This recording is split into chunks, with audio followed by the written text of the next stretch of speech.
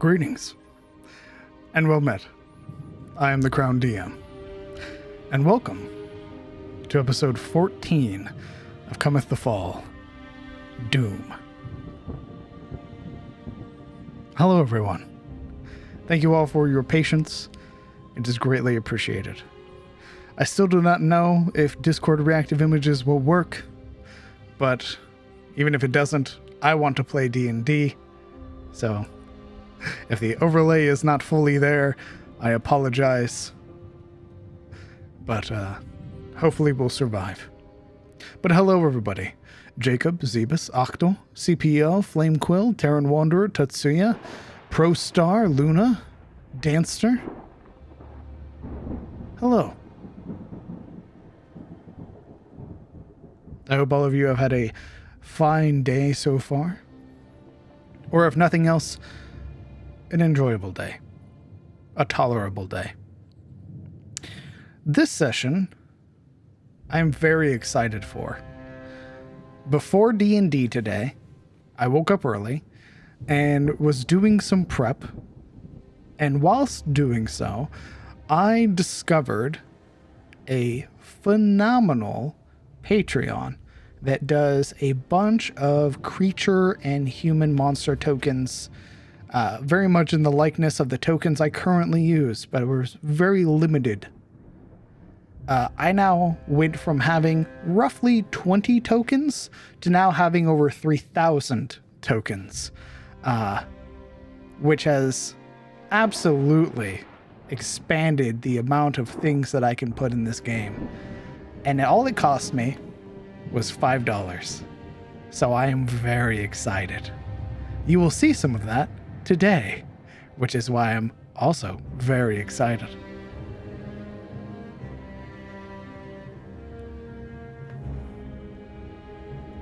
Now, what we're going to do is we're going to hop on over instead of sort of toying with the idea. We're going to hop on over, get ourselves introduced to the players, get ourselves introduced into what they are, what they're doing, and jump right into the game. So I'm going to give them a minute. I told them I'm unmuting. And then we're going to go get ourselves, we're going to go meet the players. I'm very excited. I cannot stress enough, from like 9 o'clock when I found these tokens to literally no more than 30 minutes ago, I was working on organizing, categorizing them, and making tiny little adjustments, making character sheets, monster sheets. It has been a very good day today. Hello, Ed-tastic, Mr. Bite, Indigo League. Thank you all for joining. Let's go get ourselves introduced to the players as we transition over. Turn commander. Okay, hello. Wait. Hello. Hello.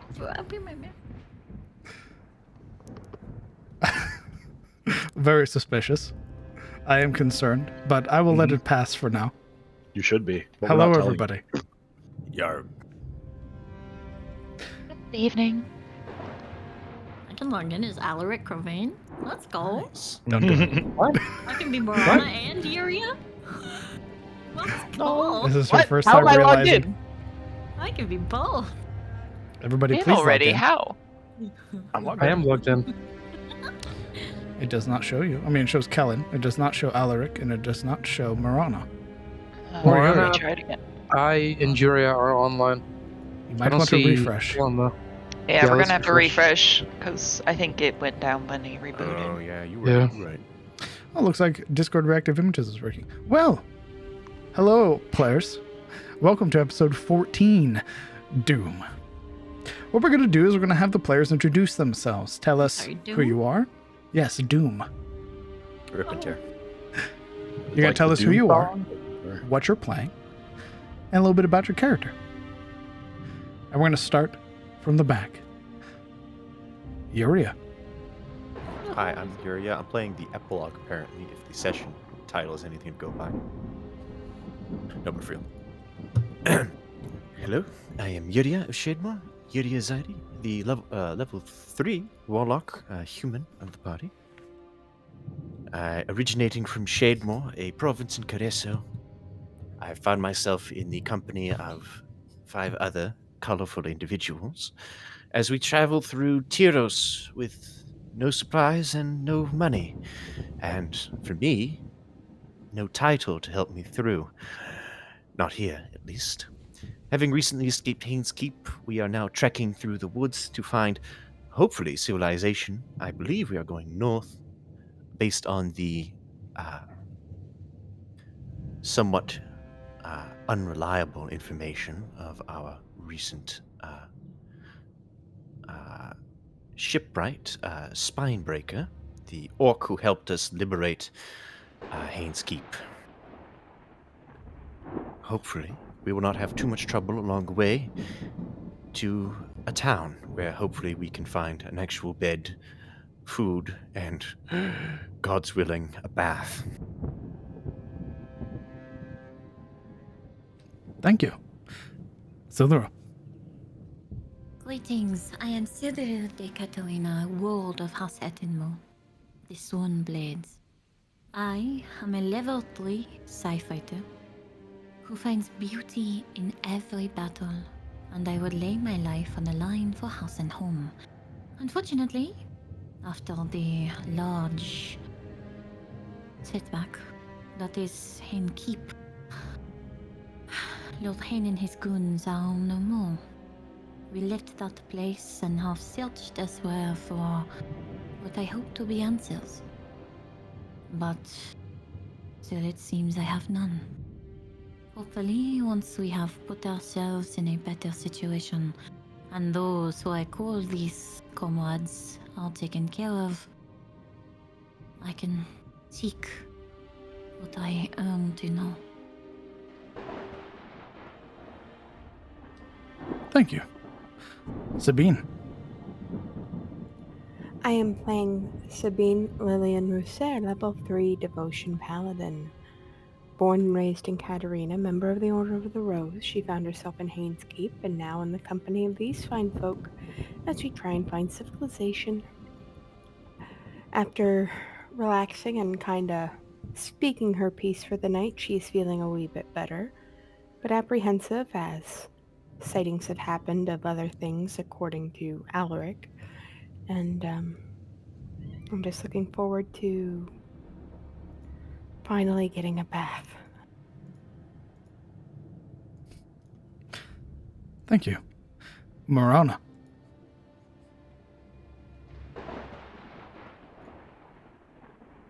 Yes, I am playing Marana Lamordia from the northern province of Vinheim. I am a level 3 Dampier rogue who has discovered some rather strange abilities, I think, on the ride back from Hayne Keep aboard the Primora. Now finally freed of Hayne Keep, even if not free of Hayne himself, we are working our way through the Ettenmoor to civilization, with our ranger Kellen as our guide. Hopefully we can find civilization before this alleged rider finds us again.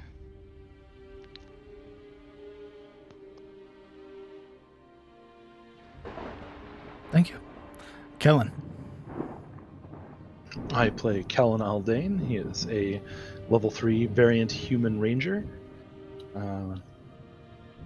After having dealt with the situation at Haynes Keep to the best of their ability, they are now back on mainland, and Kellen in his element is attempting to guide this group of hapless nobles through the wilderness. While he is perfectly at home here, he is attempting to help them adjust to the same. And it is both amusing and fun for him. Though the situation with a doom-speaking corvid is definitely a wonderful way to wake up in the morning. Yes. good for now. Thank you. Alaric. Peoples of Attis, welcome. I play Alaric Grovey, a half-elven princeling of the eastern boundary of Tyros, born in Karim, raised in Karim, his spirit of Karim. He swore himself off to the Wildfather as of recent, Shilier, and his true second face, the Great Leveler, as a paladin. He has managed to return home to the mainland, and has before him a promised journey towards the nearest Tyrosian town. He hopes there to find this prerequisite amount of ale to make life bearable. To seek out a way to connect with his noble roots, and in some way or form exchange letters with his grandfather, the High Lord of Ashford, and governing face of the Ethanmore. They were never in good terms, Alaric having refused his invitation to foster in his keep as a child, wishing to see the lion people of Frofield instead. Something he, at times, regrets. But something he will now, I imagine, regret even more. Especially with this horseman chasing after him, which he did see, by the way. Thank you. Now, I do believe that it was Marana Lamordia who recounted last, was it not? Yep. Please pick somebody in the party you would like to recount. Wow, dirty. Let's see. Who is gonna get it?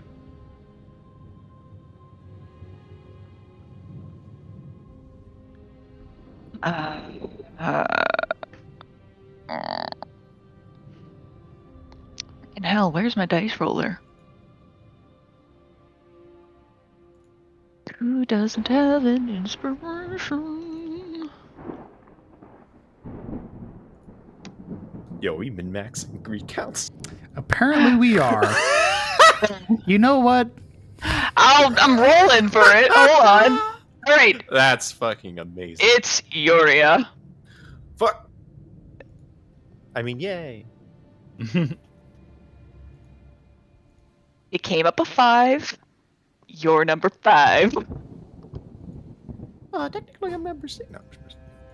All right, very well.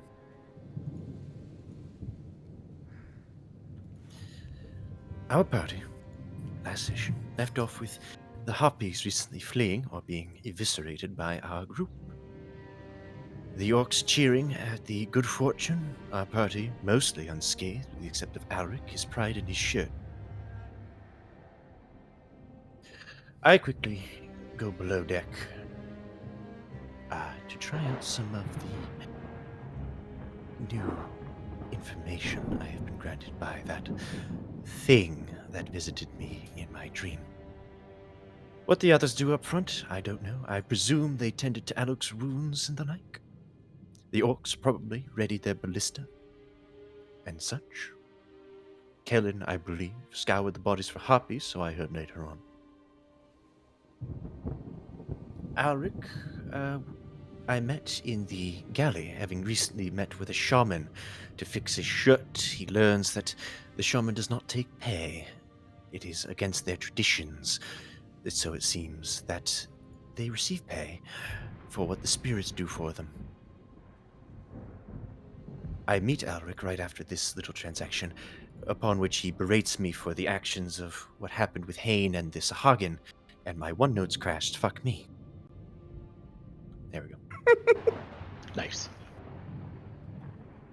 I bicker with him for a little bit, here and there. Neither party seems convinced the other was in the right. We continue our journey. And a storm comes the next day. A simple storm, at first, until suddenly we are set upon by a giant hand which almost upturns the ship. That hand is attached to the sea giant that has our ship rested in its grip. that sea giant meets another of his kin, a storm giant, and their ferocious battle nearly kills us. I, admittedly, somewhat embarrassingly, sent a cry for help, which was unfortunately heard by the sea giant, and it attacked us. My fault, really. I don't necessarily have full control over my gift, especially when I'm panicked. I should note, of course, that Citadel saved me during this transaction, as no sooner had I come to top decks, that I was almost hurled off the ship.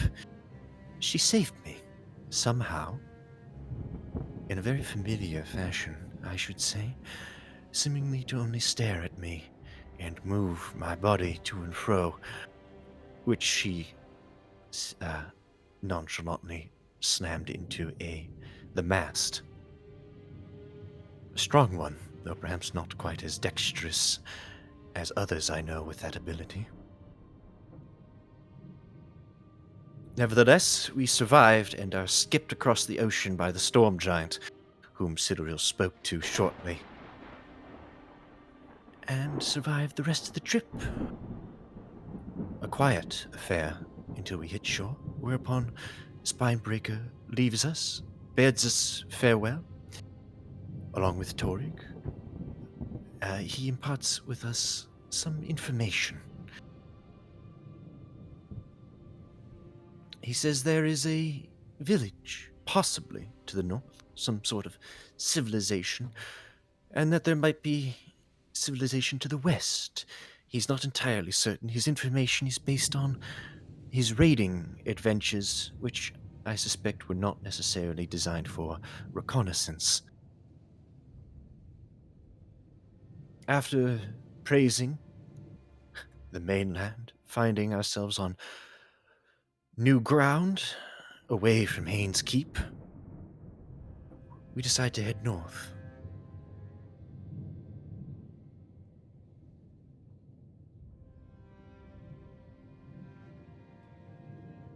Oh, I nearly forgot. Silly me. Before we hit land, there was one small incident. Siluriel and the rest of us met a dragon. Orvis, the Eternal Flame, he calls himself, a supposed lord of the dragons. I did not know there was such a thing amongst dragonkind. He speaks to Siluriel in Draconic. Sabine translates for her. He calls Siluriel a chosen of Niethys, a lady of gold. Curious creature who seems interested in our plight, but merely curious. He does not ask us for tribute. I did not think he would, but apparently that is a thing to look out for with dragons. Before he sets off. Back on the mainland, we head north for a while. It's a quiet affair. Counting rations, mostly Kellen leading us where to go through the woods.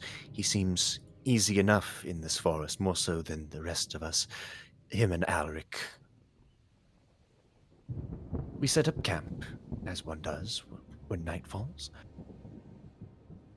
Kellen graciously allows me to sleep in his bed. Otherwise, I would have had to use my spare clothes as a makeshift bed, ruining my noble's attire and my commoner's clothes, all for the comfort of not lying in the dirt.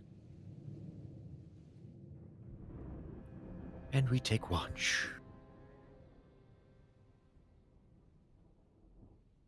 For me, I do not take watch, personally. I slept through the whole affair, which was somewhat surprising. I thought someone would have awakened me. I woke up afterwards to learn that Alaric supposedly saw a lone rider of some sort. He informed Kellen and Kellen and Sabine of it, Marana does not seem quite as convinced about it. I'm suspicious of it. The day begins with us packing up and Alric finding some corvids watching him and the rest of us. He goes to one, tries to speak with it. It only tells him one thing: doom. And that is where we are now. Thank you. It is the 29th of God's Night, currently 6 o'clock in the morning. Attempting to call out to the birds, those black-feathered individuals currently lining the boughs of trees, one approaches, perching on your outstretched hand, of which it utters a singular word to you, Alaric Crowvain. Doom. What are you all doing? Alaric is scoffing at the bird, but doesn't say anything. How are we traveling again? Beg your pardon? Like, how are we traveling? Hiking. Do you mean like exploration, or do you mean how your characters are currently moving about the map? How we're currently moving. Walking. Right.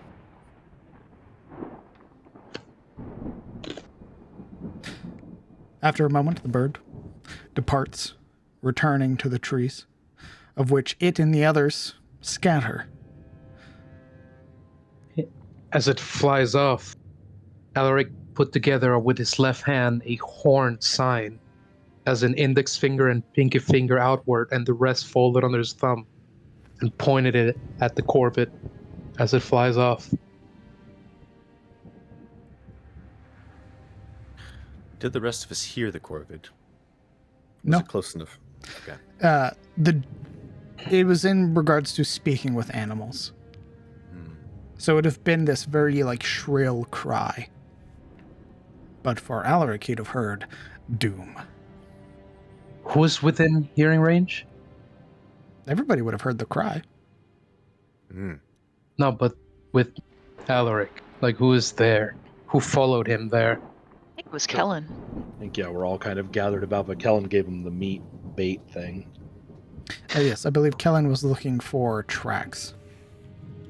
Yep. You wouldn't believe what the little shit said to me. Talking with birds. Well, yes, I can do that. Wants us to die so it can eat us. It said doom. You believe it? Ah, that sounds like something a crow would say. I've always disliked scavengers. They're so unlike other animals. Other animals, they struggle to survive. These things just trail after those doomed to die. Maybe that's why they're here. Or maybe something else. I don't know.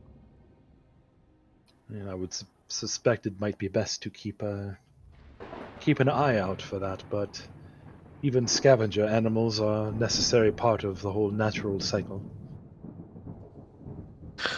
I hear you. Alaric whacks a finger at him, an index finger. Heard the same about spiders once. Didn't like it then. Certainly don't like it now. No, they're creepy, so we agree on that. Certainly not necessary either. But either way, they didn't help much. We should most likely head back. Let's get the others packed up and ready to go. Hmm. Another long day of walking, so maybe we can find ourselves a stream or a river or even a small pond. Good to wash up before everyone becomes a bit too ripe. That'd be great. Yuria, however skinny, drinks quite a lot of water. Must be all the talking.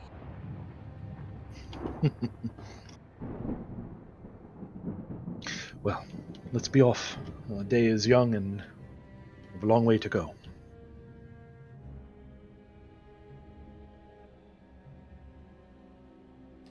Okay. Is there anything else anybody would like to do before you set out for your continued travel today? Morning preening. Making myself look presentable in case you run into somebody.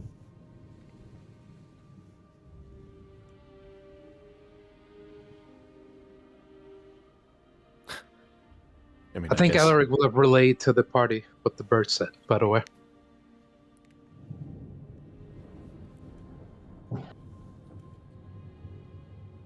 well, that certainly gets Yuri's attention while she's doing the same as Sabine, though perhaps not quite as thoroughly, since she doesn't have any supplies. It'd be more just like dusting off the dust and dirt from her gear and like smoothing out her hair, which she stops doing when Alaric talks about the bird. Mid-brush, Sabine just kind of looks at him. Are you kidding? No, I'm not.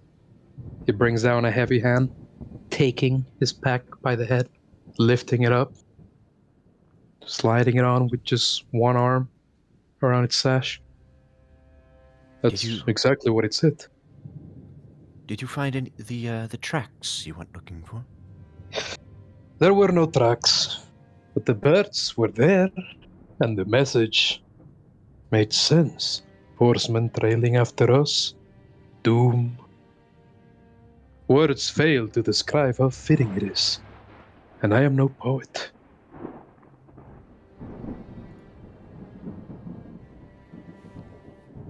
Yuri nods, with a glance to the woods, a suspicious glance. I don't like this. A lot of odd omens for having just recently come to the mainland. Do you believe in coincidences?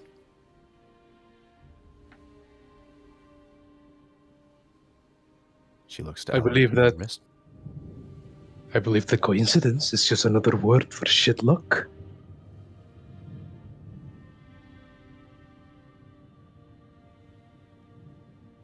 That's all the more reason we should find civilization as soon as possible. Don't you think?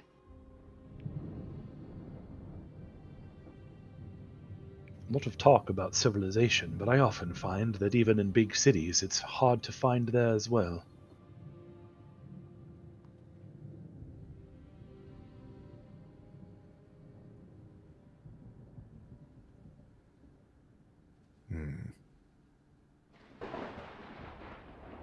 As my cat literally crawls on me. Hi.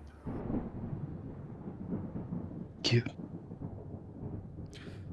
Silvera, what are you doing? Walking along.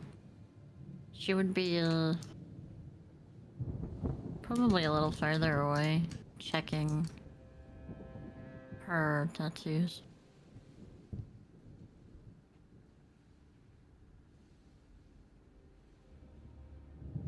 I'm not sure about you, Ranger, but I love people. Never quite liked the wilderness as much as others. And when I say people, I also mean the animals. I love forests, full of them. Thriving ecosystems, seeing how they bounce off of each other. Love ants in particular because they don't talk, they just do. Well, I find the wilderness to be rather comforting. There's no ulterior motives generally, it's just the natural order and all of its splendor, and savagery often. But there's no general petty squabbling or politics, it's just you and your will to survive. It's honesty. Alone? I generally travel with others from the Grey Watch. It's rare that I'm ever on my own. But I suppose even now I'm not on my own.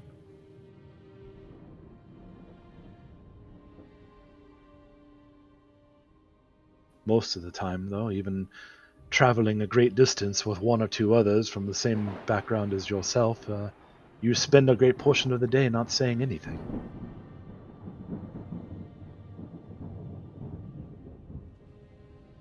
Perhaps that is when you can better come to know others. In the silence between the words. Yes, well, when you work with someone long enough, you tend to not need words to communicate what you need. Not that I mind communicating or talking. Kellen, Alaric, you seem rather lax in this woods. How dangerous, perhaps on the average, is it in this part of Tyros, out in the wilderness? Very. He looks around with a big smile. It's about as dangerous as anywhere else. Ooh, Might run. I doubt that a lot. I mean, you might run into a wild beast that wants to eat you, or perhaps a mauling group or herd hunting animals. Sometimes there's criminals and bandits out in the wilderness, but honestly, if you go into a city, you're just as likely to get knifed in an alleyway. So I would say, literally, about as dangerous as anywhere. It does depend where you go. Not every city is like that. My mentor, he said to me that the general gist of it, Yuria, is the closest you are to the capital, the safer the forests are. And we're as far as you can get. We're close to the Isles, too. Bound to be plenty of tribal threats around here. She nods, pulling the cape closer to herself. Do you have a problem with skinwalkers or doppelgangers? Skin what? Skinwalkers, doppelgangers. DM, would I know anything about that? Yeah, you don't need to roll. You would know, Marana. Grimwald has its fair share of having to deal with, they don't call them skinwalkers, but there are entities that do assume the appearance and guise of other individuals, of which they hail from Grimwald, and try very eagerly to get into the inner circles of places like Malgrove and other large capitals. At this point, Marana pipes up. They're not usually seen this far out. The Grimwald is held behind the mountains, and that is where most horrors you can find them hailing from. I see. Our forest in Shademore is teeming with them. Camping out at night in the Shademore forest is almost certain death for any but most skilled of hunters. I can already tell this is a safer neck than there, simply because we are alive. And we are talking. And nothing has come to eat us yet, despite the noise. Why So haven't that your is somewhat people? heartening. Why haven't your people burned the whole thing to the ground then? Oh. Because the forest fights back. Why are you living Not- there then? It is not unsimilar to It is the home. Grimwald.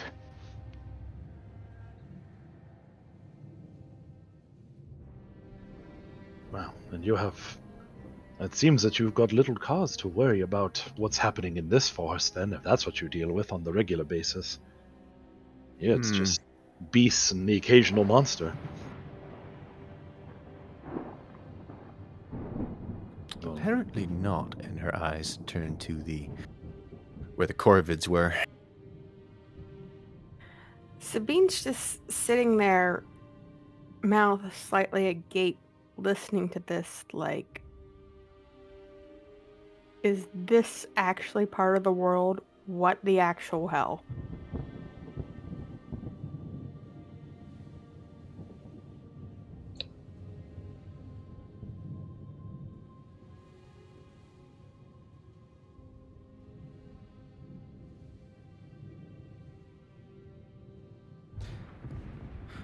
Well, if there's even a chance that beasts from the Grimwald have spilled over into the Atmore. We should endeavor to hurry. How far are we from Grimwald?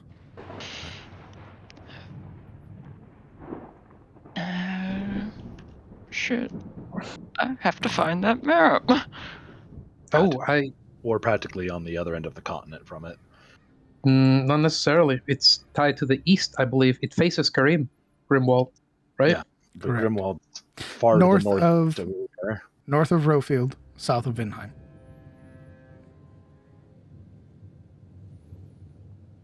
And if I remember correctly, it borders Amon Hen. The mountains do, yes. I mean, Mhm. practically mountains. everything in Tyros borders Ammon. The Yeah. mountains belong to Grimwald. Mhm. Which is a big But the cause valley- of concern. Yeah. The valley belongs to Amunen. Correct. Fuck with the valley. Well, The- we should- Have you Mhm. have you seen these aberrations yourself, Lady Lamordia? I have not seen them myself. They rarely made it to the estate, but in the occasion things breached the walls. Our fighters were called to, well, dispatch them.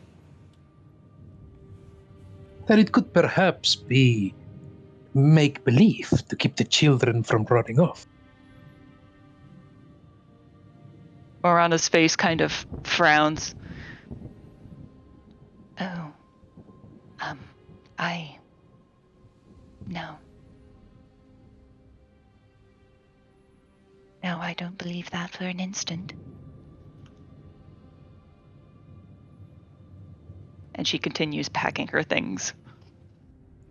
Perhaps it was the elves who brought them here. What do you say, Yuria? You have them there too? Mm. Only in Shademore, as far as I know. If they are elsewhere, I am not aware of it. Most in Shademore are mostly concerned with the monsters of Shademore.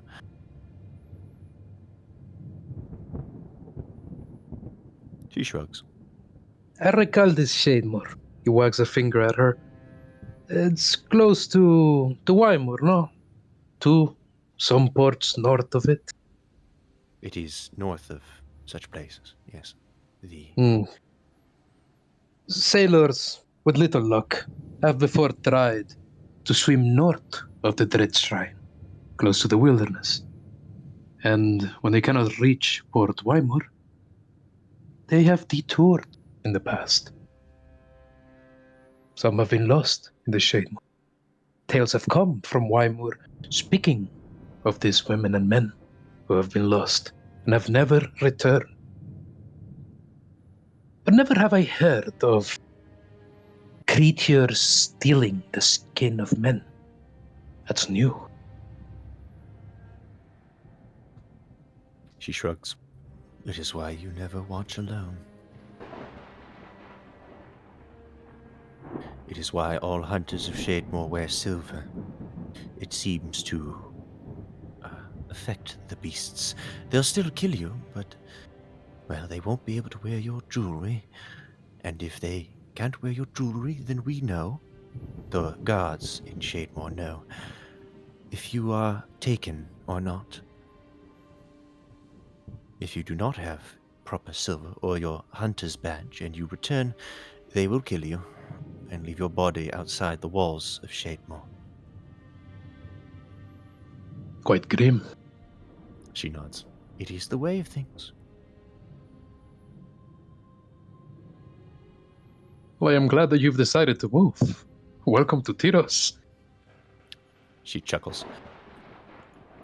If you really want to know why I am here, now that we are away from Haynes Keep, rumors have it, old wives' tales and stories from Shademore, that we, Shademore being mostly human after all, were refugees of Tyros in some form or fashion. How we got to Shademore, however, is a subject of rumor and myth for the most part. Some say we are refugees from a beastman's attack, lost explorers, a scouting party set to invade the Empire, but having lost its way, settled in Shademore. Whatever you can think of, it has been said by an old crone. I have come to discover the truth, our origins. That seems a somewhat of a dream at this point, considering our current situation. If your ancestors hail from Tyros, then I am sure we can all agree that this is your home as much as it's ours.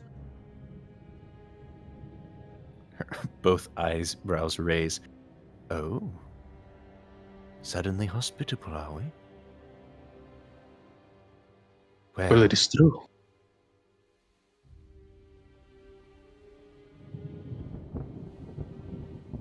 I appreciate the delayed politeness.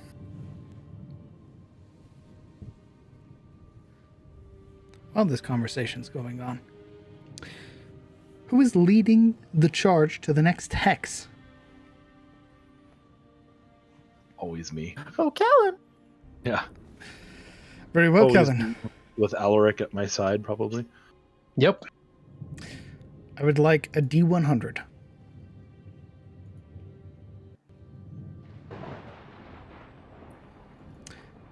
And your survival check, please.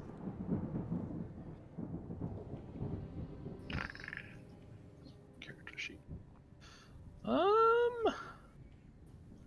Oh, there we go. I had to open up the hope. Okay, Alaric.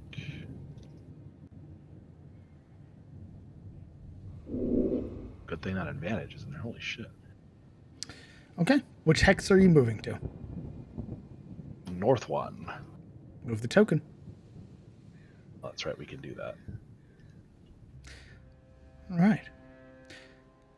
You move through with little to no issue. The very faint, but what was somewhat prominent smell of the ocean is now beginning to fade, replaced now with a very earthly sense as you make your way through these very dense pine forests. You would notice that these trees are massive. These pine trees tower probably taller than some of the others you've seen further north. They are thick-trunked and seem to stretch well beyond normal means, probably reaching widths of maybe 50 feet.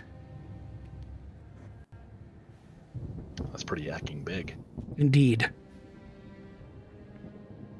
You would It's also like- notice that amongst these trees, too, that there appear to start, or there, as you get further north from the Southlands, you begin to notice that there are other trees amongst the pines. You would see that there are oaks. You would see that there are maples, willows, things that are beginning to almost mingle or mesh with the pines until eventually the pines either go away completely and are replaced with nothing but certain types of other trees, or it is nothing but pine.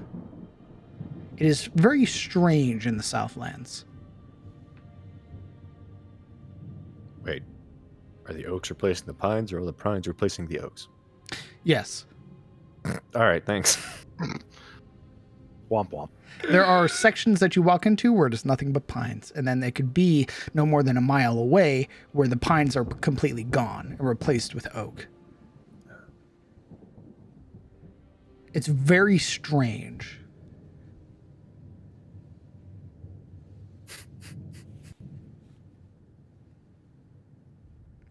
But your first hex goes by with little to no issue. If you would Any like, sources of fresh water like rivers, streams, creeks, springs, lakes, anything like that? none in this hex. No sources of fresh water at all. Not in this hex. Leave. Okay. We're traveling along. Okay. Which hex are you moving to next? We'll just continue to go north. Okay. Roll me a D100.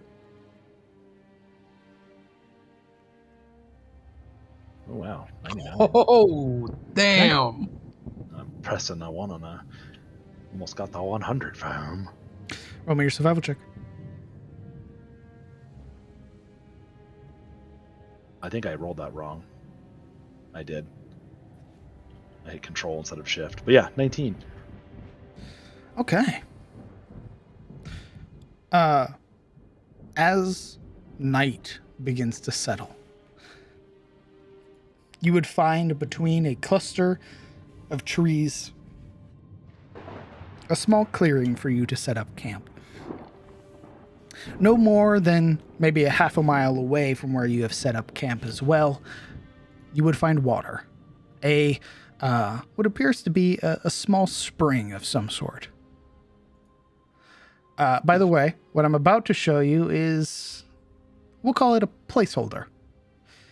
Simply a means for you to move about and roleplay if you so wished.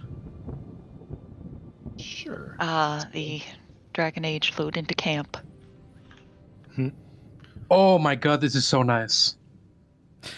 No more than a half mile away, you would find I love you. a spring for you to collect and drink from.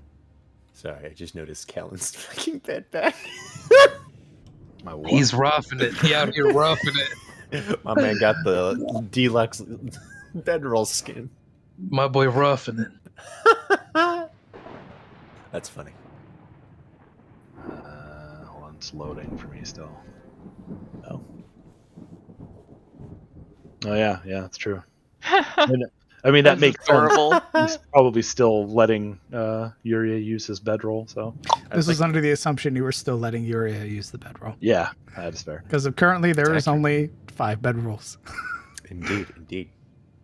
I'd like to think he just like grabbed a pit of earth, like cartoon style, and just laid it over him as a blanket.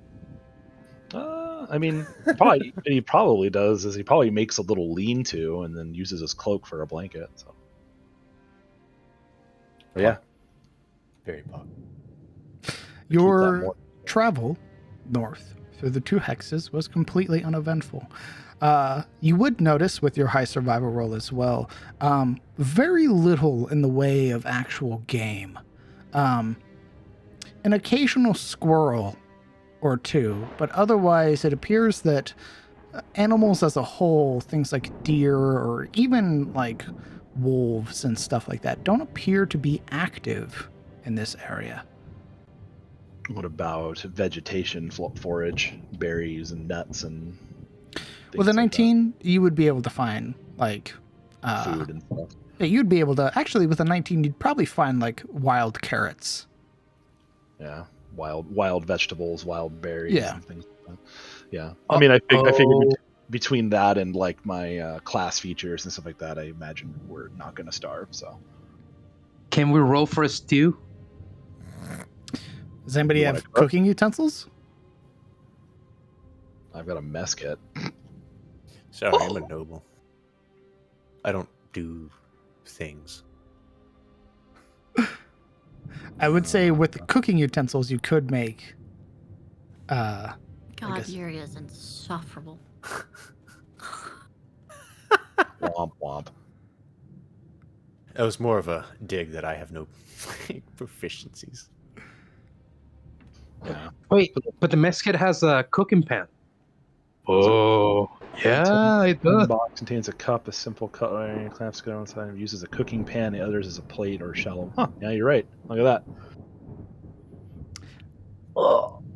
What it probably would do is get wild vegetables and stuff, and then use one of the meat rations to kind of fill it out with some protein, right? Sure. I want you to roll me a d20 plus your intelligence modifier. Whom's Can I help him? Whoever's cooking. Yeah. Alaric is. You have no proficiency in cooking utensils, Alaric, so no. I don't think anyone does. So we're just a raw intelligence check. Well, I think it's just D20 plus intelligence, correct. All right. an IA system, since I am well versed in the whole camp survival nonsense. Hmm. I mean, he would have had to learn how to rough it somewhat. without using cooking utensils and just his mess kit. Yeah, that's different from cooking, though. Yeah, I'm thinking it'd be a matter of pride. Alaric holds the campfire this time. All right, go for it, dude. Burn everything. I'm eating fucking beef jerky tonight. Oof. Big oof. It was almost a 1. Holy shit. Oh, that's rough. It is a very rough vegetable stew. Carrots are undercooked in places. Whatever roots or other vegetables you were able to find either were cut poorly or it'll fill you, but it's not fun. It still had some dirt on those Yeah. roots. With a ladle, Alaric still serves each bowl for everyone, as though he was pouring the nectar of the gods themselves.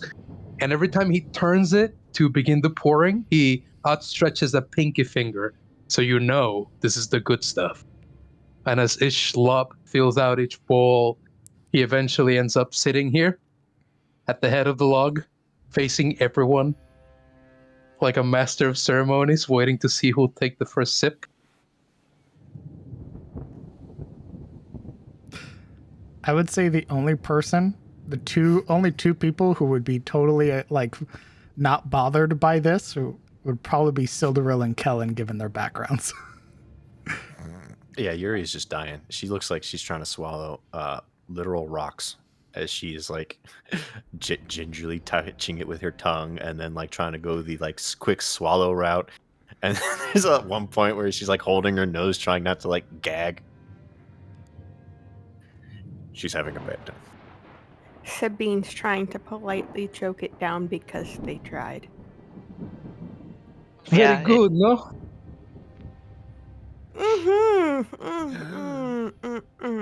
I wish I was home. It reminds you of home. Good. I was aiming for that. Homely feeling. There's just a slight groan in response. So, Laura, you've had field rations that have tasted better than this. I'm going to be very honest with you, as I would want honesty in most things. This is very hard to do. Stomaching this would be an insult. Severil, you're not meant to chew. You let it melt in your mouth. It was cooked to There is no perfection. melting. This is not going to do anything but harm my stomach later. What? What are you saying? Darling, this is not good. What are you talking about? I am a great cook. Everyone said so at I'm home. sure you are a great cook, but this time you have not done that. I can taste. Unfortunately, perhaps it is the wind. Maybe it is something out here in this place that you do not understand. Right. Perhaps the weather. Yes, the ingredients. Stale, maybe. Just when I think I'm getting used to it, the texture changes and I want to throw up again. Throw up. Oh, was that out loud? I'm sorry. Yes, now that Alaric notices that some people might not be enjoying it. And his face curdles. I appreciate the passion you put into the attempt. Silver would put her hand on his shoulder with like these upturned eyebrows of like sympathy. I am still going to eat it. It is just not I would not recommend serving it to anyone else. Your enemies. Holy fuck. Her hand, her words are like an anchor. And Alaric sits down, staring at the bowl between his hands. At least it still has flavor. This is good. As You don't have to eat it.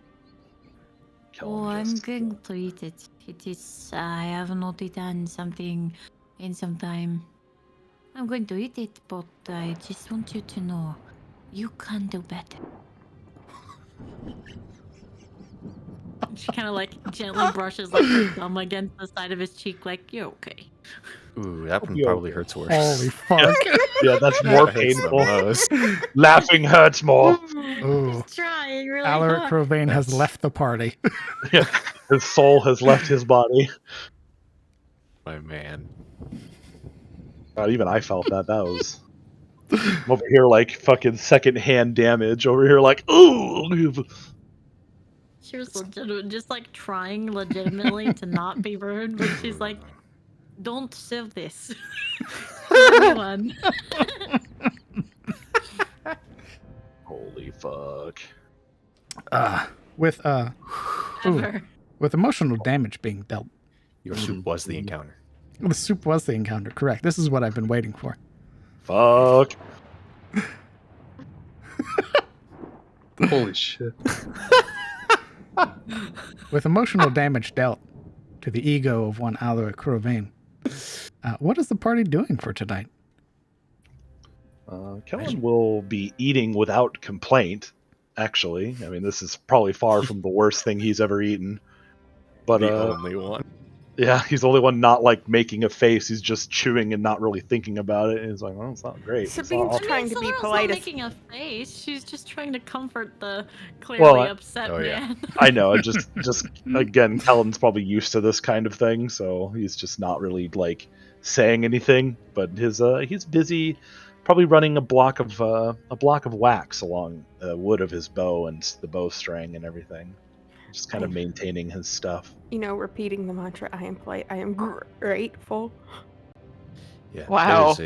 There's a Actual whole gag. range of faces happening behind Alaric's back as he's getting talked by Silura.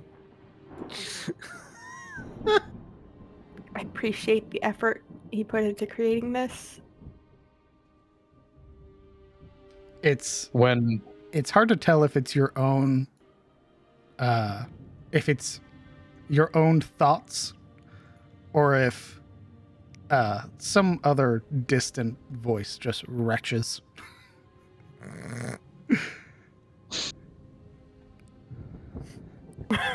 This did not please God. This is just brutal, dude.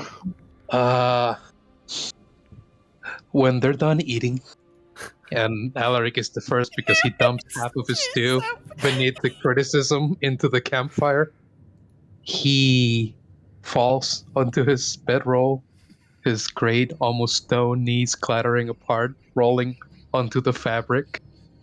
The grass beneath wheels and shutters, gathering dust and shadows as Alaric settles until he looks like he's rested there for centuries, looking off into the woods, turning his back from the party. That's what a nine will get you, people. Jesus Christ. You made Imagine- Failed stew. conciliation. I want you to consider this, buddy. You made stew so bad you made Sariel gag. Imagine if you rolled a 1. Like, Yeah, holy but fuck. Soriel would gag at like a 19 stew. That's true. Good point. This is food for peasants. Don't eat Yeah. peasant food. Oh, how homely, I guess. Oh. It's rustic. Your customs are very earthy, Quaint. I don't No, no, no. understand, Master. colloquial. He told me to be bold enough to embrace what makes me free. But they hated my stew. They hated it. This whole thing is just a spiritual journey. This is major character development for Alaric, not Hane. King pot of stew. Yeah. Oh my god. With the stew consumed or scrolled away and hidden from view until it is appropriate to throw it out without being caught. Who is taking the first watch tonight? Well, with Alaric curled up in the fetal position, Uria will quietly volunteer to take first watch. I can take first watch with Yuria. When 4 hours have passed, also, I will take the watch after that. Very well. Dame Silveril, please do not take it alone. Well, I- have you relieve some folks? We should definitely keep watch by twos. Indeed. I appreciate that you would watch for us, allow someone to get some extra sleep, but, well, it could be risky having only one person awake, should we find trouble.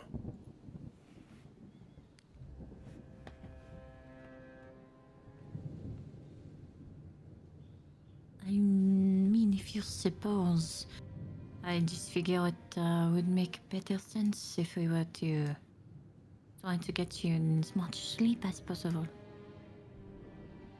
It's more just out of caution, yes? Two sets of eyes are often better than one. Again, I appreciate the thought. I'm sure everyone does. But it would Greatly. comfort me knowing. It would comfort me if we did it in pairs. I'll even volunteer with you if it. Whatever works. I won't even say anything if you don't want me to. I think I'm good. You should sleep after your watch. I imagine this type of turmoil and experiences are not good on a lot of you. And Sildra would lay down and look up at the sky for a bit. Sleeping with her eyes open like a total nut job. We don't sleep. That's the weird thing. I was There's about to say, elves. she doesn't have to sleep. Meditates with her I don't eyes sleep. open. Meditates with her eyes open. Just walk over and like wave your hand over her face. Like, no, she's meditating. What the fuck? She's That's just creepy as fuck. waiting there to move. Silverroll doesn't sleep. She She waits. was just put on pause. Yeah. Very well. Kellen and Yuria. Yuria seems pretty chipper. Relatively speaking, since she slept a full 8 hours the night before. Mhm. She Oh, sits, yeah, hold on. Sorry. she sits closer to Kellen, if he doesn't sit closer to her. I was just moving to a log. Well, here you go. Hey, look, a log with a lot of spots that we can Oh sit my on. god. Amazing. It's like someone designed a campsite with this in mind. Who could have foreseen? I do like the placeholder campsite, by the way. It's very neat. Thank It'll you, Ian. change once you guys get tents and other bedrolls and stuff like that. That's still really neat. I like the attention to detail. Will it change if we lose all our bedrolls because Correct. we got mugged at the Everyone- Absolutely will everyone- change. Everyone gets this one right here. That is now everyone's bedroll. the communal bedroll? Yeah, just one big stretch of things. Everyone spoon for warmth. Right, well, I need Yeah. perception rolls from whoever is rolling. If you both have proficiency, you can give each other advantage. If not, roll. I do have proficiency. I do not. So only one roll then. Kellen Aldane.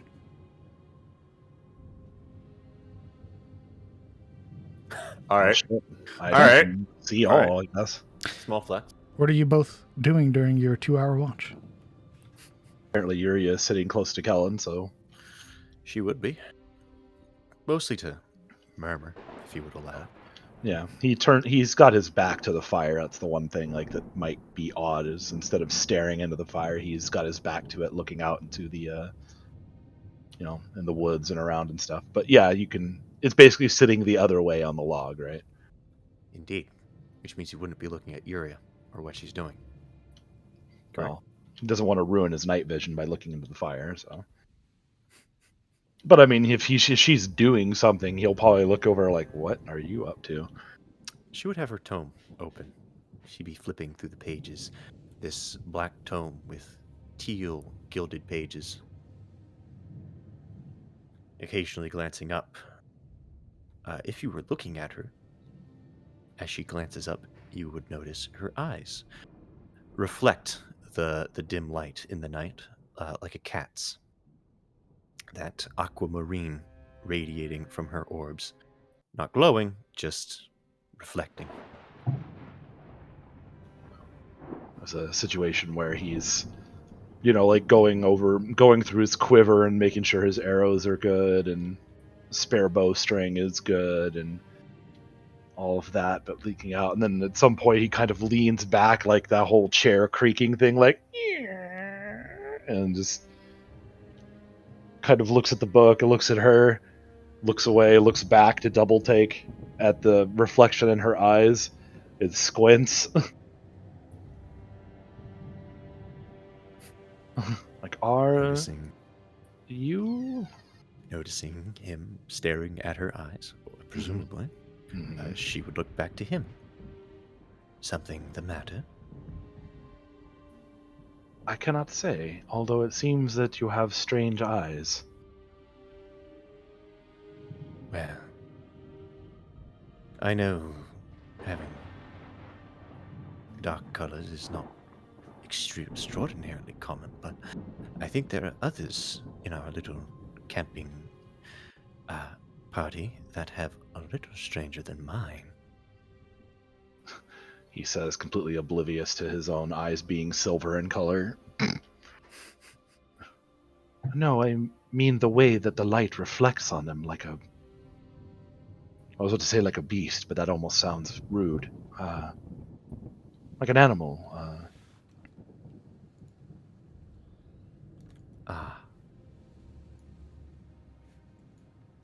I see. That's all she says. She looks back out into the forest, switching her gaze between her book and the edge of the forest, which she seems to stare at without any issue. There's no squinting or trying to see shadows in the night. Either she's not trying very hard, or she has a very easy time seeing in the dark.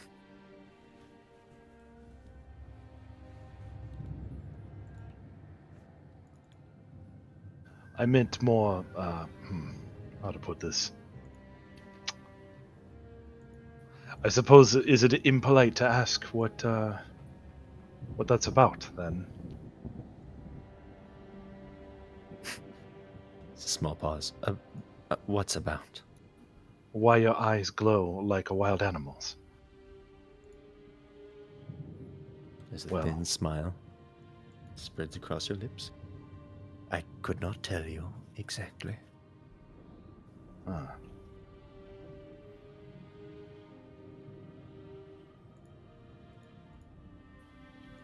Well, usually, only animals that are able to exist at night and see well have that kind of reflection, right? Like a cat or a dog. I suppose at that point it would be right to ask, do you see in the dark?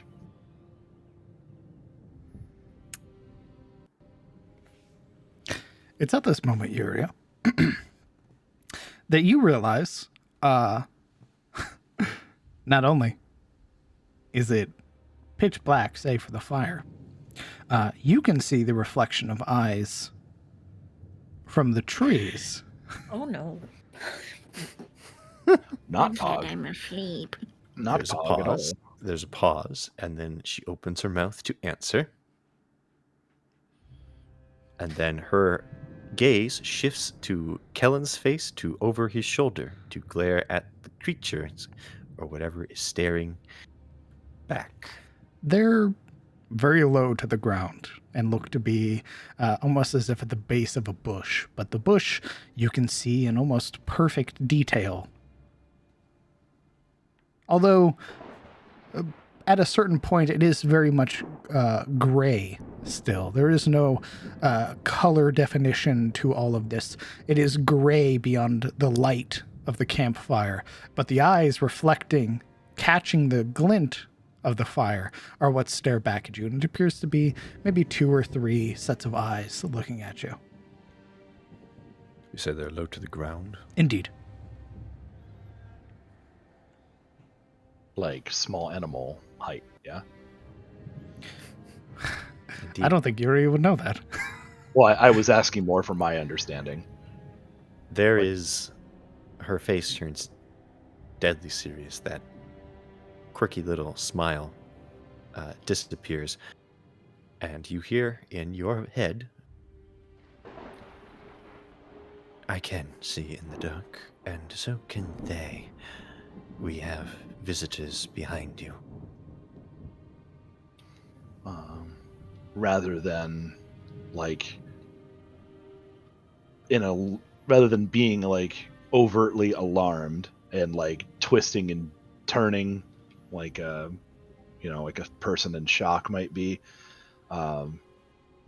he instead kind of faces forward again and like down like at his boots and just quietly murmurs, "How many and where?" 3 in the bushes right behind you. I don't know if there's any more. I haven't looked. My attention is on them and you. There's no one behind me, is there?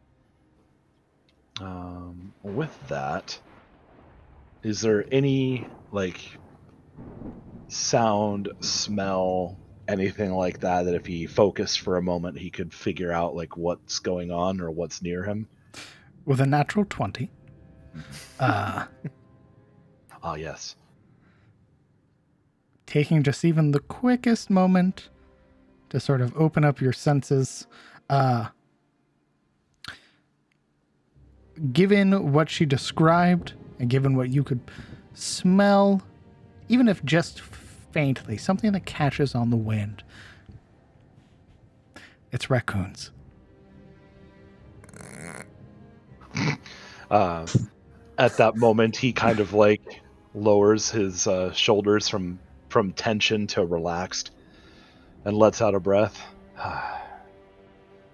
Is there any of the food left over from Alaric's attempt at cooking? Absolutely. There's Yeah. a fair amount of it, in fact.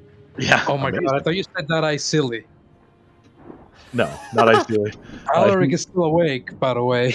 He turns and grabs up like the pan or whatever that was used with it still in there, and kind of twisting where he is, he like doesn't throw the pan, but you know how you like toss something out of a pan in the direction of something.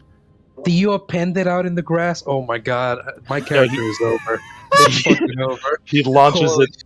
He launches it towards the raccoons to feed them. Like, raccoons eat garbage, so this for them is probably gourmet. Oh my god. Okay. There's a tension as Kellen seems like the more relaxed he gets, the more tense Yuria gets. But as he throws it, he kind of looks at her and he's like, "Raccoons." Yeah, are there raccoons in Shademore? There The are monsters. very little in the way of wild animals that are not some other horrible Are there aberration. raccoons? Raccoon, what is that? What is this raccoon? I hate you so much. Raccoon. You'll see in just much- a moment. How much time have you spent out of Shademore? Ooh, Have you made not a any wh- trips to Valandris, to the Witchlight Coast at all? Very few. Okay. Yeah, definitely not out into like the woods. Like if she went out of Shademore, it was to the cities. That's fine then. Yeah, you roll my history check. Raccoon. I'm rolling a history check to know what a rodent is. Correct. Fantastic. A rodent? Beautiful. I love it. I'm proficient. Surely I know what a raccoon is. Oh my god. Well, yeah, you do. Fantastic. You're a well-learned individual. You've never seen one, All about. but I've seen Discovery Channel.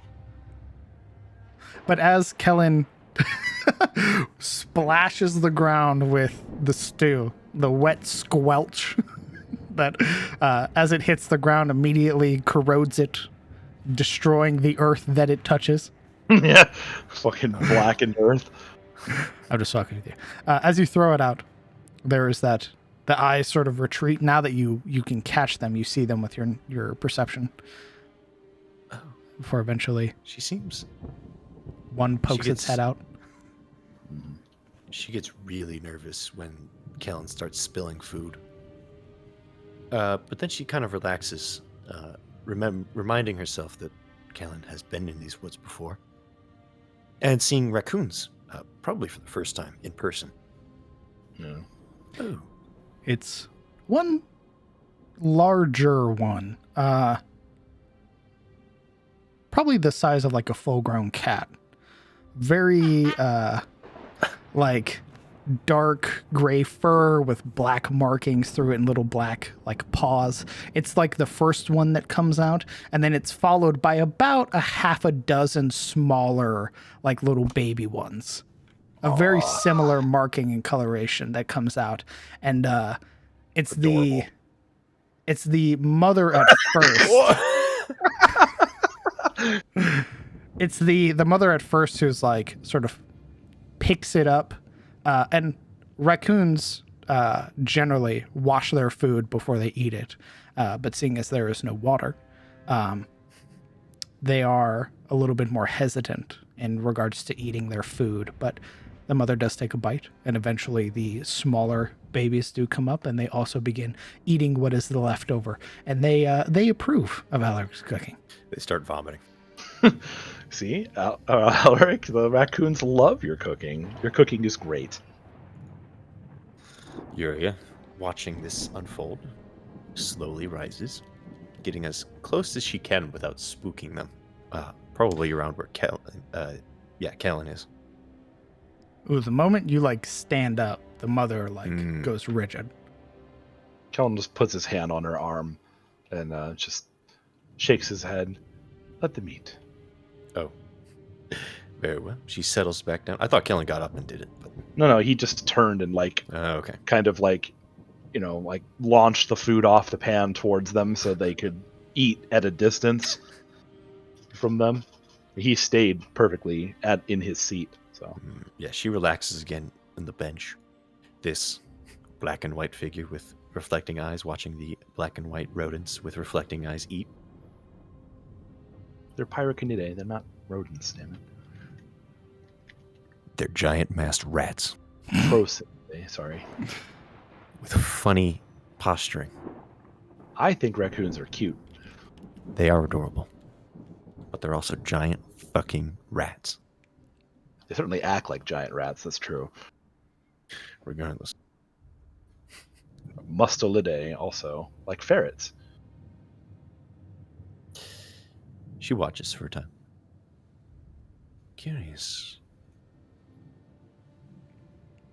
That food isn't going to attract other investigators, is it? Yeah. Depending on how hungry the raccoons are, they'll probably eat all of it. That's a good question. Continue as you were. Continue as you were. I should have stayed quiet. A pack of The wolves. raccoons are cute. Nothing else. Yeah, they're just adorable. Just watch them. Shh, shh. Give the DM ideas. Holy shit. So, what do you think of this horseman business? She suddenly asks as they watch the raccoons. Well, there's a lot of stories in the wilderness, right? And people see things all the time that aren't there. But at the same time, this is Tyros, and there tends to be all sorts of both natural and unnatural phenomena that happen in the wilderness. What if Alaric says that he saw a horseman? And it's worth listening to for the most part. It wouldn't be the strangest thing. I am inclined to believe people's instincts. especially after that Corvid business. And considering, well, the thing we met on our way out of Haynes Keep. Well, if being shunted into another dimension entirely for a short span wasn't enough to make you realize that there are horrible things in this world, then I don't know what will. But Oh, if a spectral horseman is the worst of our worries right now, we're probably in good shape. On the other hand of that, though, it's not a whole lot we can do about it until we are confronted with it directly. So, generally not worth stressing out over. Kellen, Yes. roll me an animal handling check. Oh, good, I'm proficient in that. 18. 18. As this conversation's been happening and the food's being eaten by the raccoons, there is a moment where the largest, the mother, vanishes, leaving the half dozen smaller raccoons to sort of just continue to sort of pick and eat the larger, like, carrots and potatoes and everything that are there.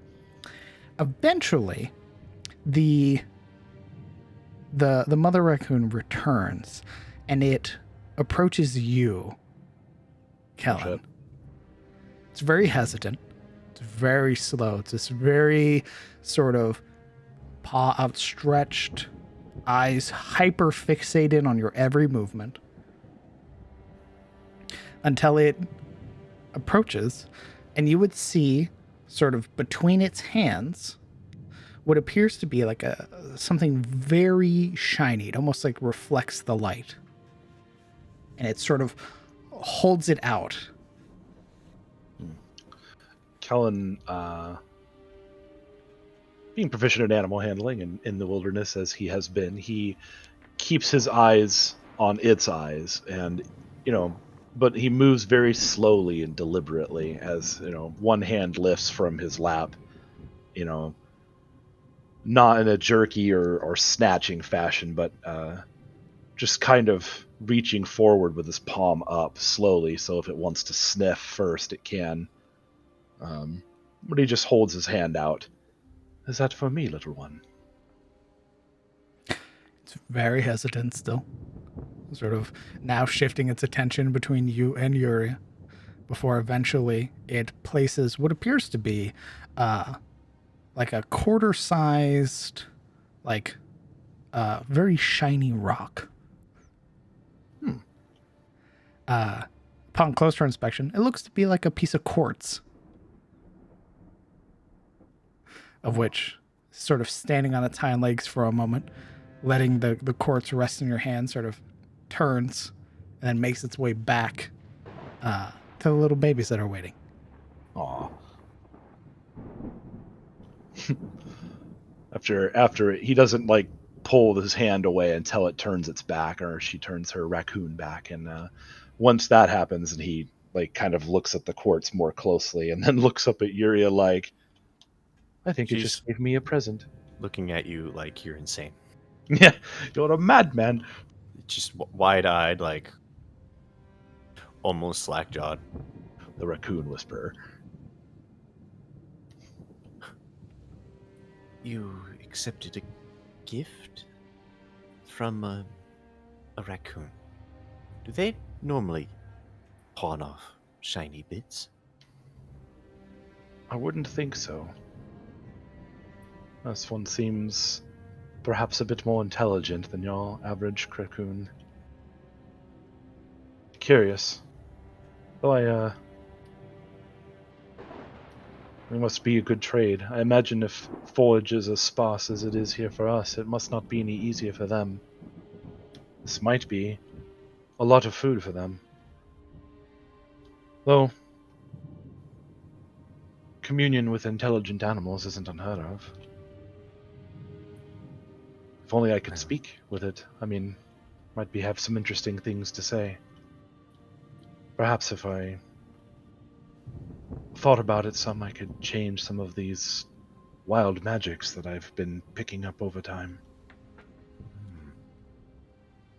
She's just slowly taking in what you say. You know, Killen, you're a bit of an oddity to me. Is that so? Indeed. You're almost like the hunters from home. But there is a definite... You work with these woods, and the woods seem willing to work with you. In Shademore, the hunters, they respect the woods of Shademore.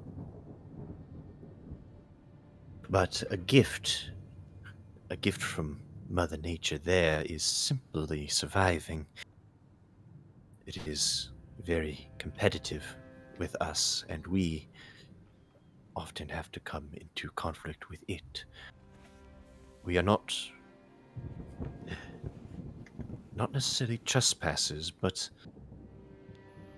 it certainly likes to challenge us. So your wood's enchanted with a sort of sentience, then? Some believe so. It's more akin to like how sailors regard their ship. They personify it. Many of the hunters personify the woods. It's like a superstition made manifest, then. Extremely. I've heard of sort of enchanted woods, and I grew up amongst elves. My father's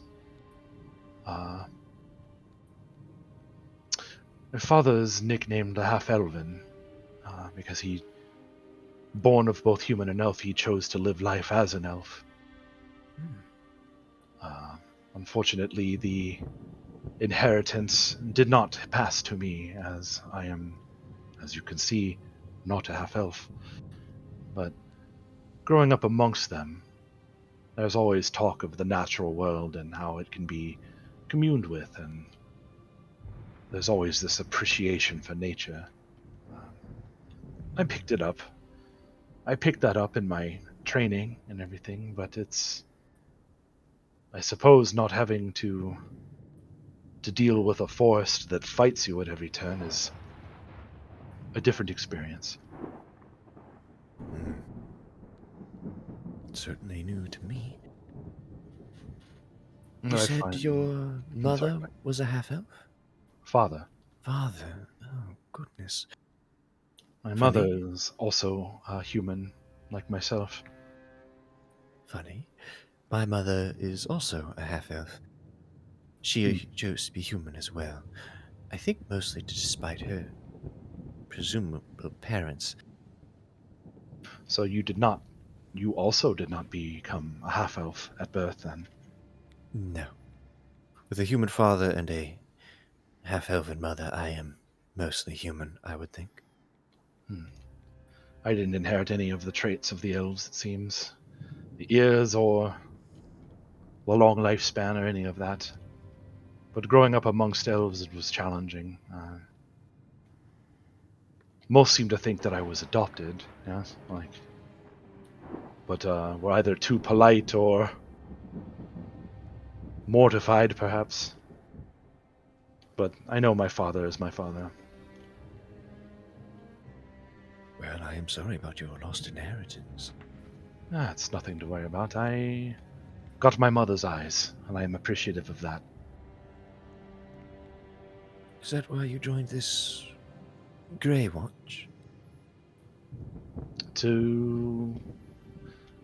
My mother is a commander in the Grey Watch, and I suppose I sort of idolized her. In a way. Not that I didn't respect my father. I greatly did, but this was not his choice, I think. Had he had his way, I would be a squire in some court or another. Perish the thought. I saw that while the nobles squabble and argue about things that can be done, the Grey Watch goes and does them. It takes care of things, helps the people, fights the threats that go unseen or ignored. And it spoke to me on that level. And while my father may not have wished for me to join, he does support me. Of course. So, you go behind the court's backs. Noble, but I must warn you that never has a good end. It's not so much behind their backs, it's just doing what we need to do while they take their time. A lot of times they do things that we finish a problem before it even comes to their attention. But sometimes the Grey Watch works with the nobility as well. It's not an entirely symbiotic relationship, but occasionally it does happen that way. But we have our fight and they have theirs. Working together is definitely not unheard of, though. You'll have to explain to me this situation with the Grey Watch and the politics of Tyros in greater detail. Perhaps another night. As you wish. Our watch is coming to an end. Yes. It's been about 2 hours. Perhaps we should have Sabine and Marana take up the second watch. I believe Miss Citadel said she would take the next watch. She wanted 4 hours, and it's only been 2. 8-hour watch. Yeah. Do you? So we did 2 hours, so that's 2-hour watch for another 2 people, and then Silderil takes like a 4-hour stretch. Yuria shrugs. Well, if you think that is best, of course. Everyone needs a little bit of rest, so we'll let her get another 2 hours in before we bother her. Very well. Yuria's eyes peel away from Kellen, locking onto Morana. And Morana would hear in her dreams, Morana, your watch begins. Oh, that's not creepy or anything. Oh, shit. That's not creepy. What the freak happens? Just you jerk away.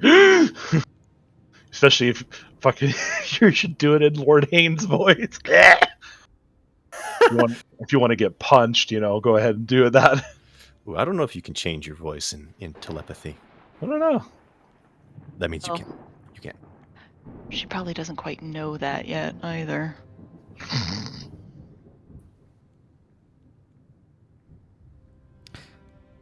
Your watch goes by uneventful. Marana and Sabine. Marana is awoken with a start, but realizing that's Yuria's voice. Yuria is actually here and physical. She seems to calm down from the jolting upright fright that she gets.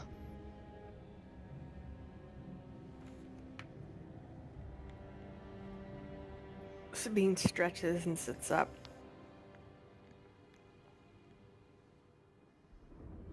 Our turn then. Mm-hmm.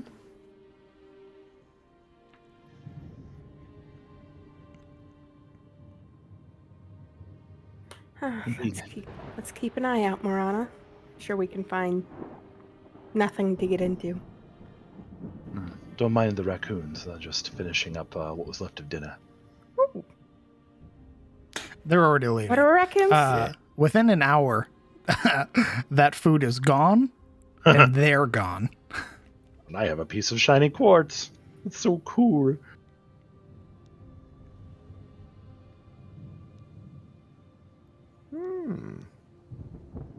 Indeed. Yuria closes her tome, stretches, and heads to bed.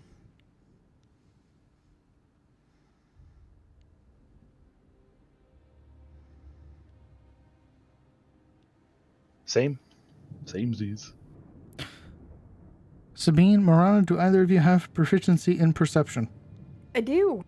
I do. Go ahead, choose whoever is rolling with advantage, or you can roll independently. Why don't you roll with advantage, Sabine?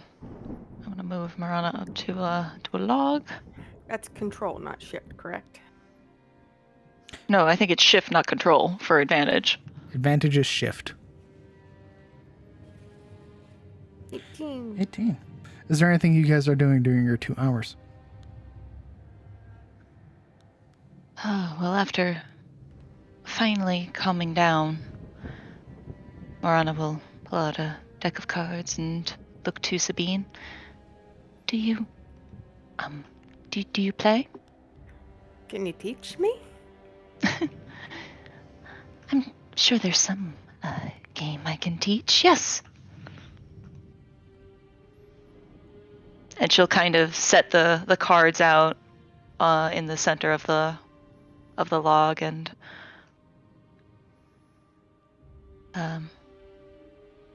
probably again kind of teach her a very simple game like go fish or something like that. Unless she wants to play something potentially a little bit more involved than that. But, She'll play Go Fish. there we go. Get that gamba.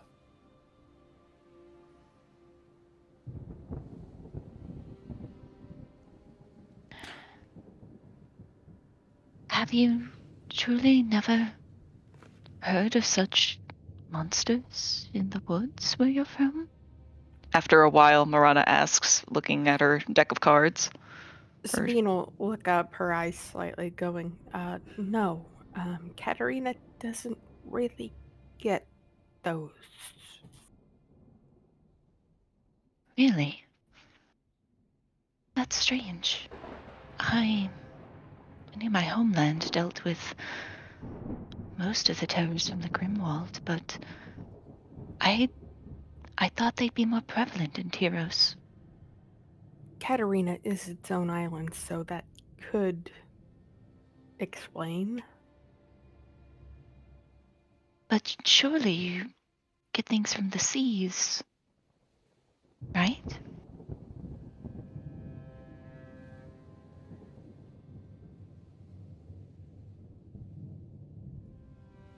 The training I went through didn't involve a lot of outdoor things. I can deal with the jungle of the nobles' court, but dealing with an actual forest, a little bit more complicated. Mm.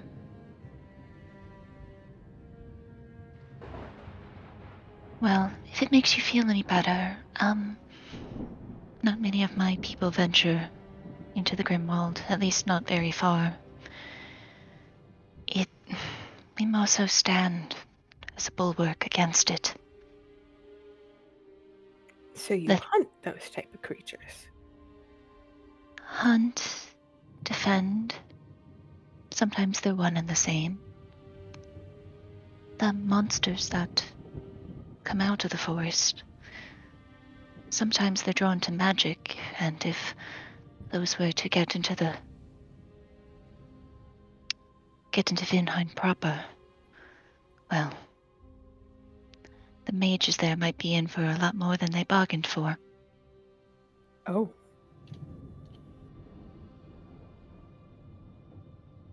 What type of monsters are up there, besides the ones they were saying?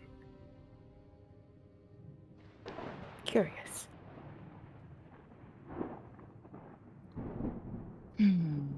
Let me think.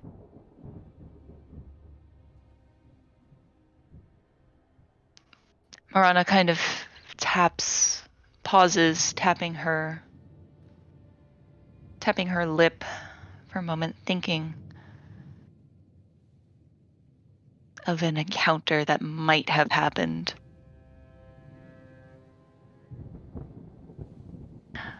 Well, you see, one time, there was a pack of manticores that had followed some tradesmen into town. They had managed to slip past the ballista and into the gates proper. I remember because this time, it actually made it to the estate. What's a manticore?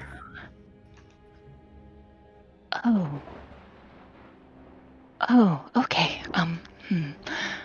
How do I explain this? And I have to remind myself what it looks like.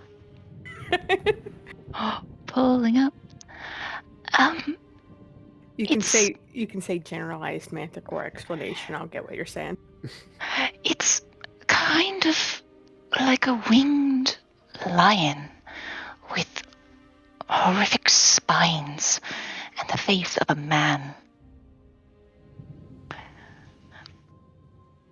I didn't see it in so much detail, but I have seen mounted copies or mounted bodies of them. This is going to sound like a very odd question. Are there any beautiful monsters? Yes, and you should fear those more. Oh, At least, if the tales are to be believed.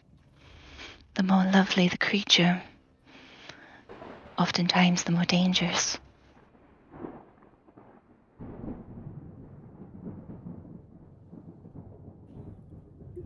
glances over at Yuria. I believe it. Do I catch that glance? Is it like she's not even hiding? No. I'm malding.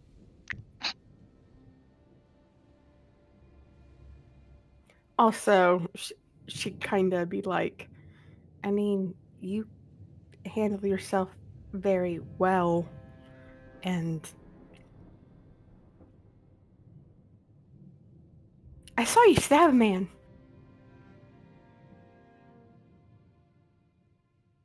Yes, that was unfortunate. I was just scared, you see. She sets down another card. I was terrified. Go fish. Marana frowns, picking up more cards.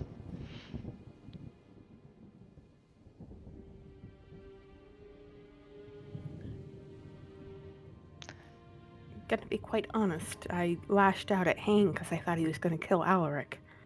Didn't know it was going to work. It was worth a shot, though. Well, something tells me he would not have hesitated to do so.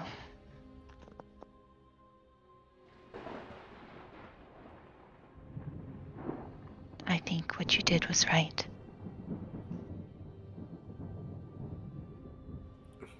I hesitated because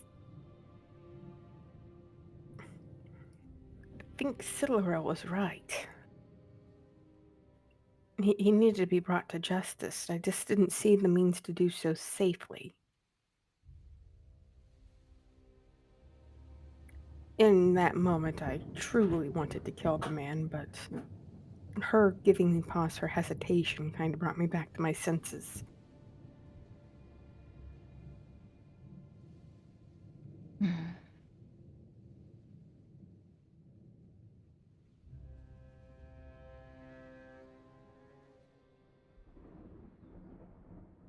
And according to Kellen, my hair and my eye colors changed, so gotta do a wee bit of research on that as well.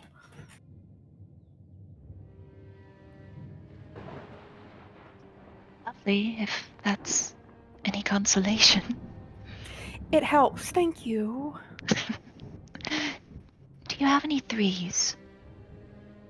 She lays him down. You fuckers couldn't have picked literally any other card game.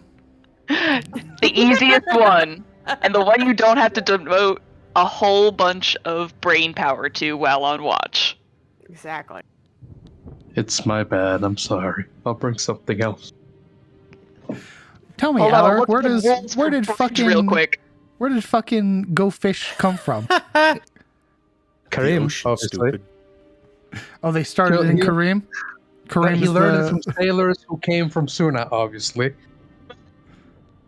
Ah, Right. Suna. Suna is responsible for Go Fish. Understood. It is.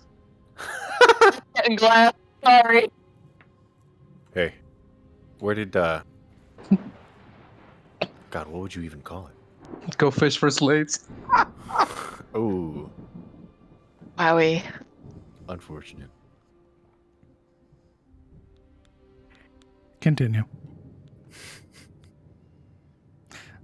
Unless there's Okay. nothing else. There's nothing else. We play cards and have nice discussion throughout the night, and then when it's Citadril's turn, we will wake up her and Alaric. We didn't have any Uh. spoons to play. Spoons. Alaric reaches out and takes the hand that wakes him by the wrist. I'm sorry. I didn't know it was your sister. Good God. It's time to wake up, Alaric.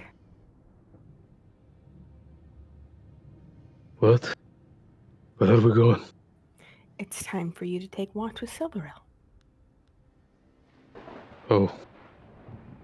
Okay. It's okay. She would help him up. Alaric crawls like a baby out of the bedroll. He's wearing only his underwear. He grabs the hammer and flexes out his arms. Sabine would politely look. He goes about putting on his armor, I guess. During that time, Morana's gonna kind of gently lean over and tap Silveril on the shoulder. She would catch a Zweihander to her throat. Mhm. Like the butt of it. Oh, It's not like a painful. She just holds it to her throat, like intermittently.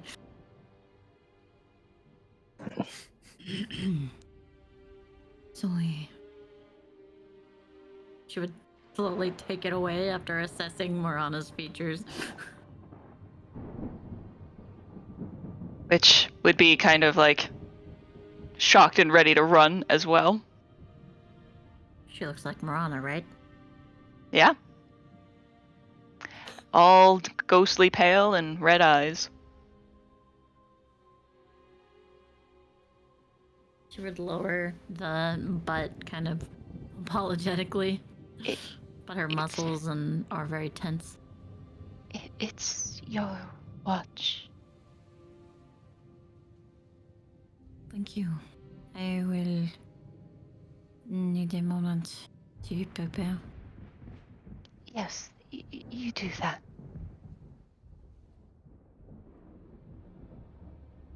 And she'll scurry away back to her bed. Eat herself to sleep in a terrified fashion. Woke up terrified, going to bed terrified. This is just not her day. Lorella would put on her armor, and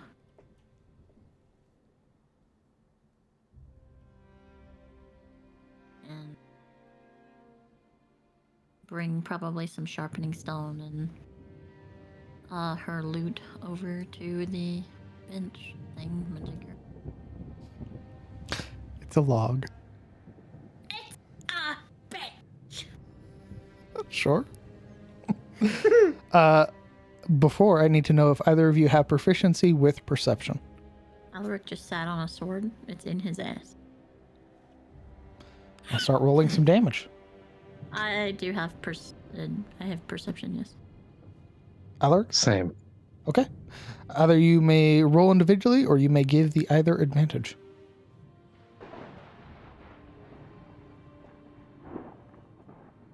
I have a +2. Said with confidence. How about you roll? And I'll give you advantage. Okay.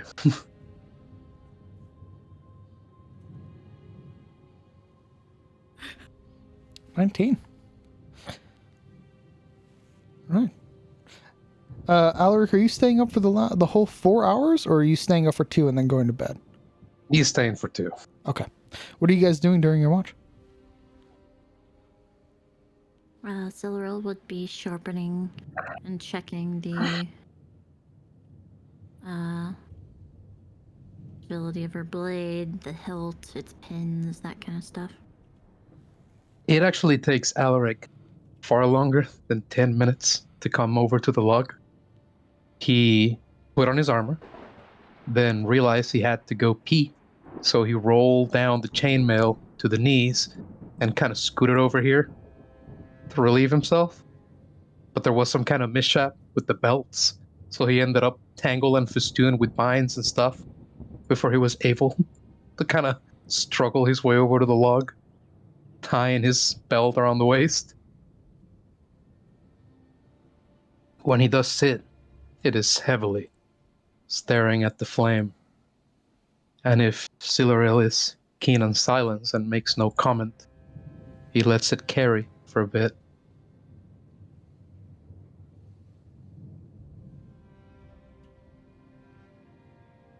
A harsh scraping of stone against sword is her word. Eventually, I had what I think folks call an epiphany.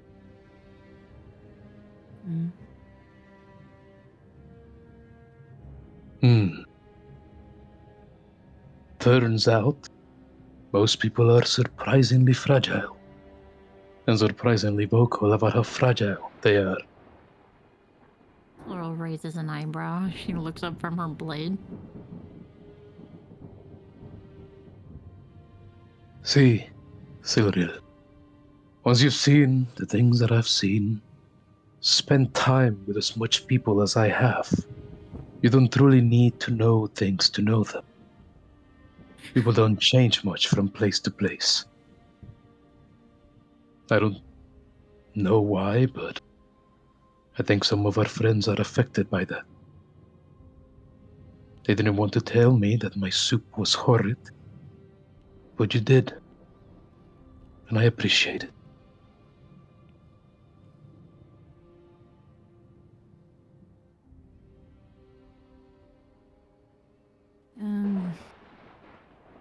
I was just more trying to comfort you. I think there is a difference between some of their existences.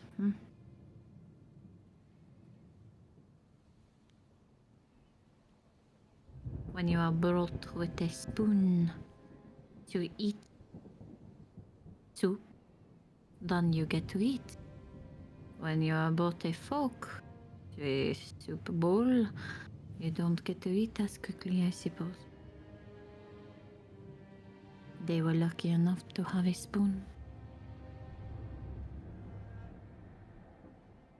I'm not sure I follow, but I understand the sentiment. Seeing their expressions, it was not quite like being stabbed in the heart.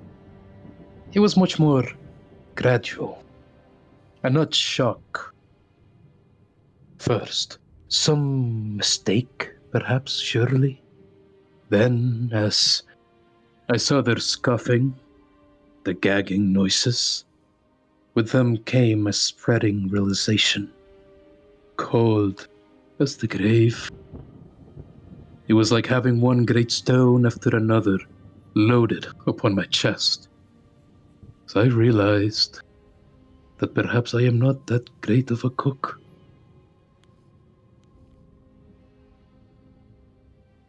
Well, therein lies your choice. You can choose to remain as such and give up on it, or try to be better. Well, I must be better. From where I hail, being able to host the fire and cook for one's crew is a great honor. So I must strive to be good.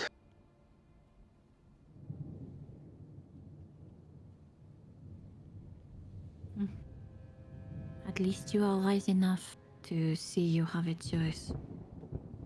Most people, when they are faced with hardships or the things they fail at, they decide to stay stagnant. And her eyebrow would lower as she looks back at her blade.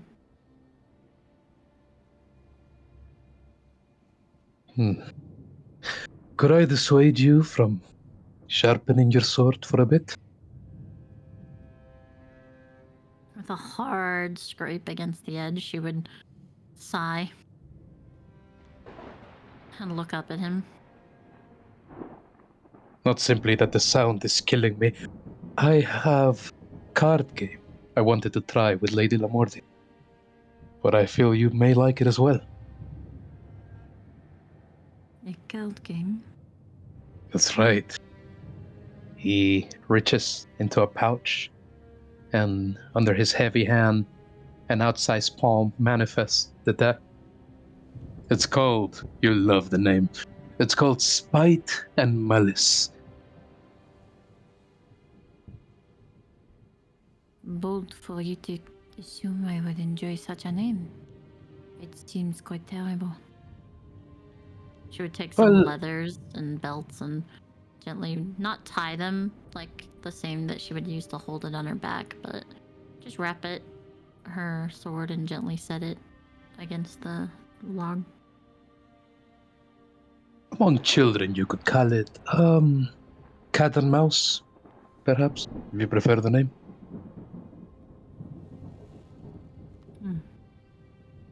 How do you play? It's very simple. We divide the deck. I hand you one half, I take the other. If you have more numbers in the sum of cards, there's sum of sums, you're the cat. If I have less, I'm the mouse. And then we play a kind of solitaire. As the mouse tries to offload his cards, and the cat chases to eat the stacks. I'll explain the rest as we go. If you'd like to play, of course. Sildur would give a light of her shoulders as she looks around the tree line.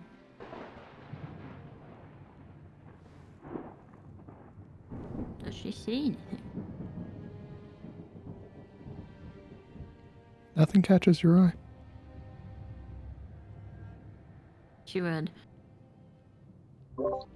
put together her palm and lace her fingers and stretch her arms upwards as she shifts to the right with one leg over the log and the other on the other side and faces Ulrich. Great. Now, do you mind if we speak as we play? After I've explained, of course. Is this a game? You polite to ask me questions or information? You know, you can't just ask me rather than fill my hands with idle movement. If you meant to say that I plan to distract you, perhaps. But mostly I just want to help time go more comfortably. Talk becoming secondary. My time is much more comfortable spent sharpening my blades or playing my lute. But if it is comforting to you, I will play your game. And we'll ask the questions. Thank you. For, stepping out of your zone of comfort, I suppose. My zone of comfort is like water. It moves when it needs to. And like water, can it be easily bottled? My zone of comfort? She raises No. her eyebrow in confusion. Is that why you became a soldier?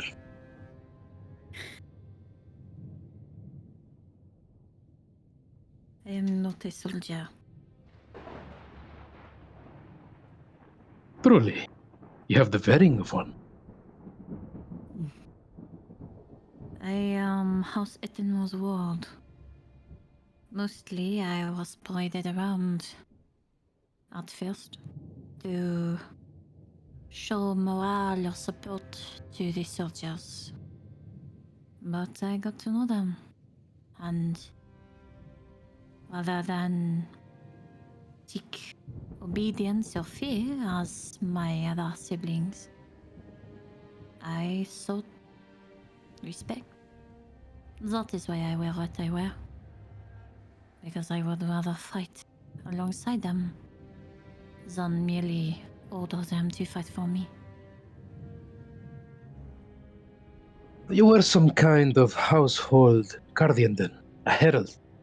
Alaric taps his chin, trying to get a feel of Siluril. I don't know what that word is. Herald? Oh, herald. Yeah. Herald.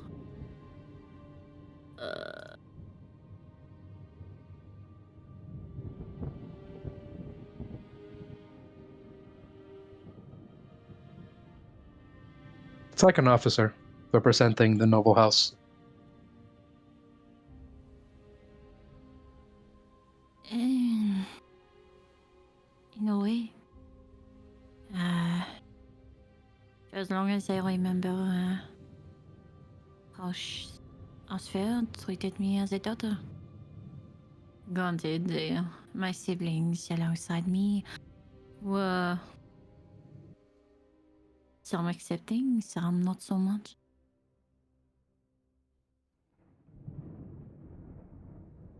I have heard you speak of this before, but I have such a hard time picturing it.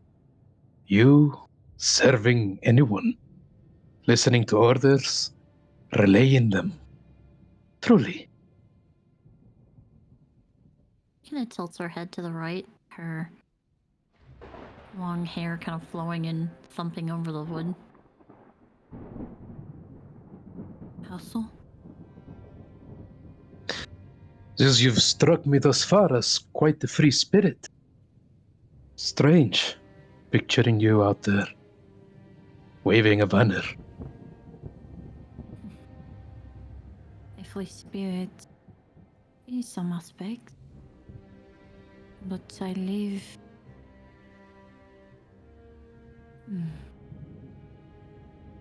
My house means a great deal to me. I had nothing when Ashfeld took me in. I don't remember much from it, as it was some time ago. Childhood is hard to remember. But as long as I have known them, it has been just us. So sure, I could be considered a free spirit in some, but it is mostly just because I love my home. They are, and always have been, there for me. Don't get me wrong, it is quite hard sometimes being told to fight. But when you truly care for those you fight for, then it is not so much following an order than fulfilling a duty. Filling a duty. I respect anyone who loves their home. But as I've heard before, is it true that not simply in Ashford but the Edenmore, one rises to glory or vanishes into obscurity in accordance to their word? It is a cute phrase, but I do not think it is so black and white. There are vile people who are strong in character. And there are good people who are weak in conviction. Sounds like everywhere else.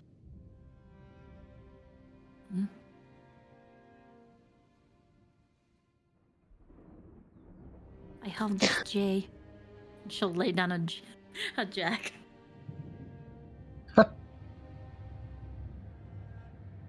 Alaric's face dours as he unceremoniously grabs one whole stack of cards he's been very patiently filling out and passes it over to her in resignation.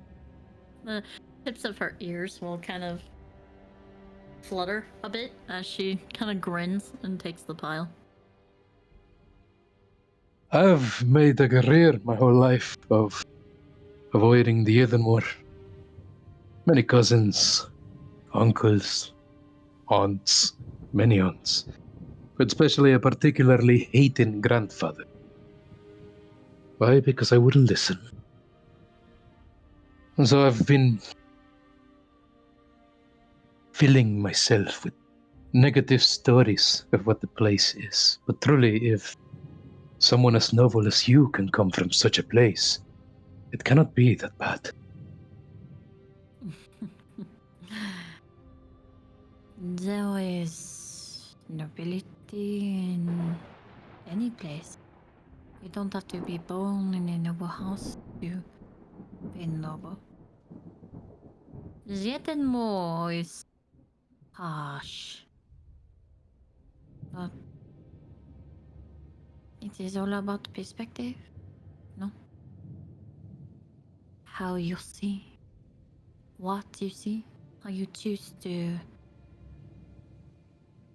move forward from what you see.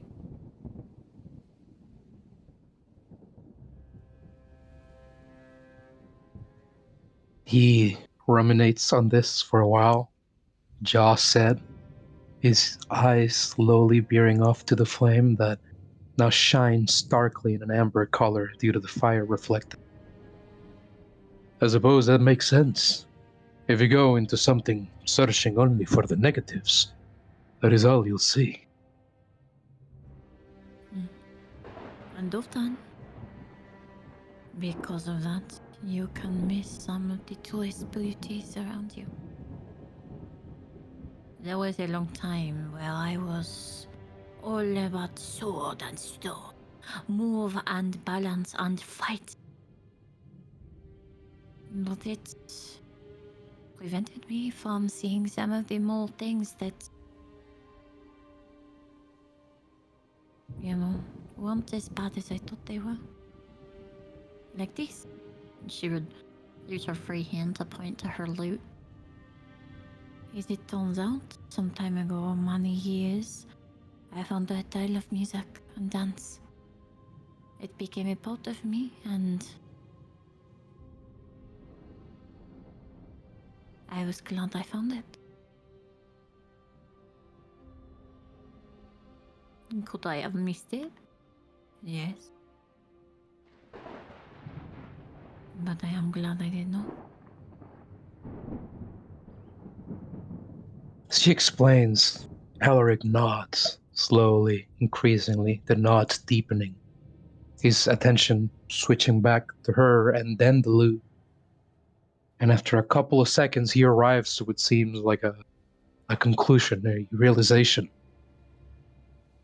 Zilril, I like you. You're very charming and sophisticated, but suddenly you can be very brash and mean. It is fascinating, really. Kind of raises an eyebrow, and the tips of her ears get a little pink. That is great. I suppose it is, I don't know,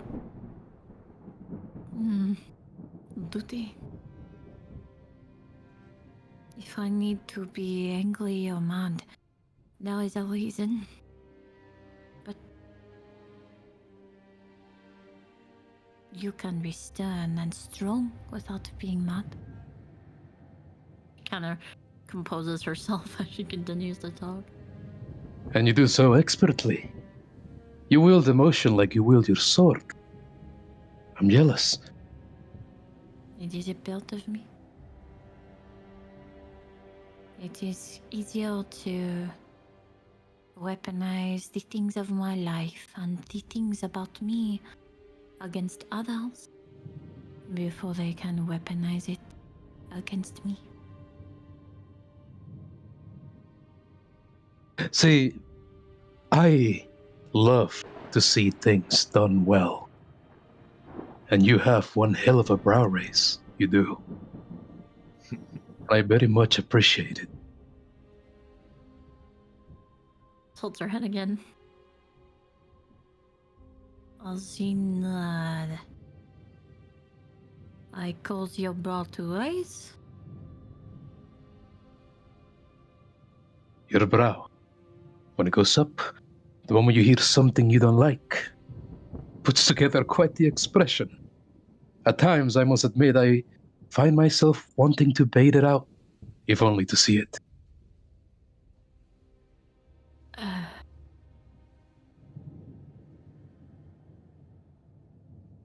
She would look away from him. Do you have any type of a that brings a rise to your own brow?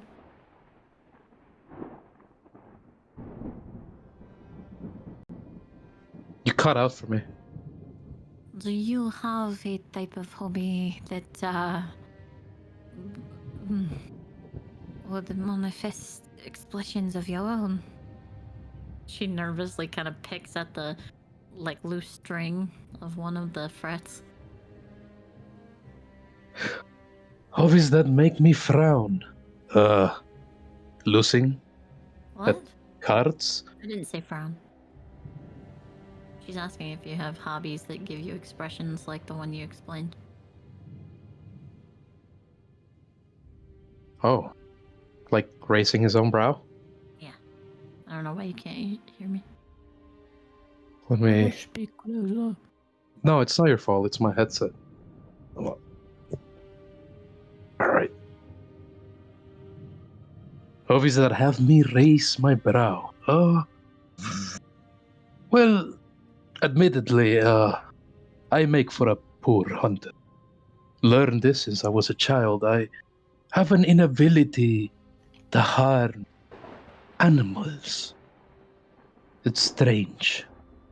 My master used to say I was affected. Deceased in some way.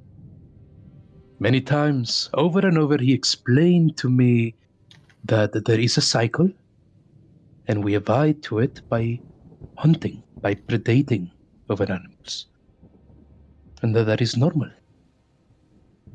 I never could, you know. And stranger still, because I love eating meat. Because I'd rather not hunt it myself.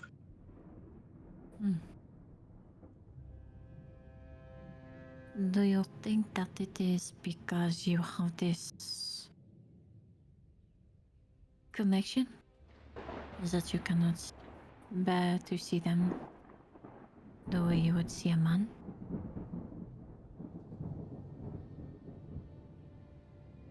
I believe that I see animals as children, almost. That they don't understand as we do. But in a way, they understand other things much better than us. Feels like a great undoing to harm one.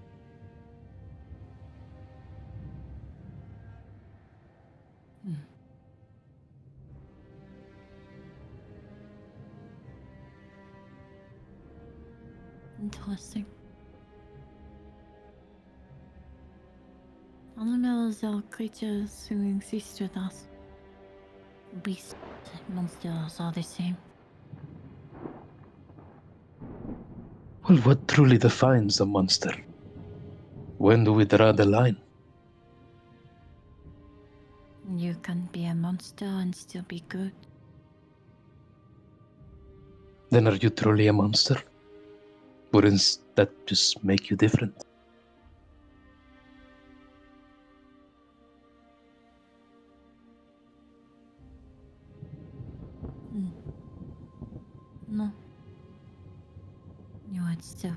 monster. It is such as a capacity to destroy, a capacity to harm, to change the world around you. That would make you a monster.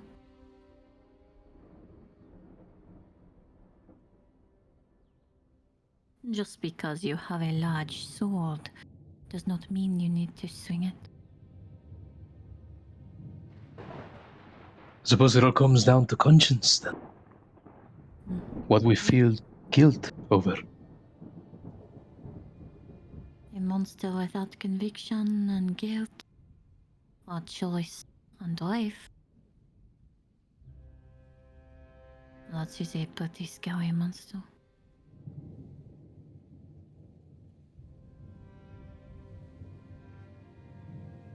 I have a queen. And she sets down a queen card.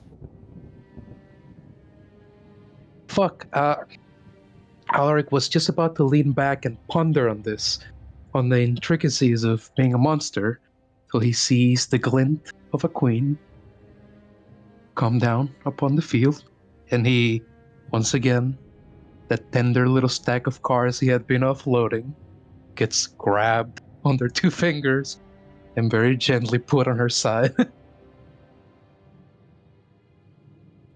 And he slumps.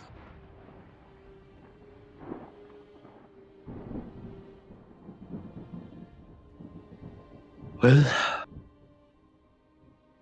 what I can truly say is if you are unable to feel, to regret, and are quite large enough to destroy everything around you, then sure, I can call it a monster.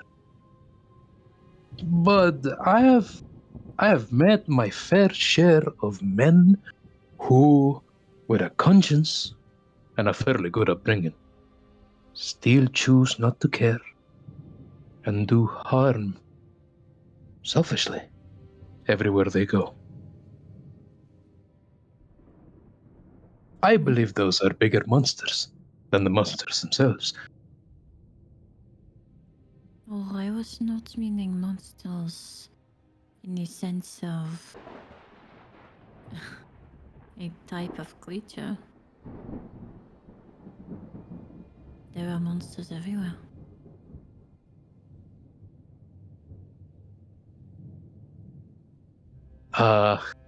With this comment, a feeling of unease comes upon Alaric, creeping up the back of his neck, and he looks around, chasing his peripherals. Other else see that? Absolutely, he does not mask his emotions well at all. She would put one like gauntleted hand down on the wood towards Alaric. There is monstrosities everywhere. She kind of lean closer to him. They could be around you. What? They could be watching you. But as I said before, it is not necessary that they are a monster in the moment. She would scoot closer. Her face away from the fire, so it's half dark and sinister. Yeah, and the closer she leans, the closer Alaric leans away to the edge of the lock. Or they could even be right in front of you. She would put her arms up like little claws at him. Okay. With that loud gasp, she sends him tumbling bonelessly end over end past the edge of the log. And he goes bonting down the slope twice over his torso before landing there with a loud thud on his back. A hail of cards going everywhere. Tolero would lay down forward on the log, just laughing. It's in this moment, Alaric, laying on your back as you are, The laughter of Sildaril echoing through your head. You're peering up at the sky, the dark roiling clouds, the very vibrant flashes of lightning that illuminate the dark sky and the surrounding. You would see overhead, or perhaps as the trick of the eye, what appears to be a very large bird circling, backlit by lightning, and yet vanishes the moment the light does. Oh. As he flies off of from the log's edge, it is as though the world glides away from under him, falls away from him, and he's torn back into the waking world when his head lands to the grass and he sees the bird and its backdrop of lightning.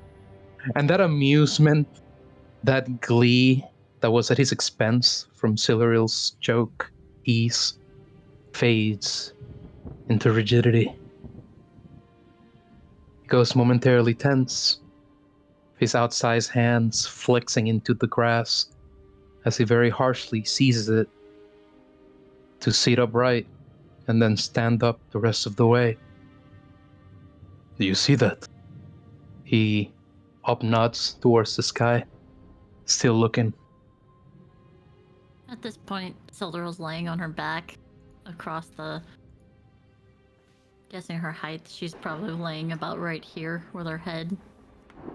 She just has her, like, left arm crooked up and under her head and her right on her torso above her tabard.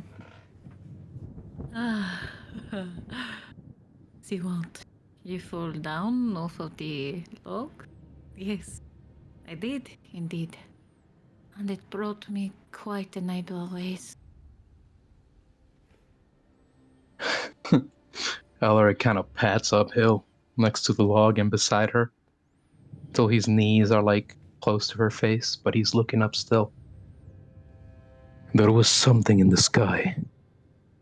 A bird, I think.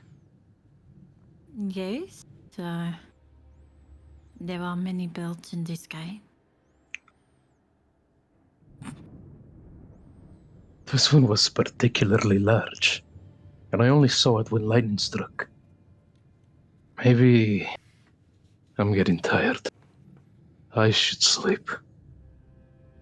I'll collect the cards, and if you'd like, you could finish the shift or sleep. It's up to you. I don't know. I feel a headache creeping. Silver would realize he's not kidding anymore and playing around, and she would sit up and look at him. Are you ill?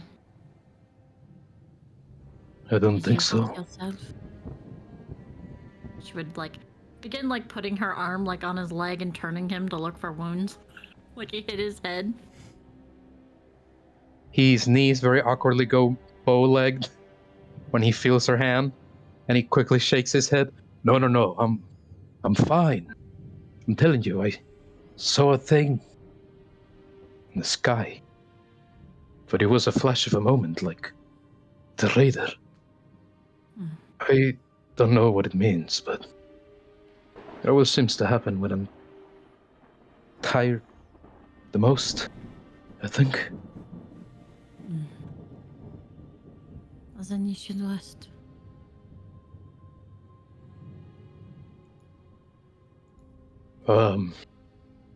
As he's gathering the cards, I forgot to tell you, but about 18 minutes ago, you won. I just wanted to keep pretending to play. Oh, Alaric, I know I won. He looks off to the side with a smirk creeping at the edge of his lips. Very well.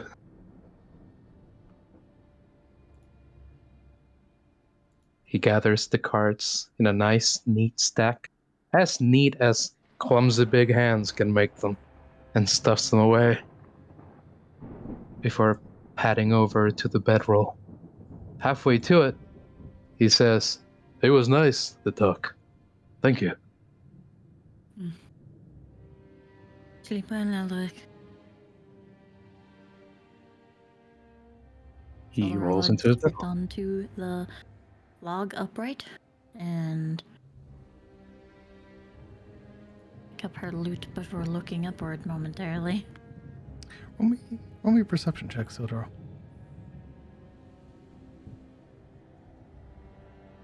Oh, oops. Ooh, private roll to me. Nice. Sorry. 21. It's all right. I had left it on from the last one. Looking up, holding your instrument, there is a moment where as lightning strikes, you would catch the shadow high up above. But just as quickly as you see it, it's gone. Whatever it was.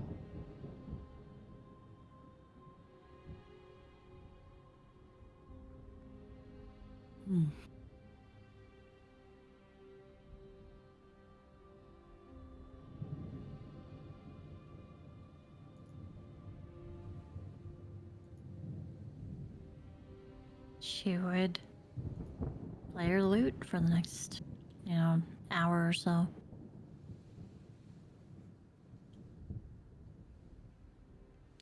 Without her going to sleep, you would have 2 hours. Yep.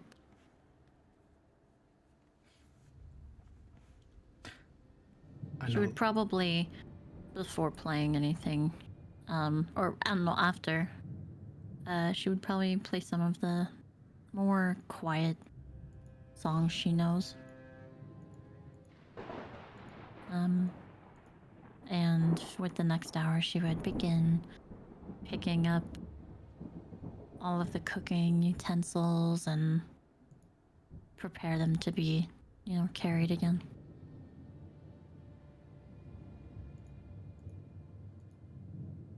Just tidying up all the stuff around, scraping out all the crusted food and making sure they were as clean as possible without water.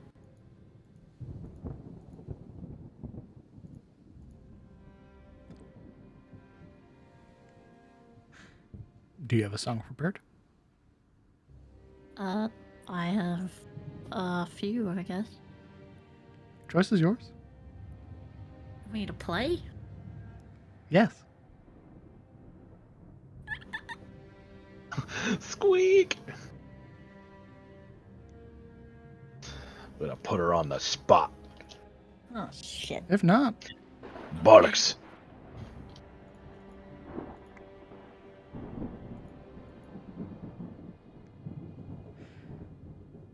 I can do that. floor is yours.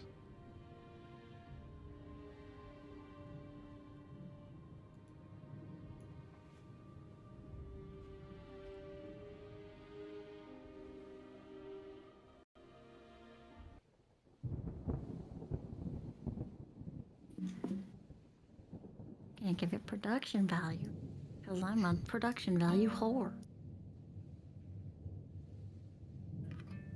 When you know, you know.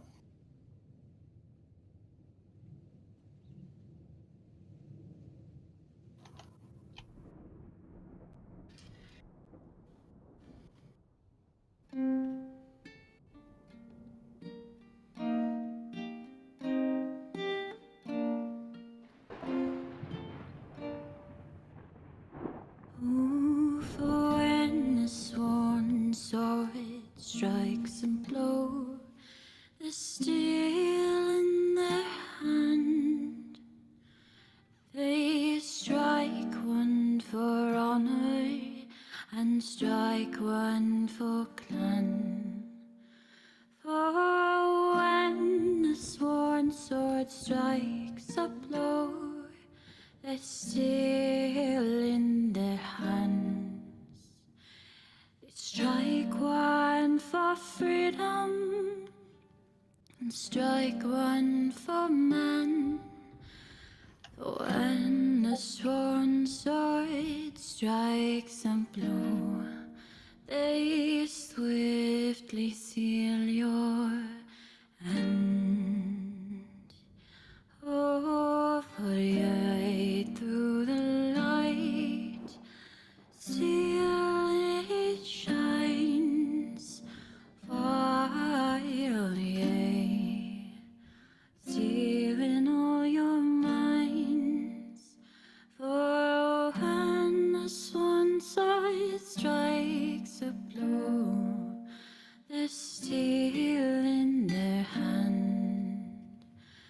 as they strike one for honor, strike one for clan. Yeah, they strike one for freedom and strike one for men. Oh, yeah, the and steal and slay. For when the swan sword strikes a blow, they swiftly steal your end.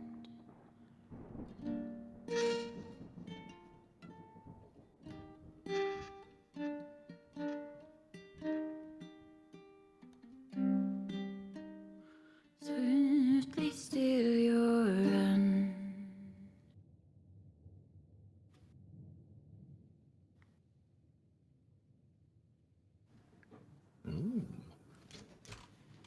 Superb. Very nice. I can't clap, but I'm gonna push talk. But pretend I'm clapping, because holy shit, Yeah, clappers. very clappy. I went and marked a inspiration on your character sheet.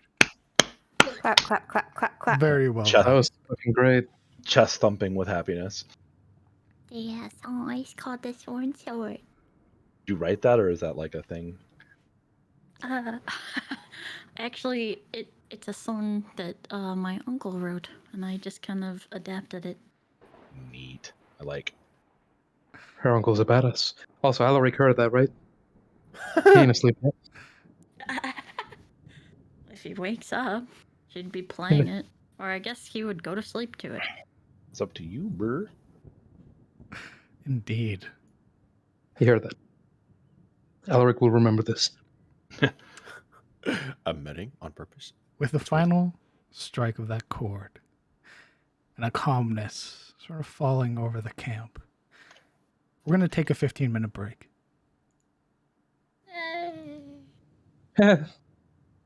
God damn.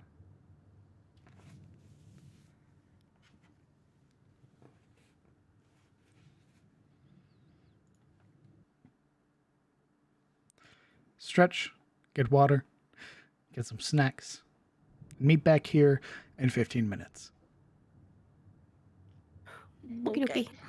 Taunt your pets if you have any. Now, where is mine, by the way? I'm gonna go get I'm him. gonna stretch. I'll be right back. Mine stole a hair clip and ran out of my room like a bat out of hell. Because it knows it has something it's not supposed to. Of course. Take it and run. Take it and run. Oh. Oh, wow. Oh, Jesus Christ. Gato, you motherfucker, I see your back. Let's see. Let me go down the list. Shadow Bunny God, thank you very much for your resub, 4 months. Nothing to OC, thank you for your gifted sub to Tao the Wanderer. Zen X 1212, thank you for the bits. That's very much appreciated. Zodima, thank you for the 3 months resub. And of course, Guido Sarducci, thank you very much for the 20 gifted subs to the community. That is very kind of you. Thank you very much. Hopefully you got to enjoy Momo's song. Yeah. I know I did. It's great. Oh, indeed. Thank you, Luna.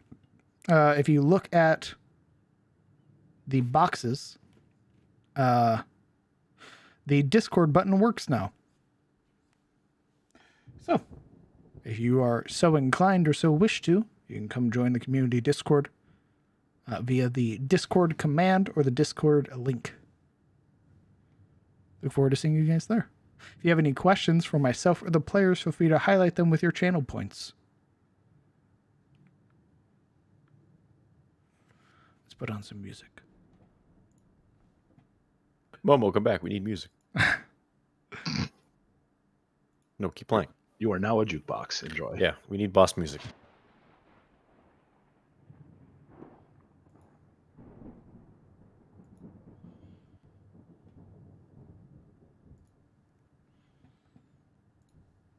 I mean, if it was boss music, it's like, hold on, let me assemble a choir. You know, Wrong campaign. how weird. How weird would it be if, like, Zafina or Bard in general just started supplying their own boss music to the scene, like in character? The vampire comes on stage and you just hear dun dun dun dun dun dun in the background. Just strumming. That would be amazing. The boss targets her last. No. Keep playing. Oh, that's a question. Council You tank Sparrow. 5. Yes, we all know each other. I met many of these individuals outside of D&D. They are my friends, of which I have invited them to play D&D. Some of them play in multiples of my games, or have played in multiples of my games.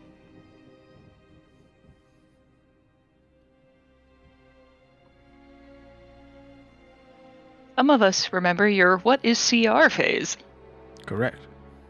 Some of us are blessed with not knowing the what is CR phase. Some of us have characters that are still alive because they don't know.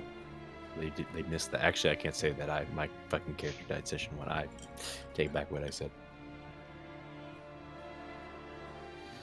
I do have good Loaded characters. question. Do you have a favorite? What? Like a favorite Favorite player? Me. It's me. All of us. The politically correct answer is Yeah. all of us equally. DM. Which kid is your favorite? Which one of Yeah. your children is your favorite child? Player character.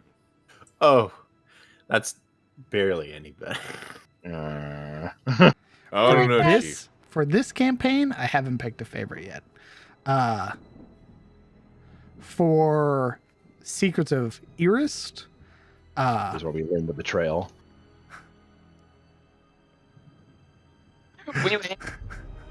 I'm sharpening my Uh-huh. I'm sharpening my knife. Continue. you know what? That's what I Be thought. honest with yourself. Oh my god. Mhm. I'll tell you my favorite. I know you guys definitely want to know. I love Ibrahim. I can say that because I'm not involved with the campaign. So Yeah, we know Ibrahim's the DM's favorite. I don't know. Oberon's got that whole Clooney thing going. Recently, right?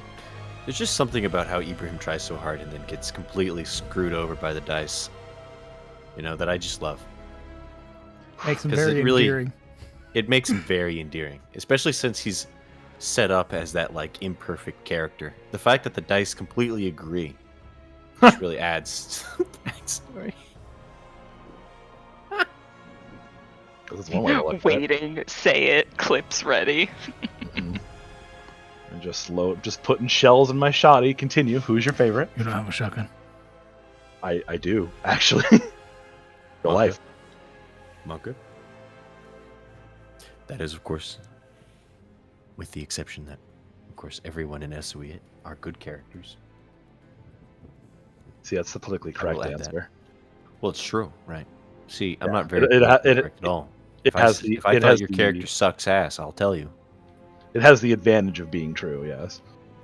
All the characters are well crafted and have been around enough that a lot of people feel like they know how to fit the skin of that character. I actually enjoy all of our players in Secrets of Erist. Yeah, I'll have very interesting little quirks. What's your favorite character in CTF, telling us? Tell me right now. 5. Uh, Three. and- I mean, I don't know. It's hard to pick one, but I could list off like the things that I like about each character. That's probably more fair, right? Because like, it's hard to say like I have a favorite because it's not really. It's kind of disingenuous to be like this one person is exemplary over all other characters when all the characters have like a lot of work put into them and everything. And there's like things I enjoy about all of them. So it's not a pandering answer. It's more like that's just honest. Like This If man I could be didn't a like- politician. right? Well, I mean, I Yo. thought about running for office a couple times. But I have really no qualifications that anyone would give a fuck about. And I don't have a lot. That of apparently is not barring Who entry. does? Yeah, clearly, right? Like the ones that do have law degrees obviously don't know Okay. anything about the law. Guys, please. Yeah. Move it away. Yeah, but I mean, the truth is though, like that's the real truth though, is that like to say that like one person is more exemplary over all others is kind of unfair. Why when, is Yuria your favorite? Yuria is interesting because she's really weird, right? She is simultaneously the like kind of the face and like the how do you put it? It's like when you say like I'm being diplomatic, it seems like Yuria is the one who could like literally talk the clothes off someone's back if she needed to, and like do it in a way that they would appreciate her doing so, right? And that's not a complaint. That's just like a fascinating character mark of her, that she's not intimidating in that way, but she probably could be if she wanted to. But she just is like, I'm a thinker. I think, I analyze, and I see the things that people in the party may not see, which is like, because there are times when like you'll point something out and like Caleb has referred to me as like the strategist before, which I guess is fair. I play a lot of strategy games, so. But it's like, when you point something out on Yuria, it's like, holy fuck, I missed that. Damn it, And like your meticulous note taking is fucking nuts, dude. It puts my memory, my failing boomer memory to shame. That's for sure. It's like you and Kieran both. Morana, like she takes notes and she's got like notes dating back to like session 1, and I'm like, the what now? Even if I was a meticulous note taker, I would have missed that shit. But yeah, but I like the Yuria is kind of the analytical sort of brain person, right? Despite us not really having like a wizard, she's like the closest thing to that, being a warlock and all that. But she kind of keeps that close to her chest too. I mean, what warlock doesn't keep that close to the chest? Yes, I mean, some warlocks are probably a bit more open about it. Yeah, but those I mean, fucking divine schmucks. Yeah, those Cleric wannabe losers. Losers, what a bunch of wannabes. I don't know. Legendary. I appreciate, like, at first, like, I was kind of like, man, like, this girl's weird as fuck. And then, like, after we played a couple of sessions, it turned into like a more of appreciation thing. Like, Who is that one? Despite the strangeness, like, she's extremely competent, and when she steps up, she does like succeed in what she's trying to accomplish, right? Have you considered a role in politics? Because goddamn, Also, by the way, my ego has been stroked 3 times over, Mhm. and I appreciate it. Secrets of Eris notes that I have date back from December 20th, 2020. Thank you. When are you gonna send me those, but Damn. send me that. Just send me that whole PDF. It's fine. We'll note take for you for $10 every session. Thank you. That's my commission fee. That's a joke. I'm not doing that. Meanwhile, actively considering it, like, hold on, wait a minute, let's talk. Wait a minute. I don't know. I kind of like doing it from memory, because like if I don't remember, I just kind of figure my character doesn't remember, But I also pull some stuff out of my hat that people don't expect me to remember too, so I'm not really too worried about it. Well, Oberon has a 20 intelligence. Yeah. Kieran, the player, does not. I mean, does any of us in real life? I mean, come on. So, like, I gotta write shit down. Well, I appreciate your compliments to the character. I wish I personally was nearly as charismatic as Yuri is supposed to be. I think you pull it off really well, though. Like, I don't know. I at first, like I said, I didn't really feel like I was understanding the character or jiving super well, so like I didn't really understand her. But like as time went on and she opened up more, I was like, oh yeah, this makes sense. Like, holy shit, really smart. And there's like a lot there that seems like it's that opportunity for character exploration. And I like that with all of our characters, actually, because like a lot of our characters have stuff about them that may not understand, or they don't want everyone knowing right off the bat yet, like a real person might, right? It's not like an anime or whatever where like, let me tell you my tragic backstory. We just met, but I've got a pint of whiskey if you've got 5 minutes. Let me give you a good reach around, bud, since you've stroked my ego so much. I'm just trying to be honest. Like it's literally my compliment to the character in general. Let me be honest with you then. I really liked Kellen from the start because he felt like the guy who was going to be the glue for the party, you know, and I think that's proven to be true. He's the guy who's always relatable, no matter who else is, like, no matter who he's talking to, right? He was the guy who's the first to trust the party, which is really, I think, critical, because a lot of the other characters are great, don't get me wrong, but perhaps with the exception of Sabina, are a little suspicious of the other characters, and I feel like Kellen was going to be that bridge that got the party together. He's that kid in high school that hangs out with everyone. Right. Basically. I mean, putting the whole fact that, like, he's pretty good in, you know, the woods, which we're going to be in for the... He's our pathfinder, basically. You know. Foreseeable future. Yeah, basically. Get used to it. I mean, even if we make it to another city, when we have to move on, inevitably that will still be the case. So, What are you people saying?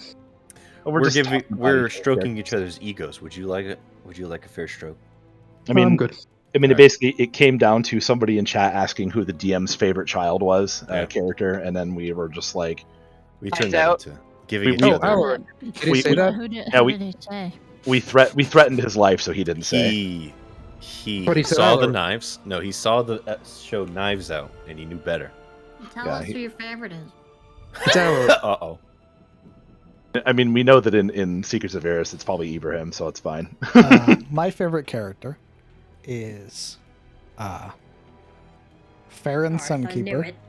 Mm-hmm. Ha ha ha ha ha ha. Ooh. Wow. And for Excellent. Cometh the Fall, my favorite character was Lord Hain. Nice. True. Nice. As is proper. There the you go. DM likes the BBEG or the That's fair. MBEG. What's like minor big evil guy? Minor big evil guy. Big. Yeah. I mean, he was kind of our foil for like the first many sessions, and like Lord Hain, I feel like is one of those characters that, like, for whatever reason, had we picked to join him in the Iron Duke, could have probably ended up getting fleshed out to kind of an insane degree. Like, learned of his motivations, what drives him, like what maybe he's not necessarily evil. Maybe he thinks what he's doing is right, and he becomes a very compelling. He does think what he's doing. He's basically Armstrong. I hope you know that. The man literally came at us with the, you know, rule by strength. Every man fights his own personal war. Let's stop pointless wars, Jack. Yeah, but He's I mean, also bald. Yeah, also balding, bald and mad. But I mean, like, it could have been one of those things where I feel like Caleb would have. Yeah, he's like, "Argh!" Caleb would have fleshed him out to such a degree that he would have become like an insanely relatable character at some point. Why are you such a sussy baka, Alric? He's here. gone. My favorite character. Where'd He's that, gone. where'd that Let me fucking talk loser to you, go? lad. He's Oh. disguised He's himself just as being a a- chat member. He's being a Did you drama notice? queen. He's being a drama queen. It's fine. He thinks he's being clever. But who was your second favorite character? Oh, Sir Armand the Loyal. Oh, fair. That's Okay. legit. Sure. And Armin's pretty cool. This man's so. just loving his own characters. What a fucking narcissist. What a tyrant. Saint You Celestine changed, bro. as my third. It's literally him trying to save some face as we speak. It's I like, just love Adis, dog. Aormanir, rep out to the Allfather. yeah, fucking pour Vape Pour one for out. the homies. pour one out for the Allfather. Fourth. My fourth is my Lormanir, the Voidborn. That's my my fourth favorite. Hey, wait, that's my character, bro. What the fuck? Yo! I win! He's taking a page from my book and realizing that the knives pointed his way. Easier to say that he likes the NPCs more than the characters. Valorman, here's my idea. I win! I'm the greatest! The better question would be to ask chat who their favorite character is. And get Alaric's ass back in here because break is over. True. That Yeah, fucking actually, you know what, loser. just start up the poll now. Who's Chat's favorite? Or a 500-word essay from each of you about who your favorite character is and why. We start a poll, but it's all the NPCs. Least Yeah. favorite. Jesus. Least favorite Including the one character. that's about His name was God. Morgan, and he was a halfling Oh, shopkeeper fuck that guy. Yeah, fuck Morgan. who Seriously. betrayed the party. Oh, no. Legit fuck Morgan. That guy was a little shithead. Oh, God. I fucking love Morgan, TBH. Of course you do. Shut up. Morgan was fucking great. Seriously, Oberon. just like watching good people Says suffer. no. Oh, look, everyone. Cyric loves the bad guy. Who could have foreseen this? I like He bad wasn't people. a bad guy. Second Yes, he was. least favorite character would be the beholder that turned Tarth into an ashtray. Dude, Why? I've got a jar of dirt. No, Oh. I've got a jar of half orc. Oh if wait, you we have to go back cautiously to get that. follow the story of Morgan, you would have known Mhm. that he was a particularly greedy little shit who, at the end, His character. when his true evil was tested, he pussied out and he didn't go through with the thing he was supposed to go through with, so he got turned into a little pig. He got turned into a little pig because we were blowing him and his Oh my God. companions away. No, he No. was human. He was human. He got turned into a little pig because he was a coward. Alaric's very Yeah. much correct. I just Yeah. like Damn. little shit. Like he was human. He was a flawed character. Yo. He was my fucking favorite bad guy. Is he actually in canon Wilbur? Yeah. Is that the origin of Wilbur? My God, I love that character. That's my favorite NPC right Yeah. there. I've never met And- the guy. And Overrun just fucking fucking killed Wilbur. him. Yep. Overrun just Sure killed him Oh for man, no reason. why'd you kill Wilbur, bro? That's how you activate the Swine Prince. No, they He's had, gonna kill Kill the your. Swine Prince beforehand. yeah, they killed the swine Oh. prince before, and they were all Oh. just And left magic as missile Wilbur. doesn't miss. Ah well, he died too soon. By the I way, wanted to meet Wilbur. No, he died exactly where he fight? needed to be. that fight was some anime shit. Holy cool. fuck. I That fight was anime. I I enjoyed agree that with fight. Zebus. My favorite character is the Inquisitor, who's like the Dude. Reddit guy. The full Unfortunately, Inquisitor is how you kind going of wrong. it's pretty cool. Yeah, I have to admit. Yeah.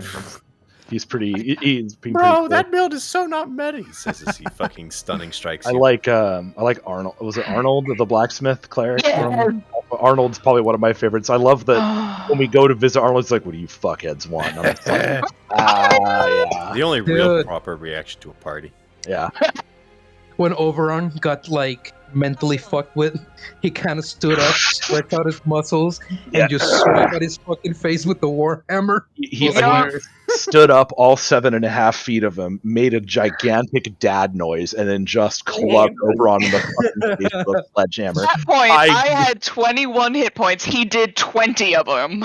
He literally almost one-shot Oberon, and I'm sitting here like, I like Oberon. Well played, sir. Well, Oberon was also possessed at the time. That's just code for he deserved it. As, Okay, Fireball, 4th level. I will remember this. As the Oh. last chord is strummed and morning begins to rise, the clouds only begin to turn a very subtle shade of gray, but lightning and thunder still continues throughout the morning. Shows no signs of stopping. Lame. What are you all doing? No rain, just lightning, thunder, and clouds. Correct. There's that scent that rain may fall, but shows no signs of doing it anytime soon. Silverill's still cleaning up just all the things around camp, kind of humming. Yeah, quick question. Hmm. If during my rest, can I potentially change my proficiency given to me by the Whispers of the Dead? Roll my wisdom stuff. You can just change your proficiency, dog. Holy shit. Yeah, that's a fucking death speaker thing. Yeah. Holy crap. Be gone, Pain. DC was 25. No, I'm fucking with you. Ooh. Yeah. What proficiency would you like? For today, let's go. Thinking about more of that hunter from my dream ? But then also just kind of letting her thoughts drift to the writer, and as she thinks Alaric is probably right, I'd like to shift that over to survival. Okay.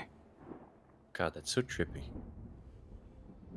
Pretty You cool, will though. follow me around today. And before your waking moments, before you're truly awake,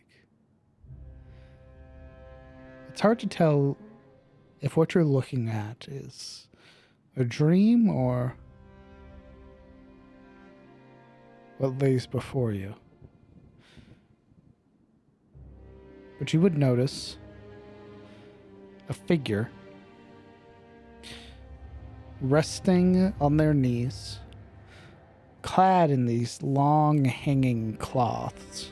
You would see the contrast of colors with bright white, with sort of black leather underneath. Their cowl pulled up, hanging over their eyes. A large quiver resting on their back, and in their lap what appears to be a great bow. And their hands are very just gently running across the length of the bowstring.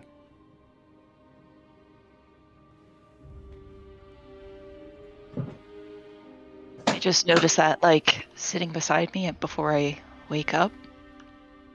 As if you're dreaming of the land around you. Like an out-of-body experience, if you would.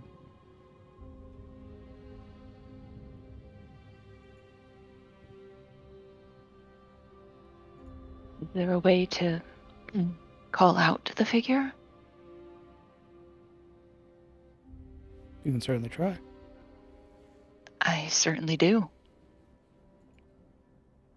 Kind of in almost like that kind of groggy haze, tries to reach out and move toward it in her kind of dreamscape. Hello? Who are you? A hand comes up. A gauntleted hand, you would notice. A singular finger being raised to their lips. Shh.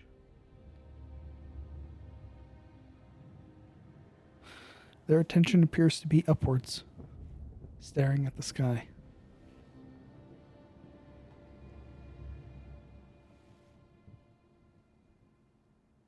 Marana follows the figure's line of sight.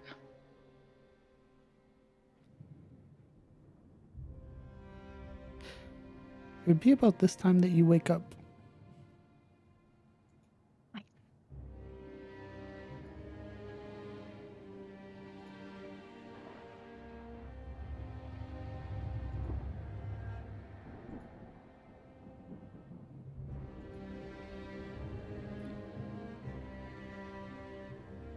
Rubbing her eyes, she kind of looks around for any sign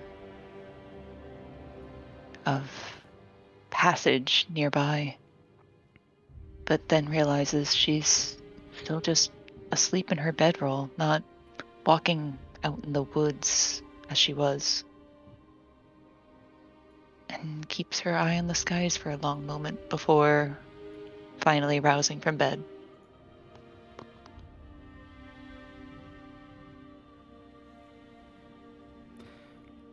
What is everybody doing?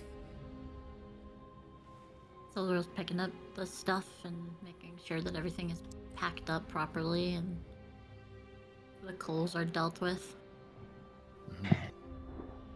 As to not, leave behind burning coals. Wrapping everything up like her clothes inside her bedroll in case it rains and stuff like that, just to keep them from getting nasty. She's also humming, which is kind of weird. So the others, they're not. Oh god. Alaric is being a slub. He is still laying, standing up. He's just laying in the bed. And the lane, having to stand up. And occasionally he looks around to see chores and tasks been done. And once he judges that most of them have been done, he kind of dissimulates yawning awake and gets up. Nice. Yuria, getting mostly a good night's sleep, again, being the first on watch, carefully wraps Kellen's bedroll before offering it to him to carry for the trip. Since it's technically his. Jesus. There's a knowing smirk on her face as she offers graciously the bedroll that belongs to him. What a shithead. You know, right? He'll take it and he'll pack it in with his stuff as he's used to, but just kind of like gives her like a. All right. She curtsies. You are a true gentleman. If you say so. But if everyone's ready, I have a quick stop for us to make before we continue on for the day. Oh, a detour. Willow raises her eyebrow. There's a little spring about a half mile from here. To fill up our water, and once we're done, take a little bit of time and wash up while we can. Don't know when the next fresh water we find will be.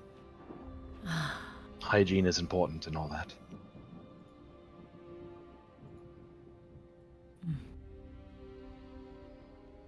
I figure Alaric and I can stand watch while the rest of you do your thing, and then you can stand watch while we do ours. What are we Floral's doing? brows knit together. Wouldn't it save time to just together? I was trying to make a play at modesty, but if you feel that way. No, I Brother. like Killen's idea.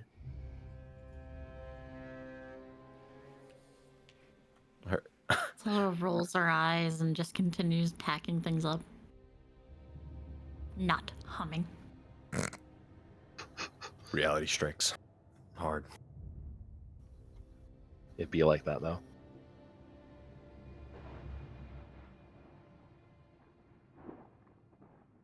Well, whatever it is we plan to do, you need only look at the sky for a moment to know that there might be rain coming. So we should hurry. I don't want to get caught in a bug in the forest. Well, if it rains, we'll have to deal with it, unfortunately. So come on. Let's gather up. Yeah. Make our way, if everyone's cool, make our way to the spring, take a bath break, however that's going to be, handled, and then continue on. All right. Epic. Before Kellen kind of begins to guide folks, Marana stops him and pulls him aside. I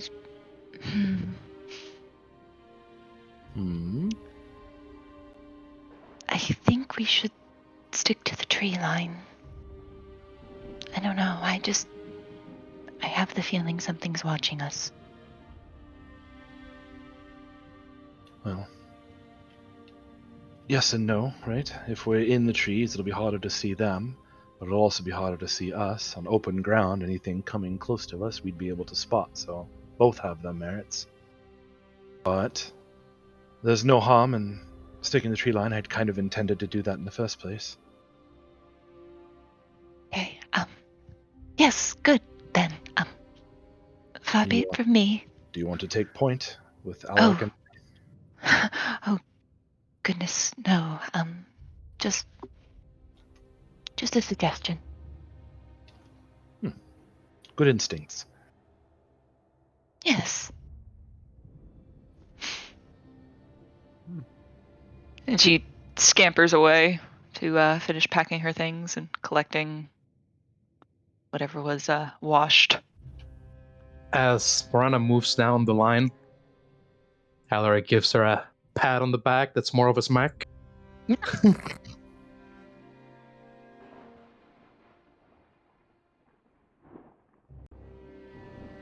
She's to look. There's a thumbs up and a big smile for her of encouragement. Is she not understanding what's happening? Kind of mimics the gesture in return? And Very good. Very helpful. He didn't hear what she said, by the way.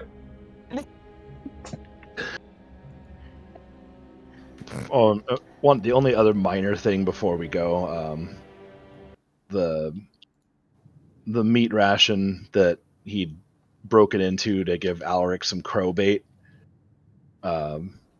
instead of packing it back up, he'll leave it kind of in the bushes where the raccoons had come from, since it's already been kind of dug into a little bit anyway, and just leave that for the raccoons. Sure. Does Alaric see this? If you want. He's not trying to hide Absolutely. it, so not trying to be sneaky or anything, so. What are you doing? Oh, I was visited by a little family of raccoons last night while on watch with Yuria. Interesting little creatures. I gave them some of the leftovers from your cooking, and in return, Whoa. they gave me What? this. No. What did you say? You gave them my what? Uh-oh. The leftovers from your cooking. Leftovers. What Yes. are you talking about? Everything that was not eaten. Why would you give it away? It Perfectly good food. would have gone bad otherwise. You could eat it right now. In fact, I had plans to eat it now. If it makes you feel any better, she had about 5 little babies with her, and they were all very hungry. This brings a thoughtful look to his face, pondering, frown-eyed towards the bush. Really? 5 babies? And after they were eating, she went into the bushes, disappeared for a while, and came back and gave me this. And he fishes into his pocket for the piece of quartz that the raccoon gave him. He waves at this missive hand at the piece of quartz. I bet they appreciated it more than you sorry people did. I did not complain. Do you like it? Why not? It was food. It was edible. I can't ask much more than that. It was edible. I'm not really a gourmet, so I couldn't really tell you one way or the other. Oh, spirits, remove this man from my presence. Alaric holds his hands up to the air. His manner of expression offends me. Huh. This causes Silderil to chuckle as she's taking a drink from her water skin. She just Kellan chokes just- on it. Completely not understanding what the problem is.